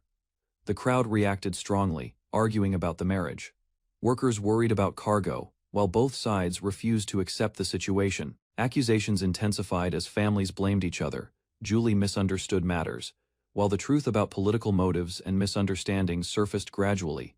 Julie watched as tensions escalated, realizing the situation was becoming more serious while accusations between both families grew harsher. Rommel revealed painful truths about her past, exposing her father's actions, while emotions surged and the conflict deepened further. The crowd reacted with shock and anger. Julie questioned the truth, while others condemned both fathers for their arrogance. Both heirs finally admitted fault, stopping the chaos. Their voices cut through the tension, bringing the argument to an end. With matters settled, Shin and the group prepared to board. The situation calmed, allowing the mission to continue forward. Suddenly, chaos erupted as strange individuals appeared. Shin Wolford and his companions reacted quickly, surprised by the unexpected situation. The crew explained this strange behavior as a recurring condition. Julie warned others, while Shin tried to understand what was happening. Shin felt disturbed by the situation, unable to reason with those affected. Iris feared the consequences if such behavior spread further. Shin reflected seriously, worrying about the impact. He considered how dangerous the situation could become if left unchecked. With everyone finally aboard, the ship departed safely. Despite lingering concerns, the group moved forward with their mission across the sea. On the moving ship, Shin Wolford and Iris suffered from seasickness. Julie watched them, surprised that even they struggled. The chickens gathered around Shin trying to help. Despite feeling unwell, he received their support while resting near the crates. Julie realized their escort target, Rene, seemed unusual. She began questioning whether bringing her along was the right decision. Shin and Iris sensed something troubling about Rena. Her behavior raised concern, making them doubt the situation further. Their fears grew as Rena's nature felt dangerous. Shin compared it to releasing a powerful beast among the group. Shin Wolford reflected on recent events, realizing how chaotic things became, especially with Rena's influence causing concern among the group. During the journey, Seasickness continued affecting everyone. Julie struggled again while the group pushed forward despite their discomfort. The ship finally reached Saison. The port appeared busy, marking the next stage of their escort mission. Shin and Iris stepped onto land, relieved to feel stable ground. Their condition improved quickly after leaving the ship. As they recovered, Julie urged the group onward. Despite exhaustion, they prepared to continue their mission without delay. Two men approached Julie with rude intentions, offering a ride. Their behavior was disrespectful, drawing attention from the group nearby. Julie rejected them firmly. Shin Wolford observed quietly as the men boasted about defeating an orc king to appear strong. Shin recognized their story and realized the truth. The men had fled before, falsely claiming achievements beyond their abilities. When questioned, the men panicked and quickly escaped. Their lies exposed, they chose to run rather than face consequences. Shin and the group continued forward, noticing the men heading the same way, confirming their suspicious behavior and lack of credibility. Shin Wolford revealed a strange vehicle, surprising everyone. The machine moved loudly, drawing attention as it appeared far beyond normal designs. He explained the cart's features, including suspension and comfort. Iris questioned it while noting even the chickens could ride easily. Shin confidently prepared to depart. The group boarded as he set the speed, beginning their journey towards Styla with excitement. Nearby, the suspicious men noticed the group again. They reacted with confusion, still unable to understand Shin's presence and actions. Shin focused ahead, ignoring distractions. His determination showed as the vehicle advanced, leaving others uncertain about his true abilities. Shin Wolford drove the machine forward at high speed, overtaking a horse carriage. The sudden movement startled others on the road. The passing force shook the carriage violently. The men lost balance, struggling to stay upright as the situation quickly turned chaotic. Sage guided the carriage along a rough stone road while Rena and Jane struggled to keep balance. Their bodies shaking from every sudden bump and turn. Rena and Jane leaned forward, feeling dizzy as the motion grew worse, while Sage remained steady and focused on controlling the carriage. The group reached a hill path, where the uneven road caused them to stagger as they stepped out and observed the surroundings. Rena and Jane showed exhaustion, their faces pale from rough ride, while Sage calmly assessed their condition. Sage arrived at a hill overlooking the region, while Rena observed the distance and pointed toward the direction ahead with renewed energy.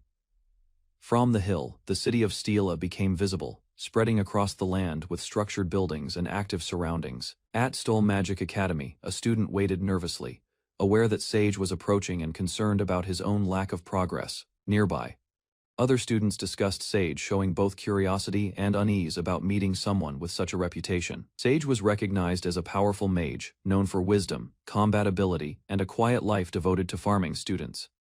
At Stool Magic Academy discussed Sage, describing him as both kind and dangerous, struggling to understand his contradictory nature. They compared his personality to their own, noting differences in priorities while recognizing slight similarities in thinking.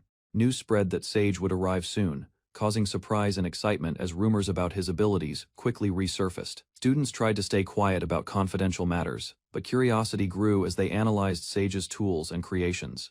They concluded that Sage's farming-related inventions were unusual, yet highly advanced, leaving them confused and impressed. Zeros analyzed Sage's work calmly, concluding the result was not a failure, but likely caused by excessive magical output. Celestina and Croas observed Zeros, noting his blunt attitude while recognizing his logical way of organizing thoughts. Croas prepared for a faction meeting, while Celestina focused on her responsibility to teach first-year students at the academy. As they moved through the academy, many students gathered and watched Celestina closely, creating an unusual atmosphere. Celestina remained composed despite attention, while others realized her popularity contrasted sharply with those unnoticed nearby. Zeros received instructions to locate Croas, realizing the task carried urgency and importance within the academy. Croas acknowledged the request while admitting his lack of familiarity with Sage, yet he accepted the responsibility to assist. Schweitz prepared to move discreetly, planning to guide Croas carefully, while considering possible dangers during the journey. Zeros changed into academy robes, despite concern that the outfit might attract attention due to its formal appearance. The robes reflected academy standards, symbolizing rank and performance, while Zeros adjusted himself for the upcoming task. Croas wore a red academy robe, aware of its ceremonial meaning and the restriction that only top-performing students could use it. While searching for his robe, Croas noticed his room becoming increasingly cluttered, struggling to locate what he needed. Zeros examined a ring with interest, thinking about its creator, and considering the knowledge behind its construction. Inside the academy, students gathered, as Crows moved forward, drawing attention with his serious expression and presence. The Academy's robe system reflected rank differences, shaping student identity while allowing limited freedom in color choice. Crows confronted another student during a meeting, criticizing the lack of useful proposals and asserting his own confidence. The argument escalated as accusations were exchanged, with Crows suspecting betrayal and tension rising among those present. Crows declared his intent to act decisively, dismissing the claims against him while preparing to use his influence. He warned the others firmly, reminding them of his status and connections, forcing them to reconsider their stance. As the confrontation ended, the opposing student reacted with anger, vowing consequences while Crows left the scene. After the tense meeting, some students questioned Crows' intentions, suspecting deeper plans behind his actions. Crows revealed he had been misleading others, calmly explaining that his opponent was easy to manipulate, despite the ongoing tension. Meanwhile, Sage and his group entered Stila, observing the large city built around the academy with structured design. They learned about the academy's system, including different disciplines and divisions that organized magical studies. As they explored further, they discovered local facilities like shops and guilds, where mercenaries handled various requests and tasks. Sage and his group entered a facility in Stila, where Rena observed the environment while noticing nearby locations and services. A staff member prepared to deliver a letter, explaining that it needed to be handed directly to the guildmaster. He reflected on the strict rules and difficulties within the system, feeling frustrated despite his efforts to follow procedures. At the reception desk, Sage formally requested to submit a matter related to academy students. Presenting his purpose clearly, when the letter of recommendation was revealed, the staff member reacted with shock after recognizing the mark on it.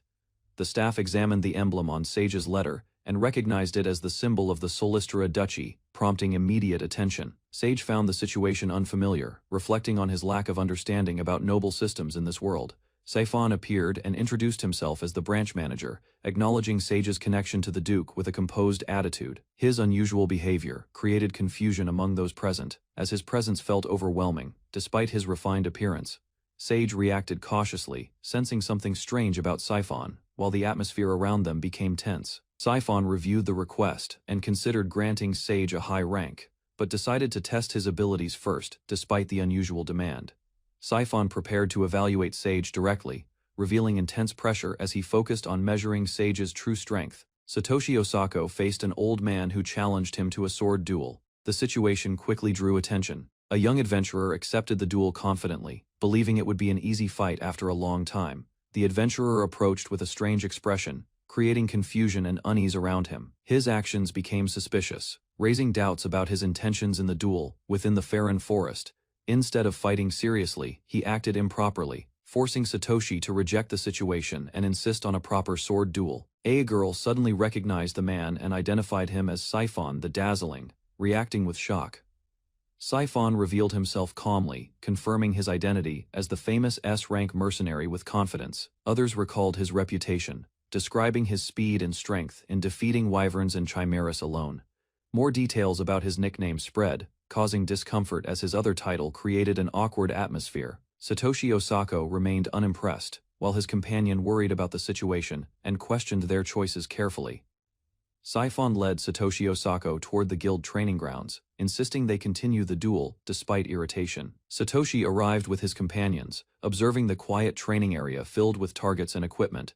Saifon suggested using training swords, while Satoshi calmly prepared his weapon and questioned the cost rules. Saifon explained that expenses were handled by the guild, keeping the duel simple and controlled. Satoshi reflected on the guild's declining income and weak monsters. While Saifon remained confident in his ability, Satoshi Osako agreed to use real weapons. While Saifon showed excitement, nearby people gathered. After hearing the guildmaster would fight, both men stood facing each other with drawn swords, creating a tense and silent moment before the duel. The surrounding crowd noticed the sudden change in atmosphere as both fighters prepared seriously. A coin was tossed to decide the start, and both Satoshi and Saifon focused on its fall. The instant the coin dropped, they moved at high speed, clashing blades repeatedly as the duel began intensely. Satoshi Osako launched a powerful kick that shattered the ground, forcing Saifon to react instantly. The crowd watched in shock as Satoshi matched the guildmaster, showing unexpected skill and control. Saifon countered with a fast strike, but Satoshi blocked it directly, surprising him for the first time. Satoshi shifted his stance and pressed forward, making Siphon realize the fight was becoming dangerous. Despite the intensity, Satoshi remained calm, treating the duel seriously while Siphon grew more focused.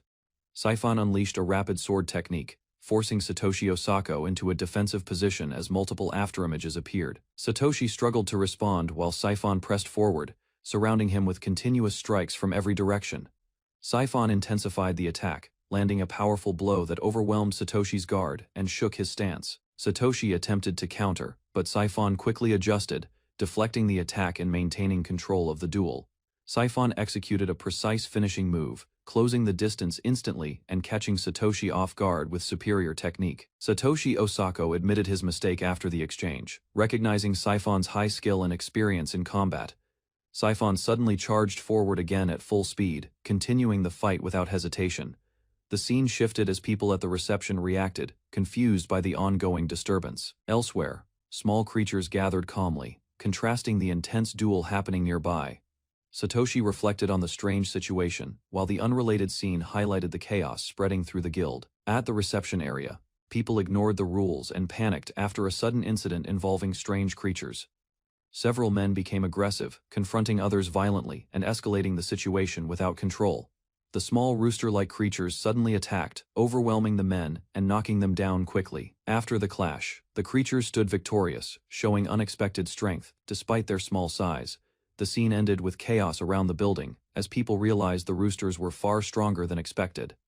After the incident, people became fascinated with the small roosters, admiring them despite the chaos they caused. Rumors spread quickly, and soon many mercenaries began carrying chickens, turning them into a strange trend across the city. Later, Satoshi Osako prepared to leave, acknowledging the arrangements made for him but feeling uneasy. He entered a luxurious room prepared for him, surprised by its size and overly extravagant design. Satoshi sat down and reflected quietly, deciding he preferred a simpler environment despite the spacious and decorated room. Satoshi Osako felt uneasy inside the luxurious room, thinking about his old life and preferring a simpler place. He noticed a knock at the door and became cautious, suspecting possible trouble in the unfamiliar environment. When he opened the door, he was surprised to see Mishka, someone he had not met for a long time. Mishka avoided explaining how she found him, giving vague answers that raised suspicion. Satoshi remained thoughtful, realizing that many spies might be watching him in the city. Mishka informed Satoshi Osako that someone had come to meet him, catching him off guard. Satoshi entered the room and found a person completely tied up, making him immediately suspicious of the situation. Satoshi Osako is introduced to Lord Croas while observing Schwitzer brother with expression. The situation turns strange as a person is tightly bound with rope, leaving others confused and questioning the method. Satoshi realizes the explanation is unreliable, and judges the reasoning as dishonest through observation. It is revealed Lord Croesus fell into danger from a shady vendor, leading Satoshi to act similarly using forceful restraint. Satoshi reflects on his actions, considering the risks and treating the act like a calculated professional decision despite doubts. Satoshi Osako calmly excuses himself and prepares to move inside while placing responsibility on Lord Croquis. He observes the bound man and considers using his high-speed mobility magic tool to adjust the situation efficiently. The restrained man begins reacting wildly, drawing attention with strange behavior while still tightly secured. Satoshi evaluates different tools and decides cutting the rope is the fastest solution despite possible danger. He presents an unusual knife from his collection, offering it confidently as a practical tool to resolve the situation. Satoshi Osako inspects the rope and notices steel wire woven inside, revealing unusual preparation. Croas van Solisteer formally introduces himself and expresses interest in learning from the great sage Zeros. Satoshi shifts focus to a mechanical device, carefully securing parts while working with precision. Croesus observes closely, fascinated by the complex structure and trying to understand its components. Satoshi explains the machine is only a prototype, yet shows strong interest in analyzing and dismantling it further. Satoshi Osako explains crafting skills, showing how alchemy and engineering can be learned through effort. He reveals his divine hermit skill, describing how multiple abilities merged into advanced professional techniques. Satoshi sits calmly with tea, reflecting on the nature of his abilities and their classification. He studies a magic formula carefully, analyzing its structure and reconstructing its components with focus. Satoshi concludes the magic system is stable and standard, confirming the formula meets acceptable understanding levels. Satoshi Osako reviews the magic circle and points out that its scale is too large, suggesting improvements. He evaluates the formula further, noting unnecessary lines while recognizing Kros von Solistier's strong crafting potential. Satoshi recalls past experiences, remembering how he once discussed similar magic mechanics with companions. Memories of former allies surface, reminding him of people he worked with during earlier journeys. He also recalls an attacker from that time, someone masked and unknown, whose identity he never fully discovered. Kros van Solistier calls out to Zeros while Satoshi Osako lies back, momentarily confused and unfocused. Satoshi regains awareness and begins explaining his plan to inscribe magic formulas into stones. He describes the risks, noting that improper structure could cause distortion or unexpected magical effects. Satoshi calmly concludes that growth depends on training, allowing individuals to reach their desired magical level. He shifts the discussion forward, deciding to explain the topic clearly, while Kros listens with curiosity. Satoshi Osako presents several crafted items, assigning one each to Schwitzer, Celestina, and Kros van Solistier. Kros examines the charm and ring, realizing they contain protective magic and tracking functions linked to Satoshi. Satoshi explains their purpose, describing them as emergency tools designed to respond to danger and warn of threats. Kros becomes deeply interested, showing strong curiosity and desire to study the items further. Satoshi observes calmly, recognizing Kros's reaction as expected, due to his natural fascination with such creations. Kros van Solistier reacts strongly, sensing that Satoshi Osako understands his thoughts too well. Satoshi casually comments on the situation while ordering Masuka to safeguard the gifted items. Masuka prepares to leave for the night, still carrying rope, as Satoshi remains calm and observant. Afterward, Satoshi realizes he forgot to request his guild card, reflecting on the earlier noisy encounter. Outside, two girls approach and return the forgotten item, drawing Satoshi's attention back to the present. A girl stops Satoshi Osako and returns his forgotten guild card while mentioning a strange sight earlier. Satoshi accepts it calmly, while the others reflect on the unusual events that recently occurred. He pauses after hearing about a shocking development, showing clear confusion at the situation. Nearby, mercenaries discuss rumors and recent excitement, hinting at growing attention around the events. A composed figure observes calmly, emphasizing the importance of maintaining control and caring for those involved. Rumors begin spreading outside as people misunderstand Satoshi Osako's actions, calling his behavior unusual. The discussion escalates when exaggerated claims appear, describing Satoshi as someone with many relationships, shocking others. Satoshi reacts casually, explaining Masuka's personality while others become flustered by the situation. Attention shifts to the stuffed animals, leading to confusion about their origin and connection to earlier events. Jane questions Satoshi's views, while he remains calm, causing her to react strongly to his unexpected attitude. After the intense discussion, one girl collapses on the sofa while another quietly observes Satoshi Osako. Satoshi suddenly proposes marriage to Jane, speaking seriously while she becomes overwhelmed and emotional. Jane analyzes the situation calmly, identifying her reaction as a form of love syndrome toward Zeros. The others consider the possibility of compatibility, suggesting that Satoshi and Jane could form a perfect pair. The idea escalates further, causing embarrassment and confusion as Satoshi reflects on the unexpected situation. Satoshi Osako observes Jane closely, realizing her reaction and quietly acknowledging her charm. Far below Hydra City, a hidden location is revealed, suggesting a shift toward a darker situation. A mysterious woman speaks confidently, surrounded by allies. While preparing for an uncertain event, a man discusses slavery and control, while another figure demands freedom after completing a task. The woman dismisses the claim coldly, asserting dominance and rejecting the idea of easy freedom. In the underground, criminals discuss recent chaos, mentioning attacks on guards and growing unrest in the city. A shadowy figure calmly dismisses concern, describing their role as one who moves unseen and completes tasks efficiently. Another man expresses hatred toward Duke Delsassis, vowing revenge and promising to return greater harm.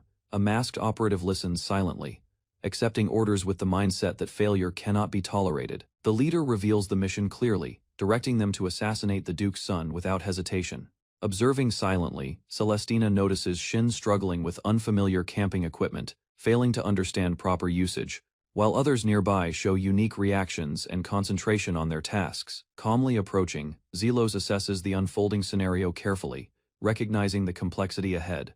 mentally preparing himself to face possible unexpected difficulties during their current assignment. Gathering together, Lilia and her companions discuss the mission to protect a noble's child, organizing roles and planning backup safety measures thoroughly. Assigning magical birds for precaution, Shin ensures protection, while the group continues preparing, considering potential emergencies and the best strategic approaches for their operation. Everyone reacts with shock during evaluation when the noble's guards reveal an alarmingly high combined power, far exceeding any initial expectations the group imagined. Lilia notes that the creatures under the noble's guards are frighteningly powerful, comparable to dragons, with abilities surpassing initial training expectations, significantly and seriously. Anxiety rises within the group as they question Shin's careful planning, realizing their opponents are far stronger and more dangerous than originally anticipated. Calmly, Shin compares the situation to a simple fairy tale, explaining the scenario clearly, though others remain unsure of how to proceed next.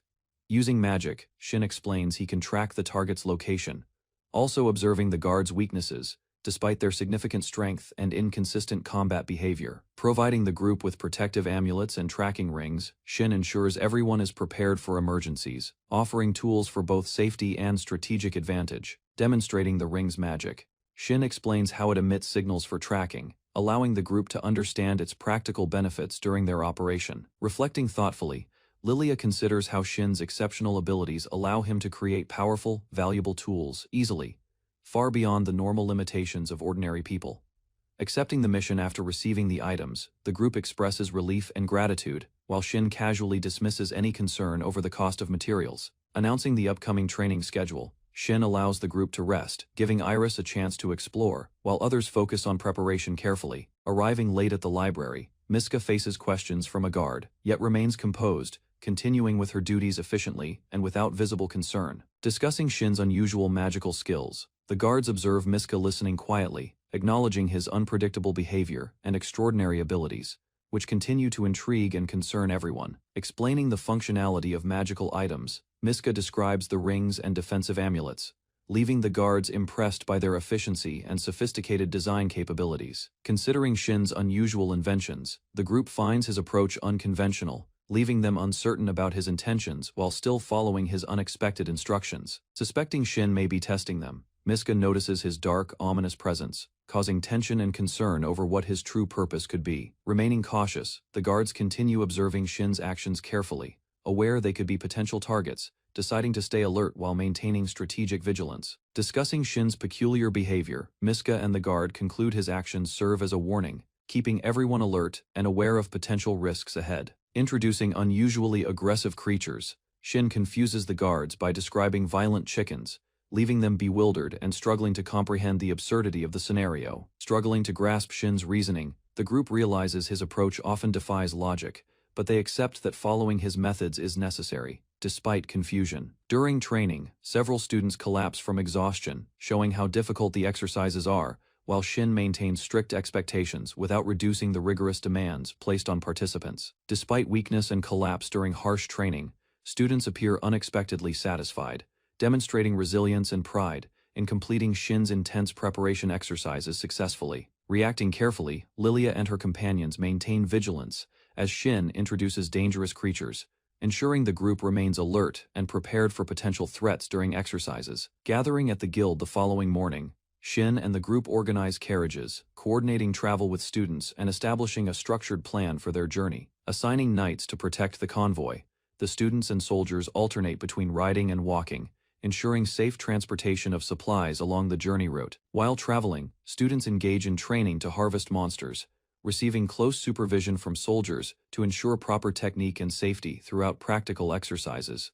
After multiple days of travel, the group arrives at the forest of Rama, preparing carefully for the next stage of their mission in the wilderness. Kreisa struggles with continuous movement, overwhelmed by exhaustion, admitting he is not physically prepared for the long journey and intense activity required by training. Commenting on the harsh conditions, other students remind Kreisa that endurance is essential, and quitting would negatively affect his assessment and overall evaluation. AA student collapses due to fatigue, regretting joining the training, while Shin enforces high expectations, refusing to reduce demands regardless of the challenges encountered. Criticizing Krosas, another student compares him to stronger peers, but he continues determinedly, refusing to fall behind despite pressure and fatigue.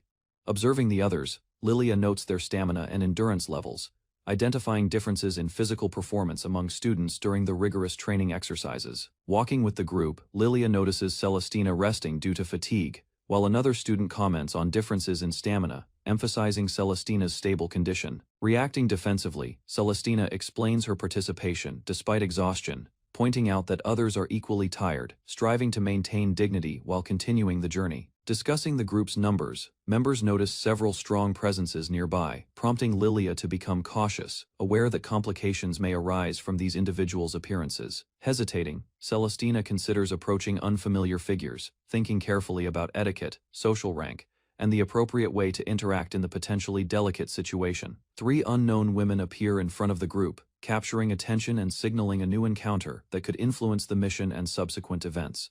Shocked, the group notices a remarkably large figure approaching, creating awe and emphasizing the impressive presence of this imposing individual in their path. Discussing the figure's abilities, Ulna and others note the red-haired woman's strength, assessing her potential as a formidable participant in possible combat scenarios. Imagining domestic abilities, the girls assume the figure can cook, clean, and possess high femininity, judging her character by outward appearance and mannerisms. Shin reacts to the new presence, attracting the attention of Celestina and others, highlighting the sudden and notable recognition of the arriving individual.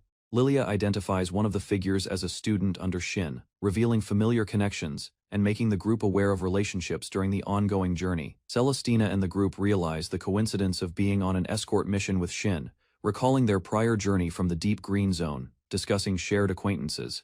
The group notes everyone knows Rue and Lucerys through Shin, confirming that their paths have become interlinked through mutual connections. Internally, Lilia regrets her previous rude statements, feeling embarrassed, yet she cannot openly admit her past comments to the group or apologize directly. Observing a distant carriage, the group recognizes familiar figures approaching, signaling new participants' arrival, and indicating potential reinforcement or interaction in the ongoing mission. Bandits hide strategically in the forest, plotting an ambush, discussing targeting students and women, and preparing weapons in anticipation of the attack. Signaling their attack, the bandits prepare to strike at the chickens, beginning the ambush, forcing students and escorts into immediate defensive action and alertness. Celestina and Dwight notice Satoshi is missing, sensing something unusual in the quiet forest around them. Suddenly, an old man crashes violently to the ground, sending shockwaves across the clearing, startling Celestina and Dwight. Satoshi inspects the fallen figure, noting the filth covering him, unsure if he's a mercenary, bandit, or stranger. Celestina realizes the presence of a dangerous aura and calls it the White Devil, recognizing the unmistakable threat. Dwight and Celestina stare in horror, fully aware that the White Devil's appearance signals imminent danger nearby. Dwight struggles to keep up, refusing to ride the wagon, determined to maintain his pride despite exhaustion. Celestina scolds Dwight for neglecting rest, reminding him he must pace himself during the journey. Creston watches from the bushes, noticing Dwight's progress, and hoping the girl's popularity at the academy doesn't cause problems. A masked figure suddenly appears, holding a staff, catching Dwight off guard with an imposing presence. Dwight and Celestina react in shock to the masked figure, learning the outfit was a formal request from Lord Delsasis. Dwight notices the masked figure standing prominently, realizing the posture is meant to intimidate and project strength. Dwight recalls recent events, trying to remember names, and wonders if the masked figure is familiar from yesterday.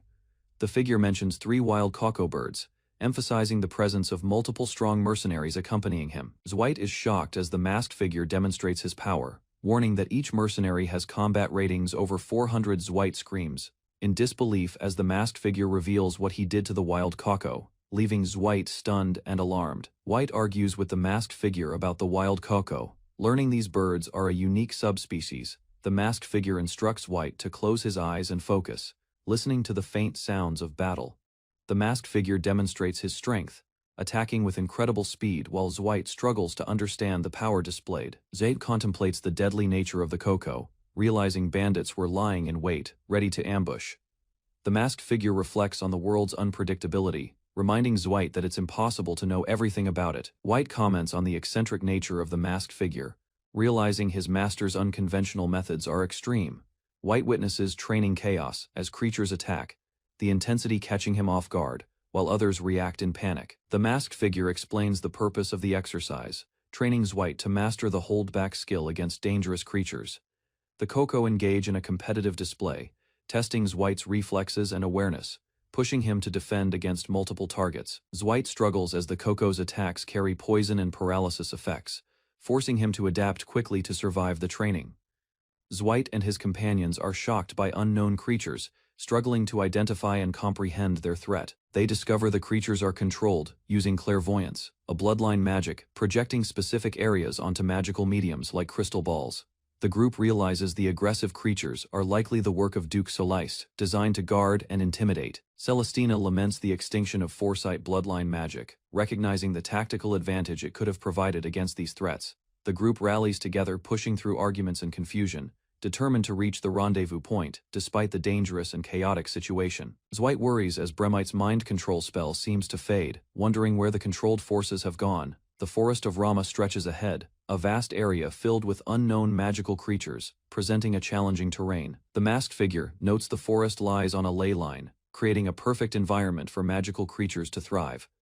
White and the masked figure discuss the forest's hidden magical veins and the overgrowth of mandragora, hinting at natural magic sources. The group inspects magical devices, observing Crace's fascination with intricate toys, while White notes the impracticality of casually making such tools.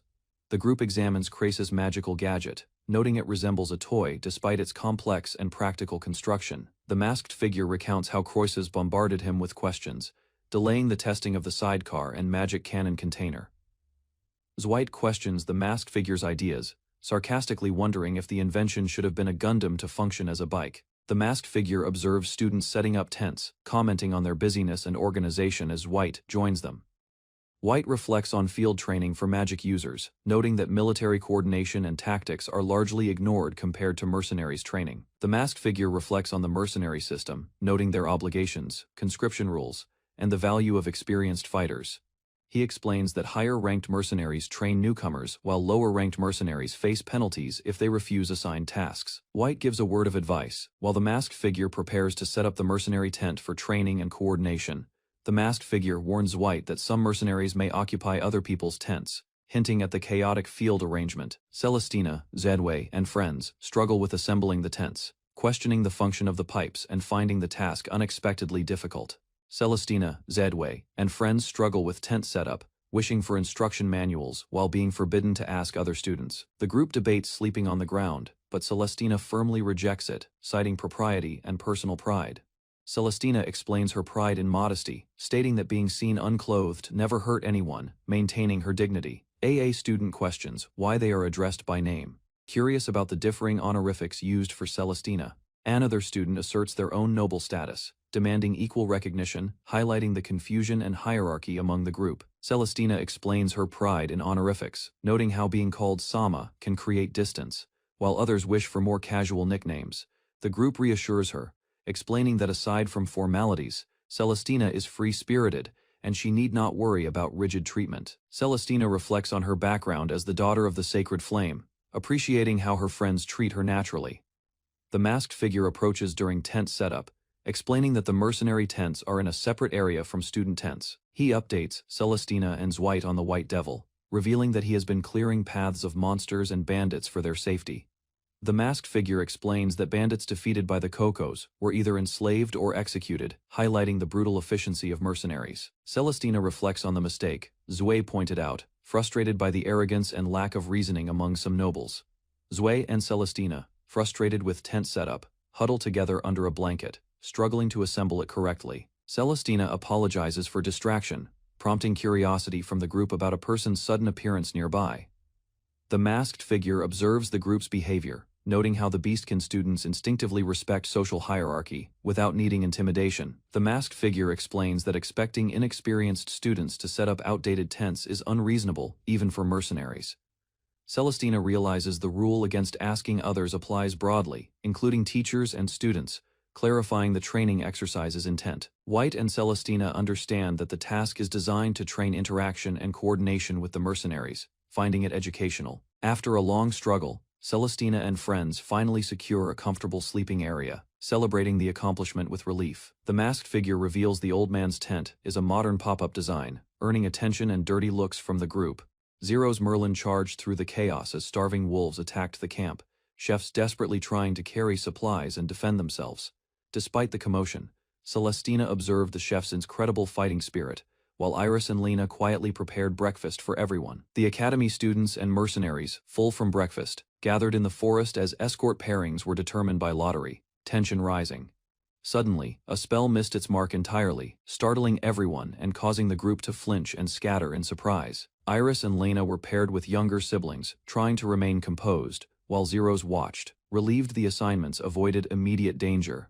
Lena struggled with frustration, tears streaming down her face, overwhelmed that a sweet boy was assigned to Zeros Merlin's team. Zeros considered alternatives, while Iris suggested asking Fakey and others to help escort Schweith, balancing strategy with caution. Breakfast's effects lingered as Zeros felt stomach pain. Noticing the students' discomfort and realizing the group needed guidance, the Cocos approached, politely requesting help while maintaining calm, showing their unusual intelligence compared to ordinary animals. Despite their small size, the Cocos exuded intent to fight, intimidating the team, but demonstrating their surprising strength. Zeros Merlin confidently assured everyone that the Cocos would follow orders, while Lena nervously worried about Celestina's reaction. He imagined Schweith and the Cocos perfectly grilled, while others thought he might be too reckless and head over heels. The escort team argued, insisting they were responsible, but Zeros reminded them to rely on the magic tool carefully. Schweith and companions confronted the older mercenaries, asserting the three-bird strength, intimidating the arguing team with calm authority. Zeros demonstrated the Cocos' intelligence, explaining they understood speech and could act instantly, reinforcing their value in dangerous encounters. The Cocos confidently assured Zeros Merlin that they would handle the mission, leaving the older soldiers resting. Zeros encouraged Schweith to remain careful, emphasizing his value more than an army of 10,000 in the field. As they entered the forest of Ramaf, Zeros noted its abundance of magic stones and weapon materials. The forest revealed its true nature, a merciless arena where reserve soldiers and knights gained battle experience. The escort remained calm, greeting each other politely, while Zeros silently observed, recognizing Larga's presence among the group. Carbruno Kashira Pantiski boldly introduced himself as the eldest son of Count Pantiski, surprising Zeros and the group. He proudly displayed magic scrolls given by his parents, asserting he could use intermediate magic without hired guards. Zeros and Schweith warned Carbruno about his lack of battlefield experience, but he insisted he was the group leader. Largus silently acknowledged the situation, preparing for the upcoming exercise, while Zeros observed, analyzing Carbruno's confidence. Carbruno led the group into the forest, commanding everyone to follow, ignoring warnings and asserting authority with youthful bravado. Zeros scolded Carbruno, explaining that survival depended on individual strength, while the noble brat protested, insisting on his authority. An unexpected ogre appeared, shocking the group as they struggled to comprehend the dangerous situation unfolding before them. Schweith and others realized the lesser ogre posed a serious threat, prompting fear and the urge to retreat quickly. Largus prepared to confront the ogre, while Zeros readied himself, determining who would take the lead in battle. Carbruno swung his weapon against the ogre, initiating combat as the group followed, demonstrating courage despite the overwhelming threat. Carbruno and the group confronted the ogre, striking it with coordinated attacks as Zeros analyzed its movements carefully. Zeros demonstrated top-class skill, attacking rapidly while Largus complemented his actions, showing precision and teamwork in combat. Together, Zeros and Largus slashed at the ogre, exploiting its weaknesses with swift, calculated movements that amazed everyone. Schweith and the young students watched in awe, impressed by the skill and teamwork, unable to hide their admiration. Zeros inspected the ogre's hide and organs, explaining how they could lure smaller monsters, turning the battle into a teaching moment. Zeros instructed the group to gather useless meat and organs, using magic to create hidden spots and lure monsters safely. Carbruno angrily resisted, unwilling to follow orders, showing frustration at being constrained despite his noble status. Zeros scolded him for unilateral actions, warning that reckless behavior could lead to disaster, while crows circled the area. The students observed silently, realizing the tension between discipline and arrogance, unsure of how the battle might unfold. Carbruno insisted his elite education would protect him, but Zeros' stern gaze and preparedness quickly silenced him. Zeros explained that understanding killing intent was essential, and he did not want young students to die recklessly. Carbruno questioned the value of life, but Zeros warned that nobles must act with forethought to prevent fatalities. Zeros emphasized consequences, saying allies could be abandoned if dragged down, reminding the group of survival importance. Goblins suddenly appeared, shocking the students as they faced monsters for the first time, fear and excitement mixing. Carbruno laughed nervously, advising caution with magic, explaining how high power spells could exhaust mana and tear someone apart. Zeros instructed the students to cast magic properly, emphasizing that a mage's true value lies in mastery and control. The goblins were struck by a powerful fireball, shocking the students as the spell obliterated their enemies unexpectedly. Carbruno panicked, surprised by the intensity, while the students hesitated, unsure if they could replicate such power. Schweith guided the students to use ice and stone spells, demonstrating teamwork and strategic combat against the monsters. The students' attacks sent the goblins flying, leaving Carbruno and the others, astonished at Zero's overwhelming skill and precision. Zeros commanded Carbruno to cast magic properly, reminding him that understanding spell effects is essential for safety. He instructed the students to assist with goblin extermination, choosing appropriate spells to maximize impact without risking allies. Zeros paused to recover mana, offering tea while preparing strategies, showing patience and leadership in the forest. The group gathered around the campfire, cautiously resting, while Carbruno observed from behind a tree, planning his next move. Carbruno, frustrated, declared he would show his noble power, hiding behind a tree as he prepared to strike. Satoshi and Celestina prepared their magic and weapons cautiously, anticipating threats in the dense forest. Each movement required precise timing to maintain safety. Venom raptors emerged, surrounding the group in packs. Their coordinated movement and sharp claws created a tense atmosphere, forcing the siblings to stay alert constantly. Fakey noticed a pattern in the raptors' attacks, signaling that a boss type might be directing the pack. Celestina focused on dodging swiftly, analyzing every motion. Satoshi stepped forward, calculating strategy to minimize casualties. Fakey instructed the team to locate the leader controlling the raptors. Each member understood the plan, moving with resolve to confront the command source. Satoshi, Celestina, and Fakey readied their weapons and mana, preparing to demonstrate close combat training under Barbin Sensei's guidance.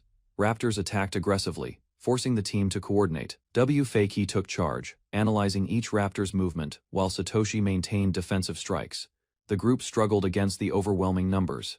Celestina dodged quickly, while Satoshi warned against reckless attacks and planned their counter-strategy, encouraged the team to hold ground, reminding them that battlefield experience was harsh, requiring focus and resilience for survival.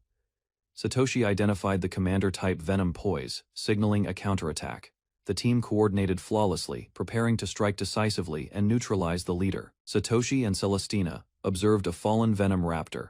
The group realized its tail contained paralysis poison, raising caution for their next move.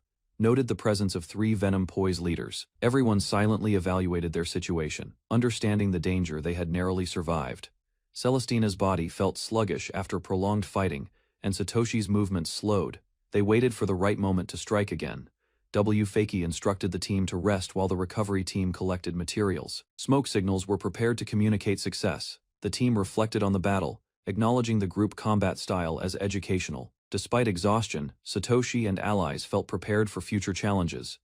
3 birds equipped with harnesses observed the surroundings, seemingly ready for action. Their alertness hinted at an unusual mission ahead. Celestina launched a fireball at the approaching threat, protecting the group.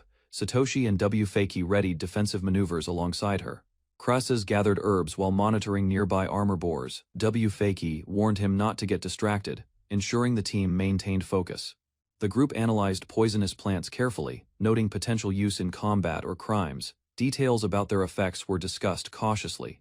Celestina expressed exhaustion from rank-up syndrome. Fakey reminded her that real human experiments were not part of their mission, keeping training grounded. A girl noticed all the boys she was observing were being escorted by Zeros, leaving her isolated and frustrated by her situation. She imagined a demon obstructing her love, feeling it was impossible to overcome. Her thoughts created fear and despair in her mind. Erna and the other party members scanned the surroundings, noting how difficult it was to locate monsters. Their awareness kept the group cautious. Erna emphasized that scouting relied solely on her. Another member observed the unstable situation caused by the party's composition and abilities. The group assessed their balance: 3 mages, 1 beastman, and 2 close combat fighters.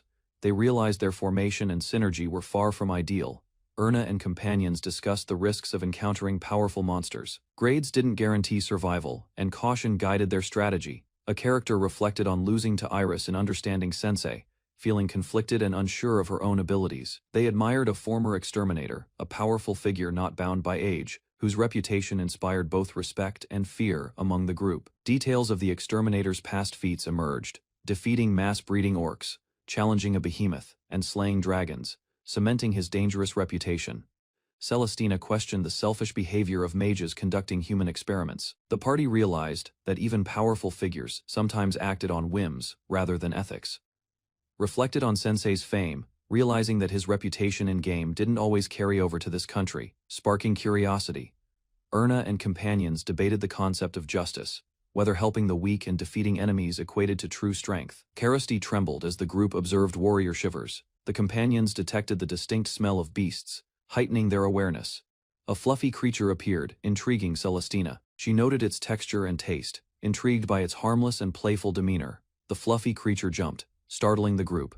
Celestina and companions prepared cautiously, unsure whether the soft figure was dangerous or merely curious.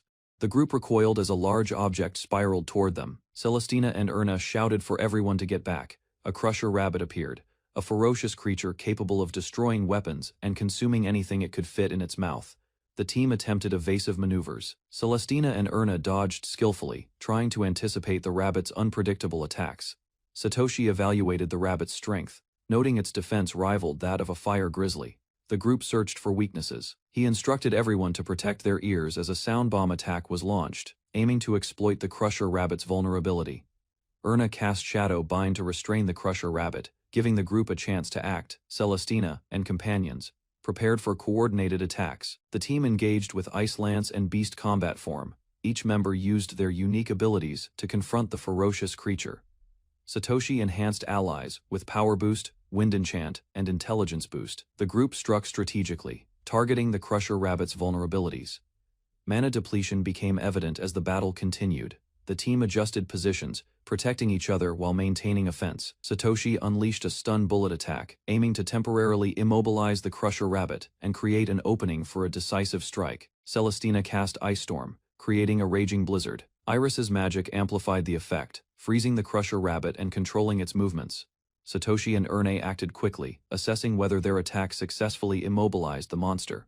Everyone remained tense, knowing the stakes.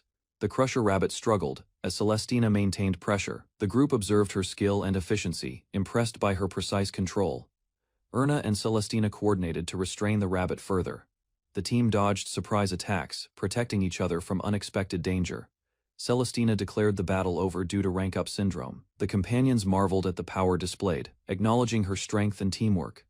The team discussed raising a smoke signal and calling the recovery team while monitoring the surrounding area for safety. Satoshi and Celestina noted Iris's incredible skill. Despite being their age, her magic deployment and multitasking abilities were extraordinary. Erna addressed Celestina directly, using her nickname, Celestina-chan, showing respect and familiarity while coordinating their actions, prepared the smoke flare as instructed. Satoshi guided her carefully, ensuring the signal would reach the recovery team accurately. Satoshi borrowed a small device, testing it before use. The group reacted quickly to prevent accidents, demonstrating teamwork and caution, reflected quietly, wondering what Sensei was doing. She felt herself slowly beginning to understand Iris, noticing nuances in her behavior. She recalled the far-flung Great Deep Green Zone, hoping Sensei hadn't reverted to past behaviors. Her premonition proved correct, giving her relief and insight. Zelos and the boys were trapped inside a bunker, surrounded by monsters, unable to move, rank-up syndrome worsening. Zelos ordered them to endure the night without food, teaching isolation as necessary training for survival skills. He scolded the boys harshly, calling them spoiled, bratty, and unprepared for the harsh realities of life. Zelos emphasized that in this world, survival of the fittest mattered, and authority meant nothing at all. With a sharp, determined expression, Zelos announced they would fight continuously, facing danger until they fully hated it. The boys screamed desperately for help, trapped and terrified, while Zelos urged them to fight and survive endlessly. Zelos instructed them to attack with weapons until mana recovered, realizing monsters had noticed and surrounded them quickly. Satoshi panicked, unsure how to use the staff effectively, while Zelos explained that even hitting things helped. A teammate prepared strategically, suggesting opening a wall hole, forcing the group into active combat against approaching enemies. Zelos reminded them harshly that survival demanded killing, explaining the world's brutal rules and reality outside their comfort. Zelos forbade whining or weakness, forcing the boys to endure fear and confront death without escaping or complaining. He encouraged them to grow stronger, warning that even goblins in the deep green zone could kill. Satoshi realized coordination was critical, protecting allies and eliminating targets. Efficiently understanding every mistake could be fatal. The boys used physical attacks effectively, avoiding attracting more monsters, understanding that magic alone would not guarantee survival. With determination, they fought fiercely, striking for the sake of survival, preserving peaceful lives amidst relentless monstrous attacks. The next day, the boys struggled, crawling under obstacles, exhausted from previous battles, but forced to continue training. Zelos explained rank-up ascension, absorbing defeated opponents' strength into the body, showing that the system held many mysteries. He described harsh regions increasing monster strength and rank affecting mind, skill, and body, making survival extremely challenging. Rank-up syndrome caused fatigue, joint pain, nausea, and paralysis, if growth occurred too fast, requiring battlefield care. Schweith observed the rules, noting a rare free day while contemplating what actions would improve personal strength. A student carefully prepared materials over a fire, trembling hands, risking mistakes, focused, despite exhaustion from previous training efforts. Schweith's body froze from rank-up syndrome while he labored, yet he quietly pushed himself to complete tasks. Zelos warned against overexertion, emphasizing that pushing through sheer intensity would deplete one's strength completely and dangerously. Other students, tired and cautious, were instructed to rest, ensuring no one interfered with research or became exhausted. Makaran panicked as his eyes were irritated by flying smoke, questioning whether he added too many Mokona grass stars. Satoshi rushed forward, weaving through smoke and chaos, while the others tried to follow, avoiding environmental hazards carefully. Croesus observed calmly, noting the group's positions, wondering where their master was, analyzing each movement for potential threats. Lena silently watched from afar, concerned noticing the boys had not returned, muttering about their unpredictable behavior. The group discussed the possibility that their master had returned to past training methods, evoking memories of harsh lessons. They acknowledged the master's teaching, understanding how easily peaceful daily life could be disrupted, and that reality lessons awaited them. Croesus discussed recent events with Lena, mentioning a powerful crusher rabbit and strong escort mage aiding in combat. A high-ranking female mage demonstrated multiple magic skills simultaneously, surprising the students with her strength and efficiency. Croesus explained that lower-year students withdrew en masse, while overprotective nobles requested individual escort assignments through separate routes. He commented that blindly following faction hierarchies and requests wasted resources, draining the academy and weakening its efficiency. A student challenged a giant rooster, demonstrating readiness and focus, preparing for combat with determined and steady movements. A beastkin girl sparred fiercely against the giant rooster, demonstrating energetic attacks and adapting quickly to environmental challenges. Croesus emerged calmly from smoke and chaos, showing his poison nullification skill, impressing Schweith with his toughness. Lena gasped as Carburno and the boys returned, relieving her anxiety and signaling the group's survival and teamwork. A female character joyfully awaited the boys, opening arms for a passionate embrace, celebrating their safe return together. The boys advanced confidently through smoke and debris, battle-worn but resolute, facing the remaining monsters with determined teamwork. Zeros reunited with the boys' relief and joy evident as they confirmed each other's survival after chaos. Carburno reflected on past mistakes, acknowledging foolishly pursuing power without consideration, realizing the importance of self-reflection. He recognized his fragile status, admitting that remaining passive would leave no mark in history, merely forgotten. The boys felt renewed, exhaustion replaced with purpose, their fatigue invigorating them as they overcame obstacles toward glory. Carburno resolved to secure his family's legacy, promising that the Pantiski name would be remembered forever. Carburno expressed delight, showing affection openly, while Zeros noted his exaggerated movements, signaling happiness and overwhelming dependence on him. Zelos observed the boys, noting their survival against deadly threats, impressed by their resilience and unexpected growth. Carburno reacted strongly to being grouped with the old man, expressing frustration while acknowledging the boys' remarkable development. Zelos reminded the boys that the world was harsh, survival demanded pragmatism, and purity alone could not protect them. Carburno enjoyed the peaceful moment, appreciating the calm, promising to protect it against anyone threatening their hard-earned tranquility. Carburno led the boys, rallying them for peace, annihilating enemies, demonstrating teamwork and inspiring courage for survival. After eating, Satoshi slept soundly, using rest to erase unpleasant memories, recovering strength and mental clarity. The boys struggled with sloppy preparations, questioning whether assassins would appear, concerned about readiness and potential threats approaching. Samtroll's faction deviated from plans, establishing a base midway, improvising actions, and relying on others, showing lack of coordination. A high-ranking female mage appeared, apologizing for the wait, her presence signaling imminent Hydra assassin arrival and danger nearby. Somtroll and his companion evaluated the female mage's skills, questioning whether her abilities were legitimate and trustworthy. The mage demanded information on the target and escort numbers, asserting her ability to silence anyone at will. She identified the presence of 2 reserve soldiers, assessing the situation and noting a terrifyingly strong creature nearby. The soldiers recognized the creature, their expressions tense, muttering the name Wild Coco, showing fear and concern immediately.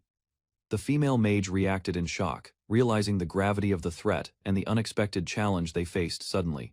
Satoshi placed the time-sealing orb carefully on the ground. It recorded and replayed Coco's abilities, capturing every movement. Iris and Celestina observed the orb. Impressed by Coco's combination of stealth, ranged, and sword techniques, they noted her skill far exceeded normal expectations. Nearby adventurers debated Coco's chances of completing her dangerous assassination mission. Doubts and caution spread among the group. Coco crouched silently beside the orb while Satoshi analyzed the recordings. Both focused on understanding the full extent of her abilities.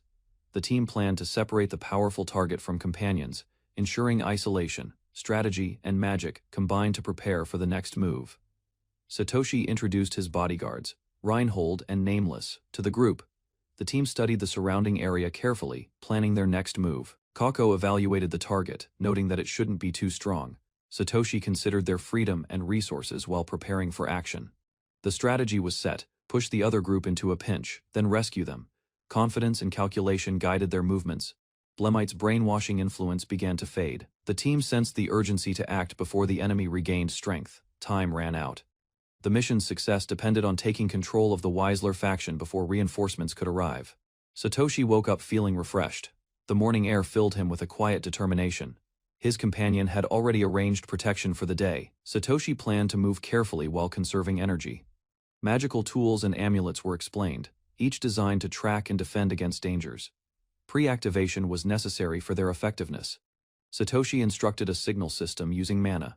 It would alert allies and buy time while he acted. He resolved to test a new magical tool, personally. The mission required hands-on evaluation, despite the risk involved. Satoshi declared he would not let the villains survive. His resolve was firm, his conscience clear. He considered restraint and the use of prototype gear, recalling past battles and dangerous opponents. His companion noticed the shift in Satoshi's expression.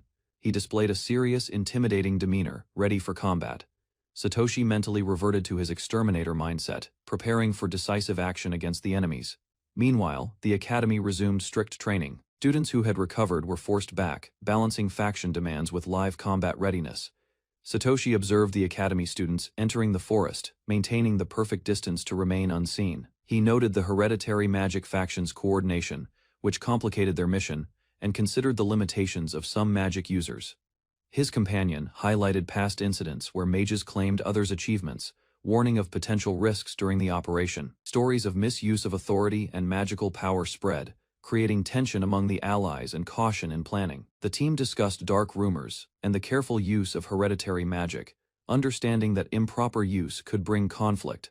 Satoshi noted the influence of the 4 gods, which sometimes complicated the mission and affected the allies' behavior. The group detected a sweet scent in the forest, initially assuming it was harmless flowers.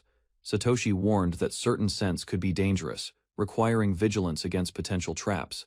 The team realized some scents might function as enchantments, attracting monsters with man-eater abilities. Shweeth immediately reacted as the group discovered a magical evil perfume flower that drew monsters, forcing them to flee quickly. Satoshi explained that the evil perfume made from man-eater petals could excite monsters, creating a dangerous situation. Shweeth questioned the sanity of using such a powerful magical item, understanding its threat. He stumbled as the group moved to avoid the area, attempting to stay safe from the magical lure. Kako and allies reached out to help Shweeth, emphasizing teamwork to avoid accidents. Shweeth activated a barrier just in time, protecting the group as monsters began approaching rapidly, forcing them into defensive positions. Shweeth reassured the team he had taken precautions, urging them to move quickly. The others trusted his instructions and followed, relying on his careful planning. Shweeth activated a magical signal, pleading for Satoshi's assistance while the danger approached. Earlier, Satoshi had felt confused, uncertain about how to handle the rapidly escalating threat. He paused while gathering herbs and assessing the situation, preparing to act decisively to protect the team. Satoshi noticed a glowing rock formation and studied its magical properties carefully. He began breaking apart the rocks with precision, extracting valuable ores for crafting magical tools. One sample was manadite ore, which could be processed into sapphire magic gems to enhance fire-based magic. As he continued mining, Satoshi's abilities allowed him to work tirelessly, using skills that amplified his strength. He noted his stamina was far beyond normal, making his awakening skills extremely powerful and effective for prolonged labor. Satoshi analyzed how awakening skills not only enhanced physical stats but also amplified professional abilities, creating cheat-level synergy. He considered applying spirit crystals, debating whether natural or artificial crystals would better serve the annoyance plan. The plan existed only in Satoshi's mind for now, requiring careful preparation and experimentation. He studied rare magic stones, which crystallized mana from monster fluids, understanding their use in crafting magical tools. Satoshi prepared to combine materials, focusing on the best resources for powerful gems while crafting, determined to maximize magical potential. Satoshi, immersed in mining, struck the rocks with immense energy, chanting his own motivational dig and break rhythm. He enthusiastically compared himself to a human superalloy drill, fully absorbed in the process, showing his otaku-like obsession. Meanwhile, Schweith faced imminent danger, as Satoshi remained unaware of approaching threats while focused on mining. Schweith realized the activation of his magical tool had been delayed due to his failure to sense murderous intent. He struggled with the unexpected weight on his back, bracing for an immediate threat while Satoshi continued his overpowered mining frenzy. Kako reacted suddenly, startled by the unfolding situation, her eyes wide as she fell forward. Schweith, equally surprised, instinctively looked up, alarmed by Kako's sudden movement and the developing danger around them. A young assassin pinned a red-haired man to the ground and tried to pressure him into carrying out a killing. Instead of resisting, the man offered food and shelter. His unexpected kindness left the girl uncertain about following her original mission. Before she could decide, another woman arrived and warned him against influencing her. The newcomer revealed herself as the assassin's employer. After examining the situation, the red-haired man identified the relationship between them and uncovered clues about the knight's past. Meanwhile, Zelos, Kame, and Mia watched from nearby. Confused by the relaxed conversation, they questioned why nobody seemed concerned about the danger. Kame revealed that the enemy already knew their actions and suspected their headquarters was under attack. While Kame focused on buying time, Astarte listened carefully. His confidence suggested that larger plans were already unfolding elsewhere. Meanwhile, the enslaved assassin became excited by the possibility of freedom if the organization collapsed. As the conversation continued, details about his status emerged. Kame explained that such restrictions only applied to slaves convicted of serious crimes, leaving the group confused. The assassin then admitted the reason behind his punishment. His foolish attempt to pursue an unrealistic dream left everyone speechless and frustrated. The group questioned the assassin's strange crime as the details emerged. Everyone struggled to understand how such a minor incident had led to his punishment. Kame explained that forcing unwanted actions on others was unacceptable, regardless of the situation. His reasoning left the assassin with little room to defend himself. Meanwhile, Zelos pointed out that becoming a criminal slave had made the man vulnerable to exploitation. Embarrassed, the assassin finally admitted that he had resisted the guards who came to arrest him. Astarte listened to the confession and quickly lost interest. The discussion ended with the group viewing the assassin as far less capable than they had expected. The discussion shifted toward the assassin's profession. While Astarte assumed ninjas were skilled killers, the others began correcting her misunderstanding. Mia explained that true shinobi focused on gathering information rather than direct combat. Her clarification exposed how little Astarte knew about the subject. Ignoring the lesson, Astarte decided to end the confrontation herself. She prepared another attack while the group remained cautious. A hidden blade suddenly shot toward Kame. Fortunately, a defensive magical tool activated automatically and blocked the strike before it could reach him. After witnessing the failed attack, Kame praised the artifact's creator. Astarte remained confident, however, believing victory was still possible once its magical energy was exhausted.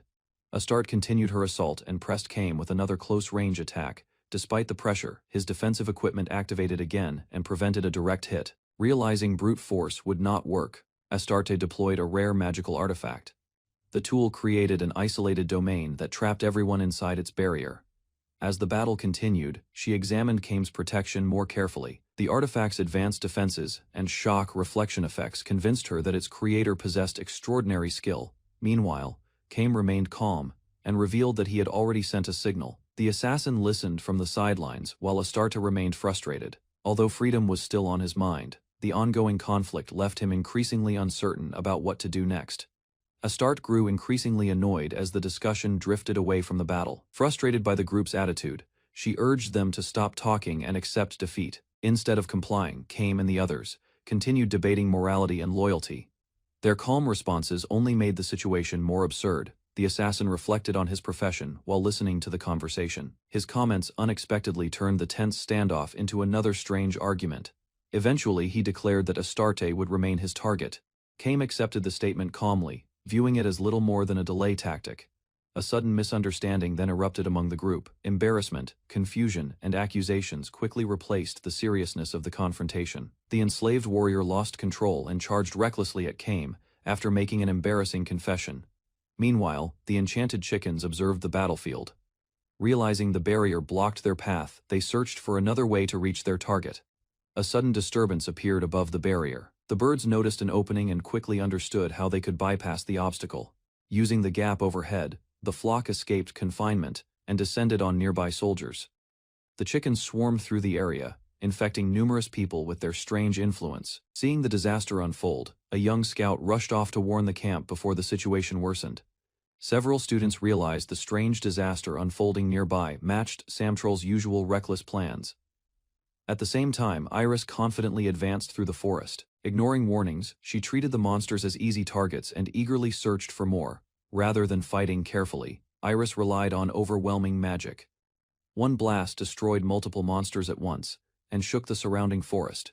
The attack spread farther than intended. Although the monsters were eliminated, the explosion threatened the area, forcing Iris to rush around, preventing a larger fire.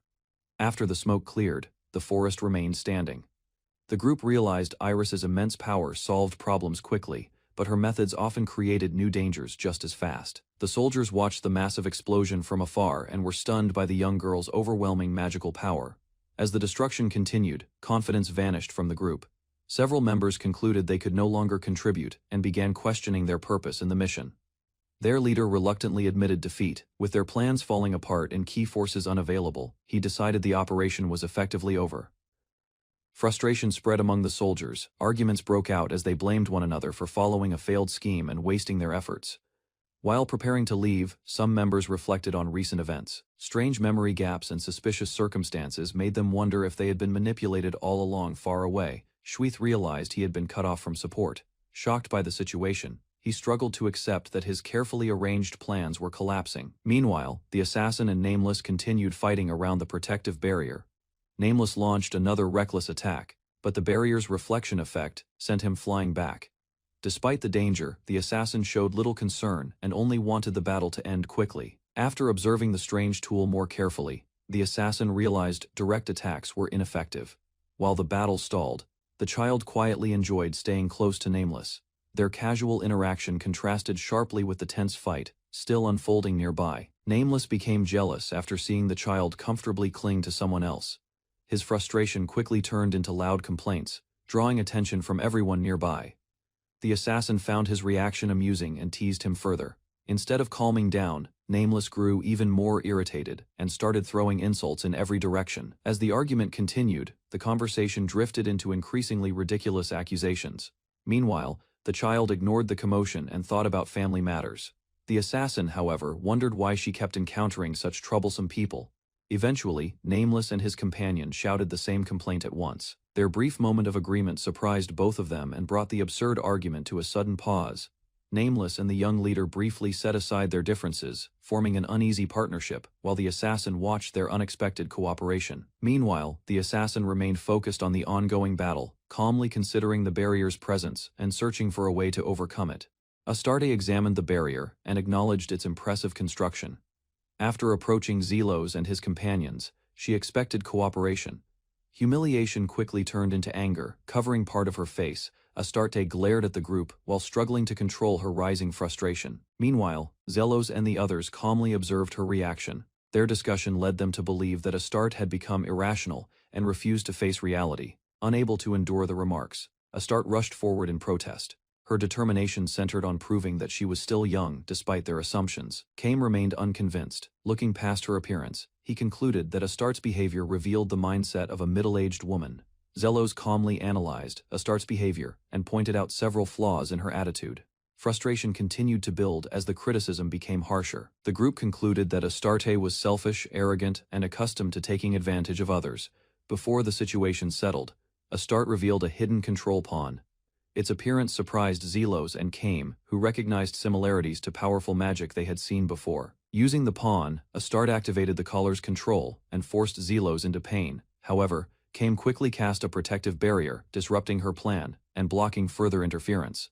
The control pawn slipped from Astarte's grasp. Watching the failed attempt, she realized the group possessed abilities capable of countering her magic. Kame analyzed the strange magic and concluded that Astarte had transferred damage to a substitute object. With the collar's influence removed, Zelos finally regained his freedom. Relieved by the outcome, he thanked his companions while Kame rejected any involvement in Astarte's deadly schemes. Astarte's expression hardened as her patience disappeared.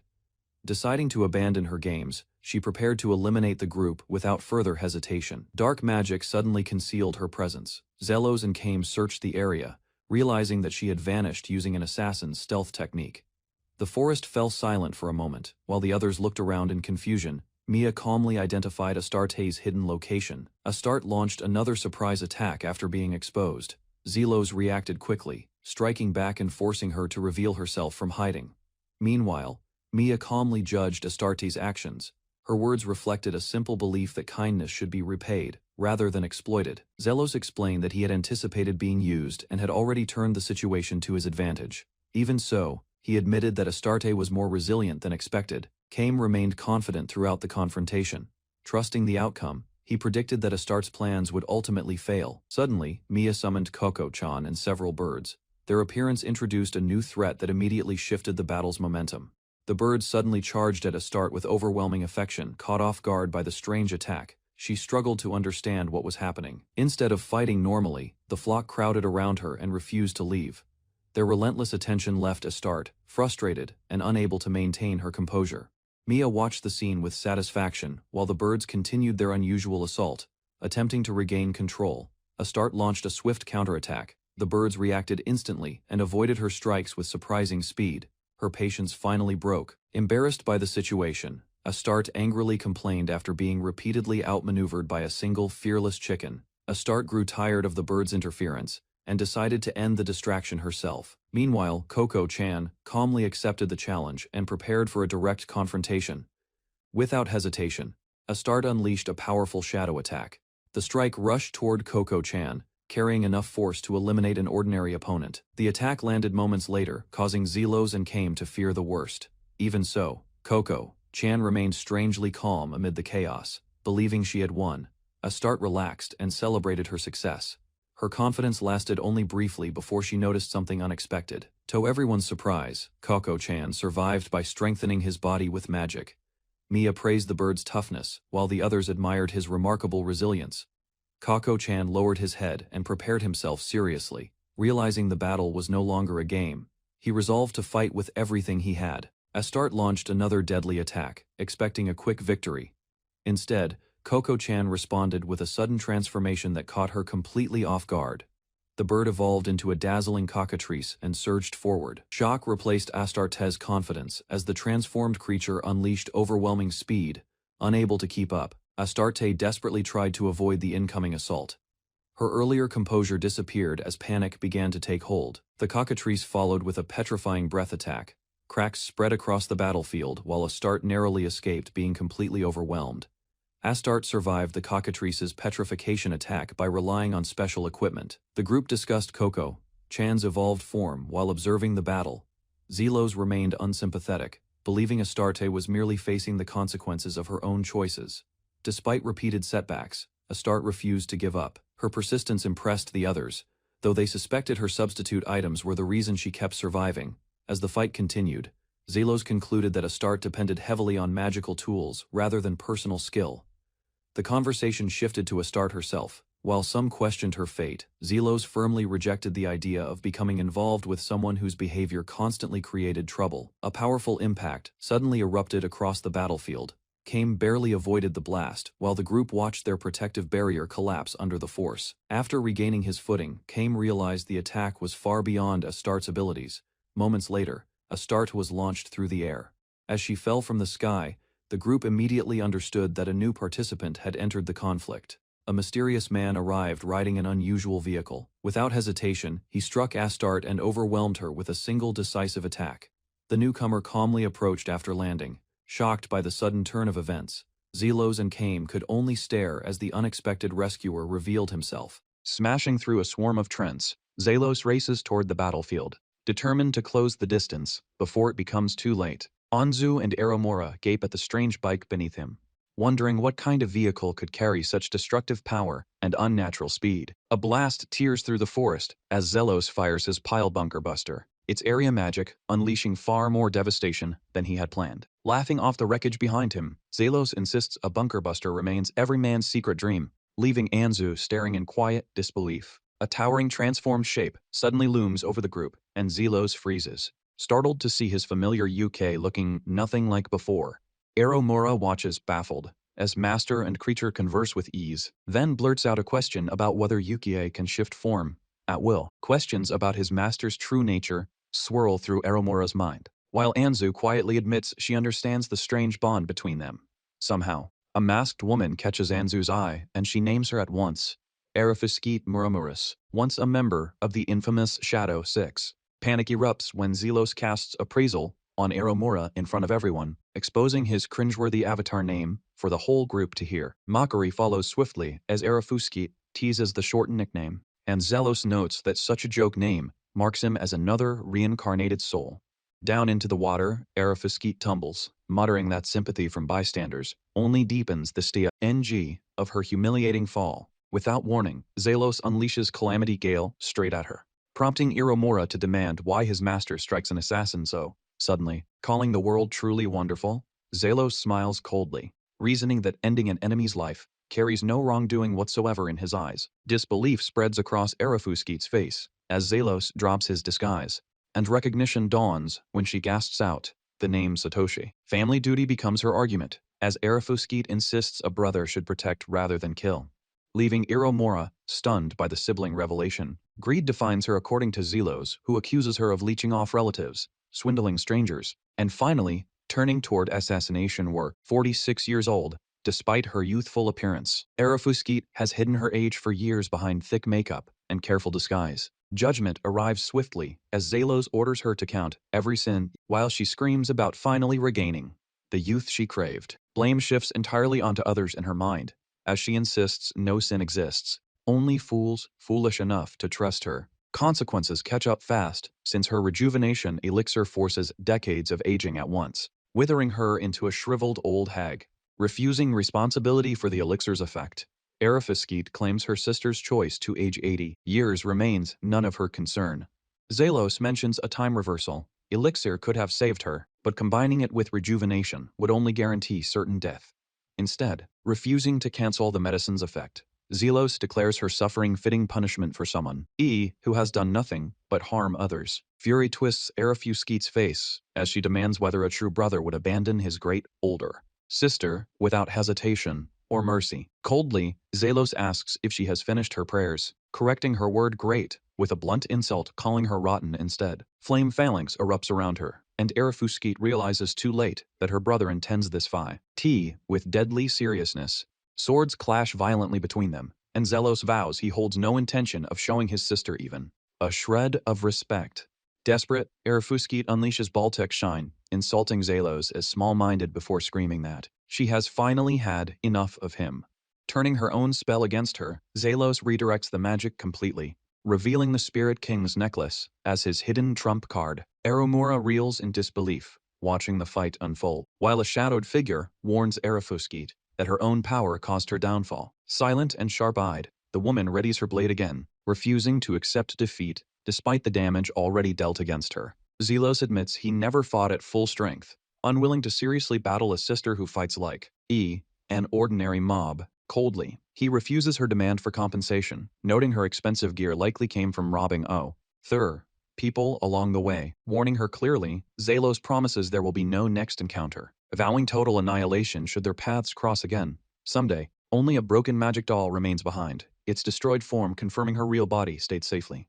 Hidden, far from danger, cracks spread through the spirit. Crystal left behind, and Zalos considers using the remains as a homunculus crafting material. Instead, studying the crystal closer, Zalos notices it reacting strangely, resembling the reaction once caused by the evil god stone. Someone connected to reincarnation apparently seeks to resurrect the evil god, and Zalos suspects this gift never came from the four gods. Carrying this evil god's soul carries deeper meaning, and Zalos wonders whether other unknown gods played a role in his own reincarnation. Grinning, Zelos accepts the unknown challenge ahead, admitting he still has questions worth asking the evil god himself. Someday, uncertainty lingers among Anzu, Aramura, and Yusuke as they wonder what comes next for the Inkansio. Woman lying nearby, while Zelos stays silent, offering only an uneasy smile in response. A single girl became the origin of everything, born into a noble line carrying the rare magical gift, called clairvoyance. Her family fought fiercely to protect her, yet the battle ended with every relative massacred, leaving only the girl behind alive. Craving her incalculable power, the criminal organization, Hydra hunted her down relentlessly, though she managed to vanish without leaving any trace. Hydra refused to give up the search, chasing her while Distorius, heir to the Solistaire ducal family, sheltered her from danger. Greed consumed the boss who raised him, dreaming of luxury and leadership if he could kill his mento, and seize her power. Confronting her directly, he swore she would die there, though the girl calmly insisted such a fate would never happen. Generations of her family sacrificed themselves, deliberately, hoping to erase clairvoyance from existence, since foreseeing the future defies natural order. Even her parents' deaths served as planned stepping stones, part of a scheme meant to end this cursed bloodline forever. Because clairvoyance forces its bearer to glimpse the future through dreams, every carrier suffers a drastically shortened, painful life. Shock overtakes the boss upon learning her family willingly accepted slaughter, ensuring no future child would inherit this dangerous power again. An arrow strikes him mid-rant as Melina worries over her companion, while the girl coldly notes his hunger for forbidden knowledge cost countless lives, refusing to spare the man who touched his woman. Donsacurisis strikes down what appears to be the final remaining attacker present. Waking from the memory, a mysterious figure in a study recalls it as a horrible nightmare before vowing revenge through Sharanra someday. Knights suddenly storm the hideout, throwing the boss into panic as his subordinate scrambles to warn him about the attack. Realizing the exit stands completely blocked, the boss questions whether his own duke used a son as convenient bait. Desperate to escape, one man leaps through a window, declaring nothing matters except his own survival above everyone else's fate. Familiar faces confront the fleeing men, and the boss expresses surprise, admitting he never expected them to still be alive. Investigators explain they tracked the hideout through careful investigation, rejecting any need for the girl's clairvoyant power to find it. Lunging with a blade and shouting for death, the attacker meets swift resistance, dismissed instantly as pathetically weak by his opponent. Struggling to survive the brutal exchange, the boss reels from powerful blows, determined to endure no matter what it costs him. Confidently, the boss insists his hired assassin should already have finished her target, questioning why the man wastes time speaking with him. Instead, smirking, the man reveals he anticipated such a scheme, admitting he assigned a guardian to protect his companion beforehand. Secretly, rage floods the boss's face as he demands whether Sharanra truly failed, calling his rival nothing more than a dangerous monster himself. Weapons clash violently between them, and the Guardian strikes back hard, driving his opponent backward under relentless, precise pressure. Collapsing near the forest edge, the defeated man lies motionless, while onlookers wonder if some strange potion caused his sudden weakness. Reminiscing, the older man admits hearing such words again makes him feel youthful, though Del scolds him for toying with prey too long. Concerned, Del checks on Milena after her scream, but she scolds him for arriving late, nearly ruining her carefully timed premonition. Milena warns that hiding information from her guardian leads to punishment, promising everything will fall apart if he withholds future knowledge again. Playful teasing follows as Milena requests gentleness, though Del insists they clean up first before anything else happens between them. Nostalgia colors their exchange as the older man notes. Del remains unchanged since their earlier day. Despite hiding his true half-elf nature, deciding to hurry, Del and his companion prepare to withdraw quickly, worried that lingering too long might delay important remaining work. Elsewhere, Zelos discovers a strange notification allowing automatic skill acquisition, questioning why such a modern function suddenly appeared within this world. Confused by oddly named skills, like rap and beatbox, Zelos decides to deactivate the automatic acquisition function until he understands it better. Worried about accidentally harming someone, Zelos considers keeping force control active permanently, aware his own abilities increase at an abnormal rate. Determined, Zelos vows to finish off his sister completely during their next encounter, showing her no mercy whatsoever. Going forward, enjoying a rare decent meal, Zelos and Anzu eat happily together. Grateful for real food after enduring so many hardships lately, conversation turns toward the four gods, as Anzu suspects her murdered comrades died because of the evil god's dangerous influence. Zelos recalls his group, the Annihilators, defeated the evil god long ago, and Anzu wonders if reviving him would reveal deeper answers. Comparing both worlds, they wonder whether sword and sorcery exists as a separate parallel world, since certain shared elements seem oddly similar. Confused, Zelos questions why the four gods insisted on merely sealing the evil god instead of destroying him, suspecting Earth's gods reincarnated them instead. Puzzled, Anzu points out that this evil god seemed twice as strong and far more troublesome than the one they previously fought together. Confused, she questions the old man's strange remark, sensing something odd hidden beneath his casual explanation about the four gods' true strength. Realizing the implication, Anzu concludes that the evil god from sword and sorcery must be stronger than the actual, real one. A chart reveals the shocking hierarchy. The old man surpasses the evil god, who in turn easily surpasses the four gods themselves. Exhaling smoke calmly, Zeros wonders what comes next, while Anzu begs him not to drag them into another reckless, dangerous adventure.